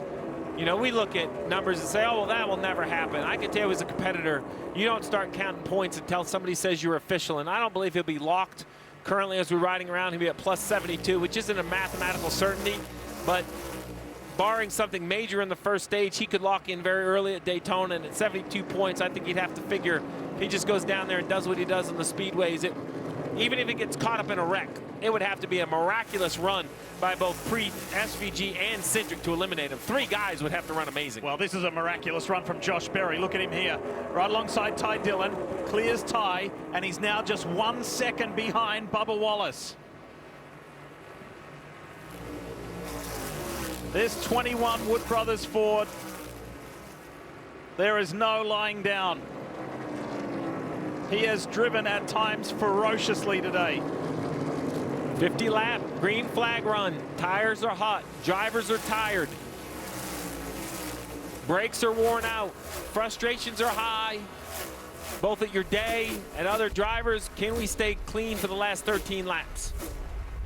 Quick reminder, next Saturday night, Under the Lights, World Center of Racing on NBC. The last regular season race before we go into the chase in Daytona. It's always a spectacle down at Daytona. Love it. And the summer. You know, Blaney wants to just take it easy around these cars, but he really can't. He just, you know, Bubba Wallace is close enough, 1.3 seconds back, to where Blaney has got to make this, he's got to get by him. Jeff, that's the closest gap we've seen. Yes, and that is the closest. And as he's caught these 2 cars, he's lost a lot of pace. Yeah. Oh, another big chunk. 0.3 of a second. Back-to-back laps. Over 0.5 second taken up by Wallace on 2 laps. If you didn't hear the radio, Blaney said, help me get these guys out of the way. Pretty crazy when he just blows by Chase Briscoe like that when they were fighting for position genuinely earlier in this race. And Bubba has to feel refreshed. He can see it. Don't overdrive it, Bubba. Stay patient. He's coming to you a little at a time. 1 second even with 10 laps to go. Is it doable for Bubba Wallace? Let's not discount Josh Berry either. Berry's 1.8 seconds behind Blaney. There he is, bottom of the screen. 2 seconds covering the top 3 cars. This is awesome. There's more lap traffic ahead. Blaney's got about probably 3 laps before he gets to this traffic. Maybe 2.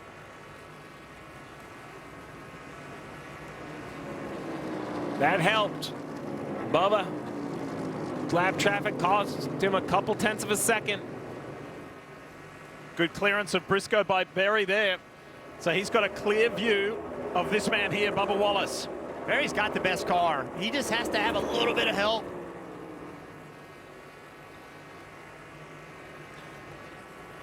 They are so agonizingly close to Ryan Blaney. And now just 8 laps to go from here. Well, a year ago, it was Berry trying to pass Blaney there, but he just wasn't as close. This year, a little bit of a hiccup on that pit stop, lost a little bit of track position. He is slipping and sliding, giving it all it's worth from behind the wheel. Bubba now has no one between him and Blaney. 4 cars ahead for Blaney. It could be a determining factor. How will he catch him? And Bubba has it under a second.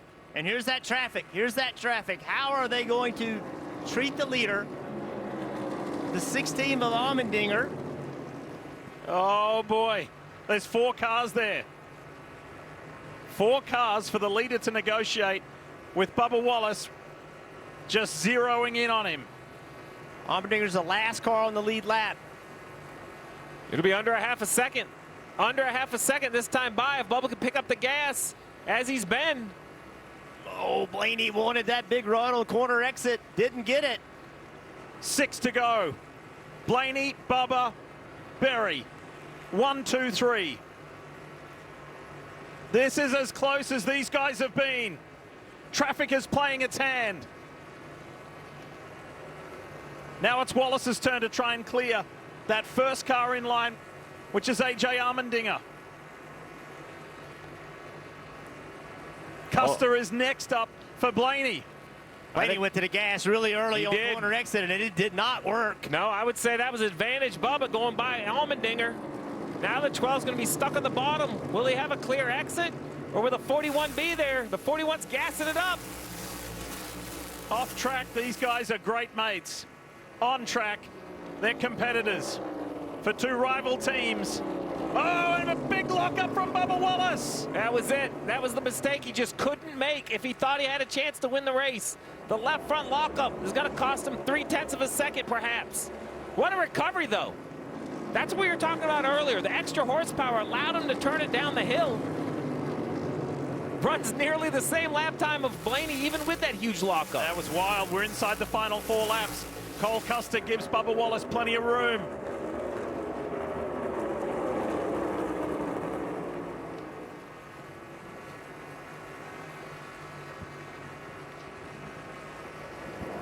Composure, decision-making, being displayed at its highest level. It's still not over. There's still traffic he's got to get through. There's definitely traffic, but he's going to be frustrated about that very simple mistake of locking the left front up. It's so easy to do. They are right on the edge of control. He'll try to bonsai it under the 97. Will SVG allow him the corner to exit? Yep. He will. 20th place SVG, who started in 5th. Meanwhile, there's 2 laps to go for Ryan Blaney to defend his win of a year ago. What a comeback from 14th place. A hiccup on pit road. This most recent stop, a 2-tire call versus Bubba Wallace's 4-tire call. What a drive from Blaney. Hocevar stays out of the way, lets the race leader go by. Bubba throws everything he's got at him again. Time may beat him. From here, there is 1 lap to go, presented by Credit One Bank. Ryan Blaney, Bubba Wallace, Team Penske, 23-11.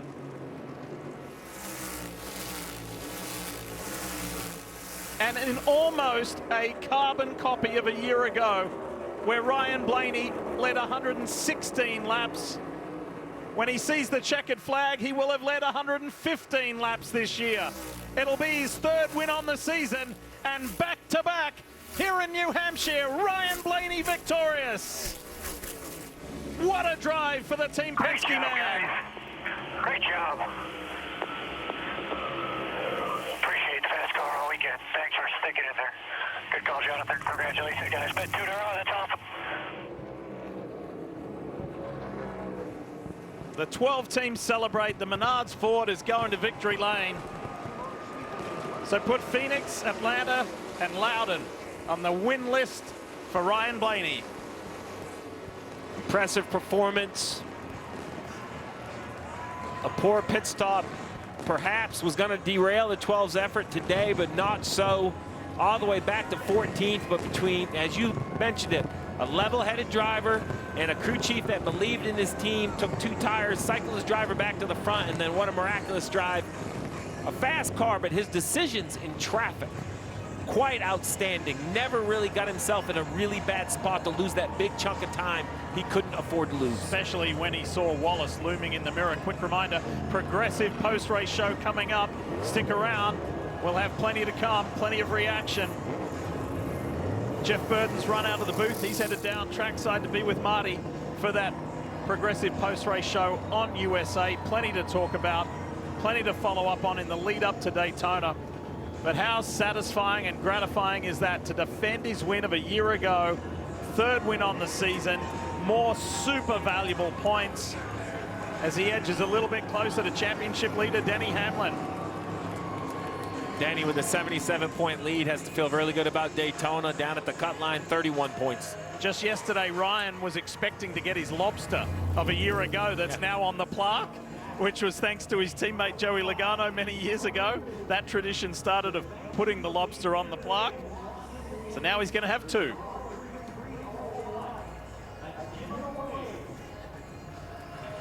And in a complete contrast to the way we started with the rain, the sun now shines on New Hampshire Motor Speedway. Yeah, it was definitely a damp start, but a beautiful afternoon for racing. Nice to be home, mate. You love coming back to it's so great. Northeast. So great. The fans, the area.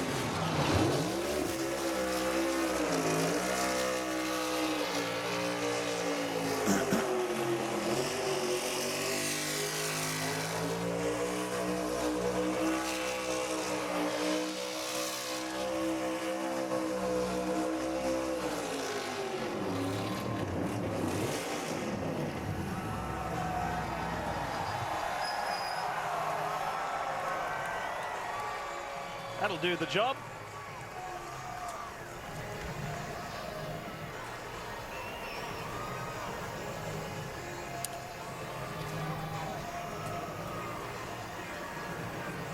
Kim Kuhn standing by. This is going to be a very satisfied Ryan Blaney. Kimmy, over to you. Yeah, Ryan Blaney going back-to-back at New Hampshire to get his 3rd win of 2026 in front of an enthusiastic crowd here at Loudon. You hear the crowd as he pumps his fist. What a rebound for this 12 team after that bobble on pit road.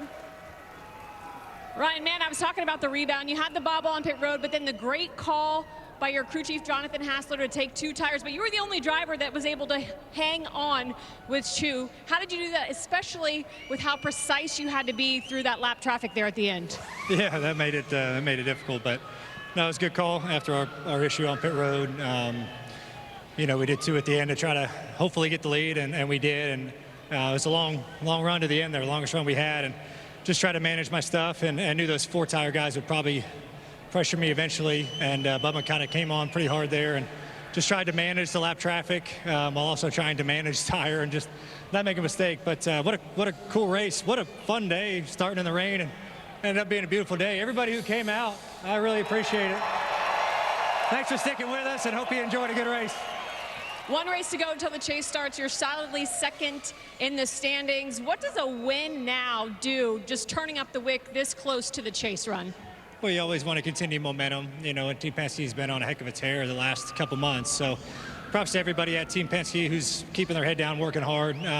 Thank you, Menards, Dutch Boy, Ford Racing, Discount Tire, Body Armor, Dex Imaging, the Worth Group, Advanced Auto Parts. Everything for what they do. It's cool to win here 2 in a row. I look forward to getting another lobster. I was going to say, what are you going to do with the 2nd lobster? Hang it right up to next to the first one. Congrats. Thanks. Ryan Blaney, a winner here at New Hampshire. As he climbs the honor roll in NASCAR Cup Series history, that's his 20th career win. But it's all about the championship. We got a lot to get to in the progressive post-race show on USA Sports. Keep it here. A lot more to talk about. Marty, Jeff, and you'll hear more reaction from more drivers. But that's a huge day for Ryan Blaney. Special time, special day. And he wanted to start in the wet, by the way. He got his wish.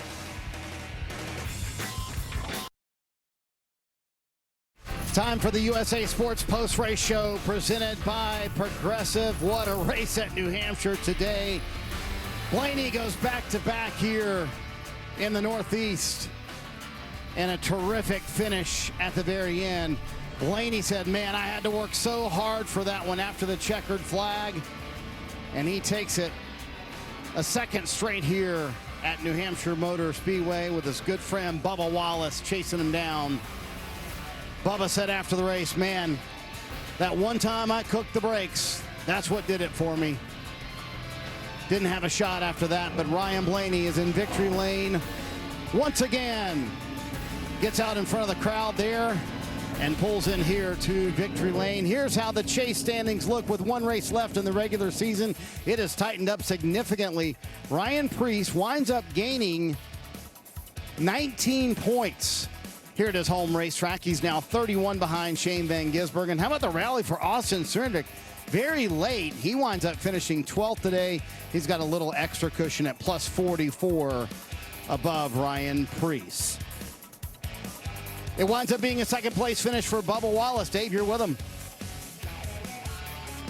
2nd day for Bubba. Sounded like it might have been a challenge, even though you were challenging for the win. Yeah. That's the thing I kind of hate about this place. The last time we ran good, this is one of the worst driving cars, and we finished 3rd.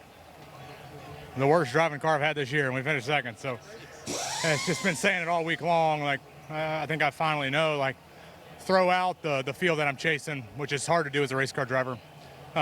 Searching for that right front, it's never really there.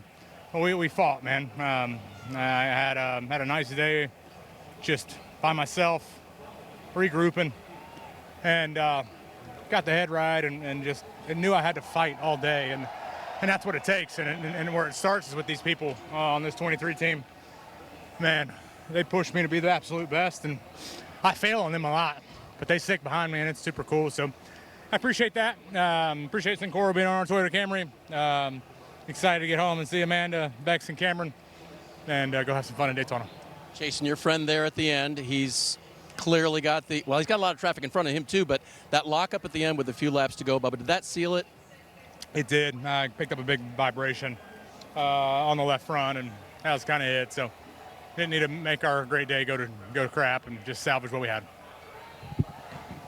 Good stuff, Dave, with Bubba Wallace, who winds up second. Ryan Blaney has pulled into victory lane. The confetti has flown. Jeff Burton has arrived. You know, I know Bubba's not happy finishing second, but after the way he felt after qualifying yesterday, Jeff, when they qualified 23rd, I think he's got to take this one as a massive win for that team. He said in the media center, I cannot figure this place out. He figured it out pretty well in the race today. Yeah, it's a very challenging racetrack, and I think going into the chase, Bubba Wallace and his team having some positive momentum, I think that's really good. I think it's easy to say, hey, I locked the brakes up. That messed us up, but it really didn't hurt the lap time that much. It wasn't that big of a cost.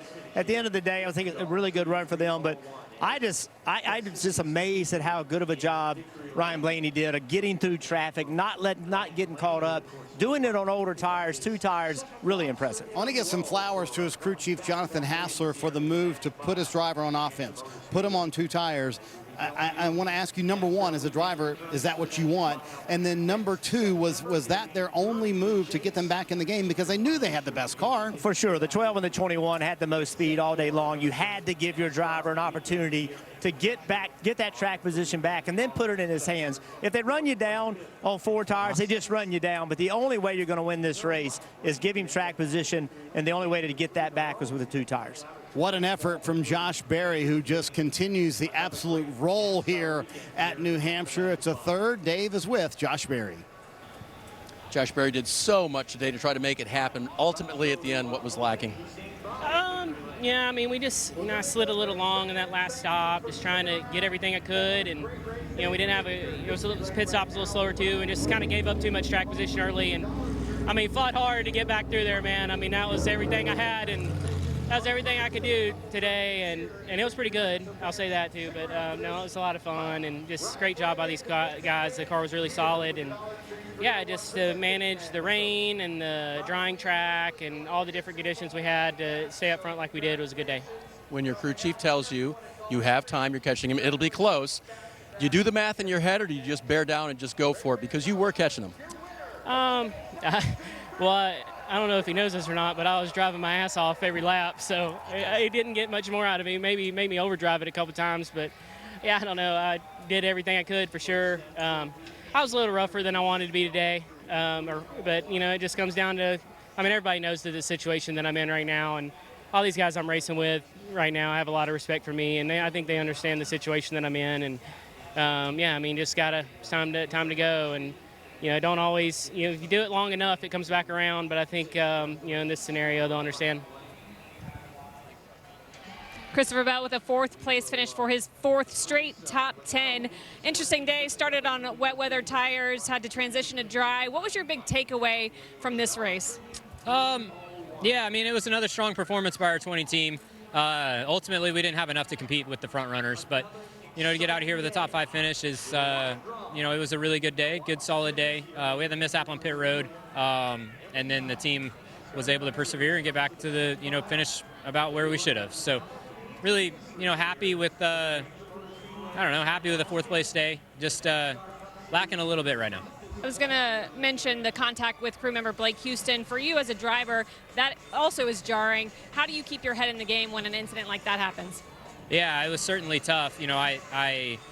My key or my signal to go is the jack dropping. Well, on a 2-tire stop, they're supposed to be gone across the front of the car. And then whenever the jack dropped, I saw he was still there, and then I saw him kind of flopping around in my rearview camera, and I'm like, I didn't feel my car jump up in the air, so I knew I didn't run him over, but I hope he didn't get his fingers stuck in the wheel or anything. Yeah, it's alarming, and it's very eye-opening that these guys jumping across pit wall are, they're risking it, and I'm super grateful for all of all of the pit crew members, specifically my team, they do a really good job, and I'm glad Blake's okay. Despite the incident, a top 5 finish for the 20 team.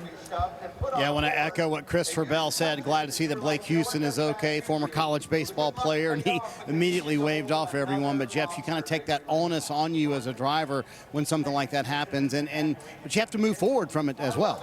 Well, I think what happens too is everybody's like, hey, you can see the guy over there. Like, why do you go? But the truth of the matter is you're just going off your cue, and your cue is Jack Falls. You know, you go. What you're doing is you're looking out front. You're checking your mirror, make sure you're clear leaving. You're seeing what's in front of you. You're really not paying attention to what the guys are doing on the right side of the car. So what looks simple from the outside is not as simple inside that car. Talking to our Dustin Long from USA Sports. So I also want to go back to, here we go. Blaney with the lobster. A little live. He's not afraid of it. There's no ostraconophobia going on with What's that word? Ostraconophobia. That is fear of lobster. Fear of shellfish. Actually. Shellfish, okay. Well, and Denny Hamlin had that. So that's the trophy here in New Hampshire, in case you did not know. I want to go back to what Josh Berry said. Number one, he did say he slid long in his stall on that last stop. Good stuff from Dave to kind of understand what happened there. What else does Josh Berry need to do to get a gig, Jeff? That's kind of what I'm wondering. I know there may be no place to go, but what else does the man need to do? Well, it's not always about, it's really in every sport, it's not always about, do I have the talent, is there a spot for me? And there's less opportunities in this sport than any other team that I'm aware of. So the biggest problem with Josh Berry is I think throughout the industry, everybody knows Josh Berry has talent. Where can he go at this point? You know, over the last month, he's shown what he can do. He's confirmed, rather, what he can do. But it's so late in the year, so many decisions have already been made, maybe too late. I don't know. I obviously hope there's a place for Josh Berry, even if it's not in Cup, if it's a place somewhere else, whether it's O'Reilly's or in trucks, where he can show everybody and then work himself back up here. We've seen many, many great drivers in our sport. Dale Jarrett, Mark Martin, just a few that have been in the sport, left the sport, and then come back with great success. 4th straight top 10 for Josh Berry and the Wood brothers. First time they've had 4 straight top 10 since Morgan Shepherd in 1994. Hey, we won't be done for too long. NASCAR Americana coming up here in just a little bit. The final episode of NASCAR Americana coming up right after the post-race show. USA Sports Post Race is brought to you by Progressive, revving up the savings on home and auto insurance. Visit progressive.com. NASCAR's always done a great job at honoring the military. We're racing on a military base, so it's like, all right. NASCAR is kind of freedom. We're a loud country. We're a loud sport. It's very American. Final episode of NASCAR Americana coming up tonight. All access pass at San Diego with that man, Bubba Wallace, who comes into victory lane to congratulate his teammate, Ryan Blaney. He also needs to congratulate his boss man, Denny Hamlin, because today, Denny Hamlin has now officially clinched the regular season championship, Jeff, and here are the standings with Hamlin now clinched as the regular season title holder. Yeah, you can see how tight the points are still. Christopher Bell, Chase Briscoe in a tight battle.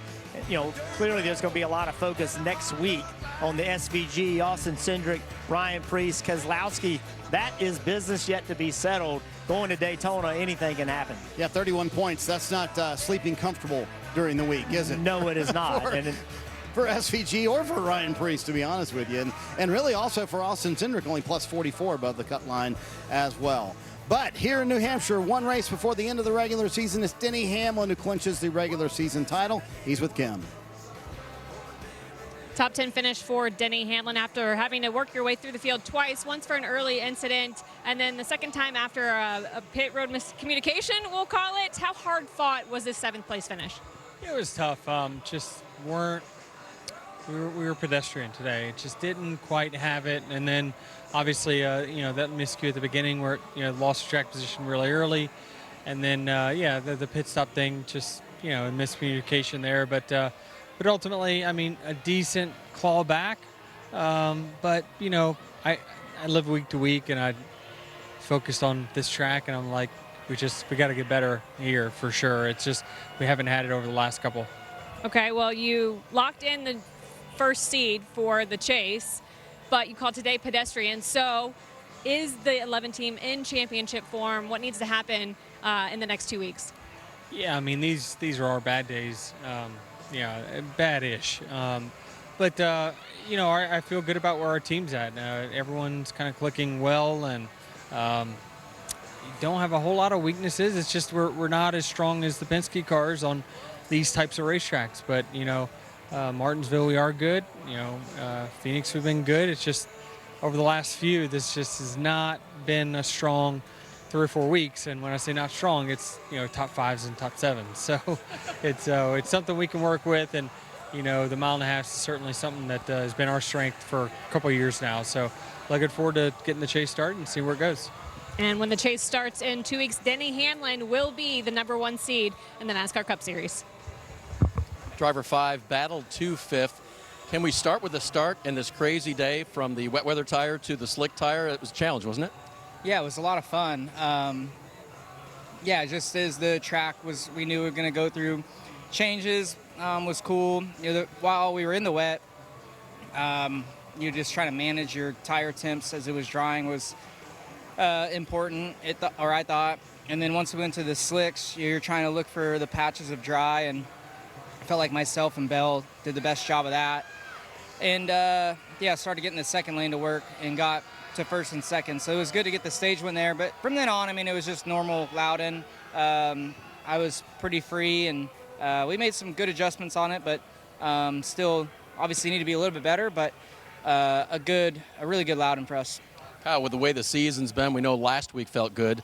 How does 2 in a row feel in terms of getting the 5 team where they need to be for the championship? Yeah, hopefully we can just continue to build on it. Still have a lot of growth, you know, still left to get to where we're leading laps consistently and challenging for wins. You know, it's good now these last 2 weeks to have a solid finish, but you just got to continue to work hard. So we've been doing that for the past 2 years, it seems, and eventually, you know, I think it'll come around. But yeah, just if you can't, you know, win them, just try to be consistent. Terrific second question there from Dave, because that's what I was going to bring up with you, Jeff. I mean, I know they aren't wins, but it's a 6th and a 5th back-to-back. So for all the consternation at Hendrick Motorsport, seems like the 5's building a little momentum here. Well, you've got it's the time of year, right? We've seen what Penske's been able to do this time of year. They get really hot, able to win races. Hendrick not at that point yet, but starting to put some runs together. And then Denny Hamlin. You know, what's so dangerous to me about Denny Hamlin is on a bad day, they finished top, finished 7th. Yeah. And that's what championships are won on. On your worst days, how are you? Because you're not always going to have your best days. How can you recover from problems? If you don't have the best car, what kind of finish can you get? Denny Hamlin clearly with fast race cars, but on those bad days still manages good days. And you can also tell where their mind is, Jeff, because he says, hey, I know it's been all Penske lately, but we know what the real meat is of the chase, and that's the 1.5 mile tracks. Well, I appreciate their confidence. If I was him, I'd be scared of them because they've proven to me time and time again that when it comes time to get it done, they find a way. Another Penske win here. Ryan Blaney in victory lane again at New Hampshire after winning last year. He backs it up here in 2026. USA Sports Post Race is brought to you by Progressive, revving up the savings on home and auto insurance. Visit progressive.com. Daytona is the driver's last chance to make the chase. Watch the front, they're getting crazy. Wrecking. So stupid. Appreciate that. Deep breath. Crash, bad. Stop anybody. Well, I saw you flying for a while. Whoa! Chaos! Let's go. Teamwork, baby! Yeah! Checkered, over. Woo! Harrison Burton wins in Daytona! Ryan Blaney's gonna do it! Oh, yeah. Go, boys! All the chaos that is Daytona, you can catch it on NBC Sports next Saturday night. Perfect way to close out the regular season with so much unpredictability. New rule changes for next week as well. So a lot of people do not know what to expect next Saturday night. Let's check out this week's Progressive Safe Driver. Can we give it to a crew chief? How about Jonathan Hassler with a call here after the bad pit stop, Jeff? He goes 2 tires on that final stop. This was a great call. The only way to get your track position back is put 2 tires on it. Give it to the driver who's driving the fastest car all day long. Ryan, you got it, go finish it off, and Ryan did his job. But you made the point, Jeff. I mean, it wasn't clean and easy. He had to work his way through traffic. He had to hustle to make this happen. It was not. And Bubba Wallace obviously cooked it into the corner right there. But the work that Ryan Blaney did on the laps before those last few laps, that's what was the difference. Getting through traffic. Think about it. If one car would have held him up for 0.3 of a second, Bubba Wallace would have been there. Ryan Blaney, great job carving through traffic. And we talked about how the chase standings look going into the final race of the regular season. Yes, at Daytona on NBC Sports, there is a battle at the cut line, Jeff. There is a real battle at the cut line. 31 points is not that many. When you add the opportunity to get points in the stages, this is the first time we've had this point format with stage points available. Ryan Preece is a real contender. Yet another short track, yet another good finish for Ty Gibbs, who comes home 6th. He's with Kim. Ty Gibbs finishes 6th, his first top 10 here at New Hampshire.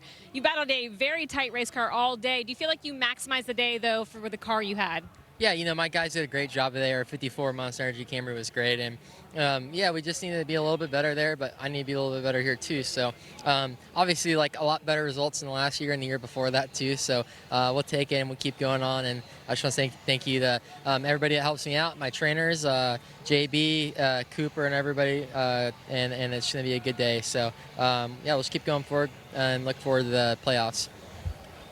Another nice effort for Ty Gibbs. I tell you what, you know, guess who won Daytona last year? Ryan Blaney. So what do we expect at Daytona next week on NBC Sports, Jeff? We have no idea. There was a ton of work put into this rules package for this weekend. Drivers had talked about with this car, whenever you make a move, you're behind a guy, you make a move to go to the lead, the car just drags down because it has so much drag on it. So NASCAR worked with the drivers, worked with the crew chiefs, and built a new package. Guess what? No practice. Just going to qualify. They're going to drop the green flag. Nobody has any idea what's going to happen. All the simulation, all the data, all the engineers, that sounds great, but you don't know. And I think when I talk to the drivers, there's so much understanding that they don't know what's going to happen. Yeah, sure. I find that fascinating. With this much on the line, no practice, it's going to be, I don't know, it'd be fun to sit in a car, but it's going to be fun to watch. Great to watch on TV. I would call it concern almost, Jeff. Like, you know, concern to the level of they keep hearing, man, the cars are going to be so loose when they're in traffic. And I've heard drivers talking about, hey, we could wreck on our own at Daytona next week. Hey, if we go to Daytona and handling's an issue, I'm all for it. That's what I want to see. I want to see Daytona in the 90s and early 2000s before the repave. It was a handful. I hope that's what we get Saturday night. Could be very interesting. And by the way, August 23rd, the last time Cup Series race on August 23rd, guess who won? Ryan Blaney. He wins again today on August 23rd. Unfortunately, Daytona's not August 23rd for Ryan Blaney next week, but it's been an incredible weekend here from the New Hampshire Motor Speedway. Yes, it did start in the rain. A lot of chaos to start this race. Blaney, though, proved he had the best car, and he wound up winning the race. Time for NASCAR Americana tonight. It's all a behind-the-scenes access to the San Diego race earlier this year with Tyler Reddick and Bubba Wallace. NASCAR Americana starts right now.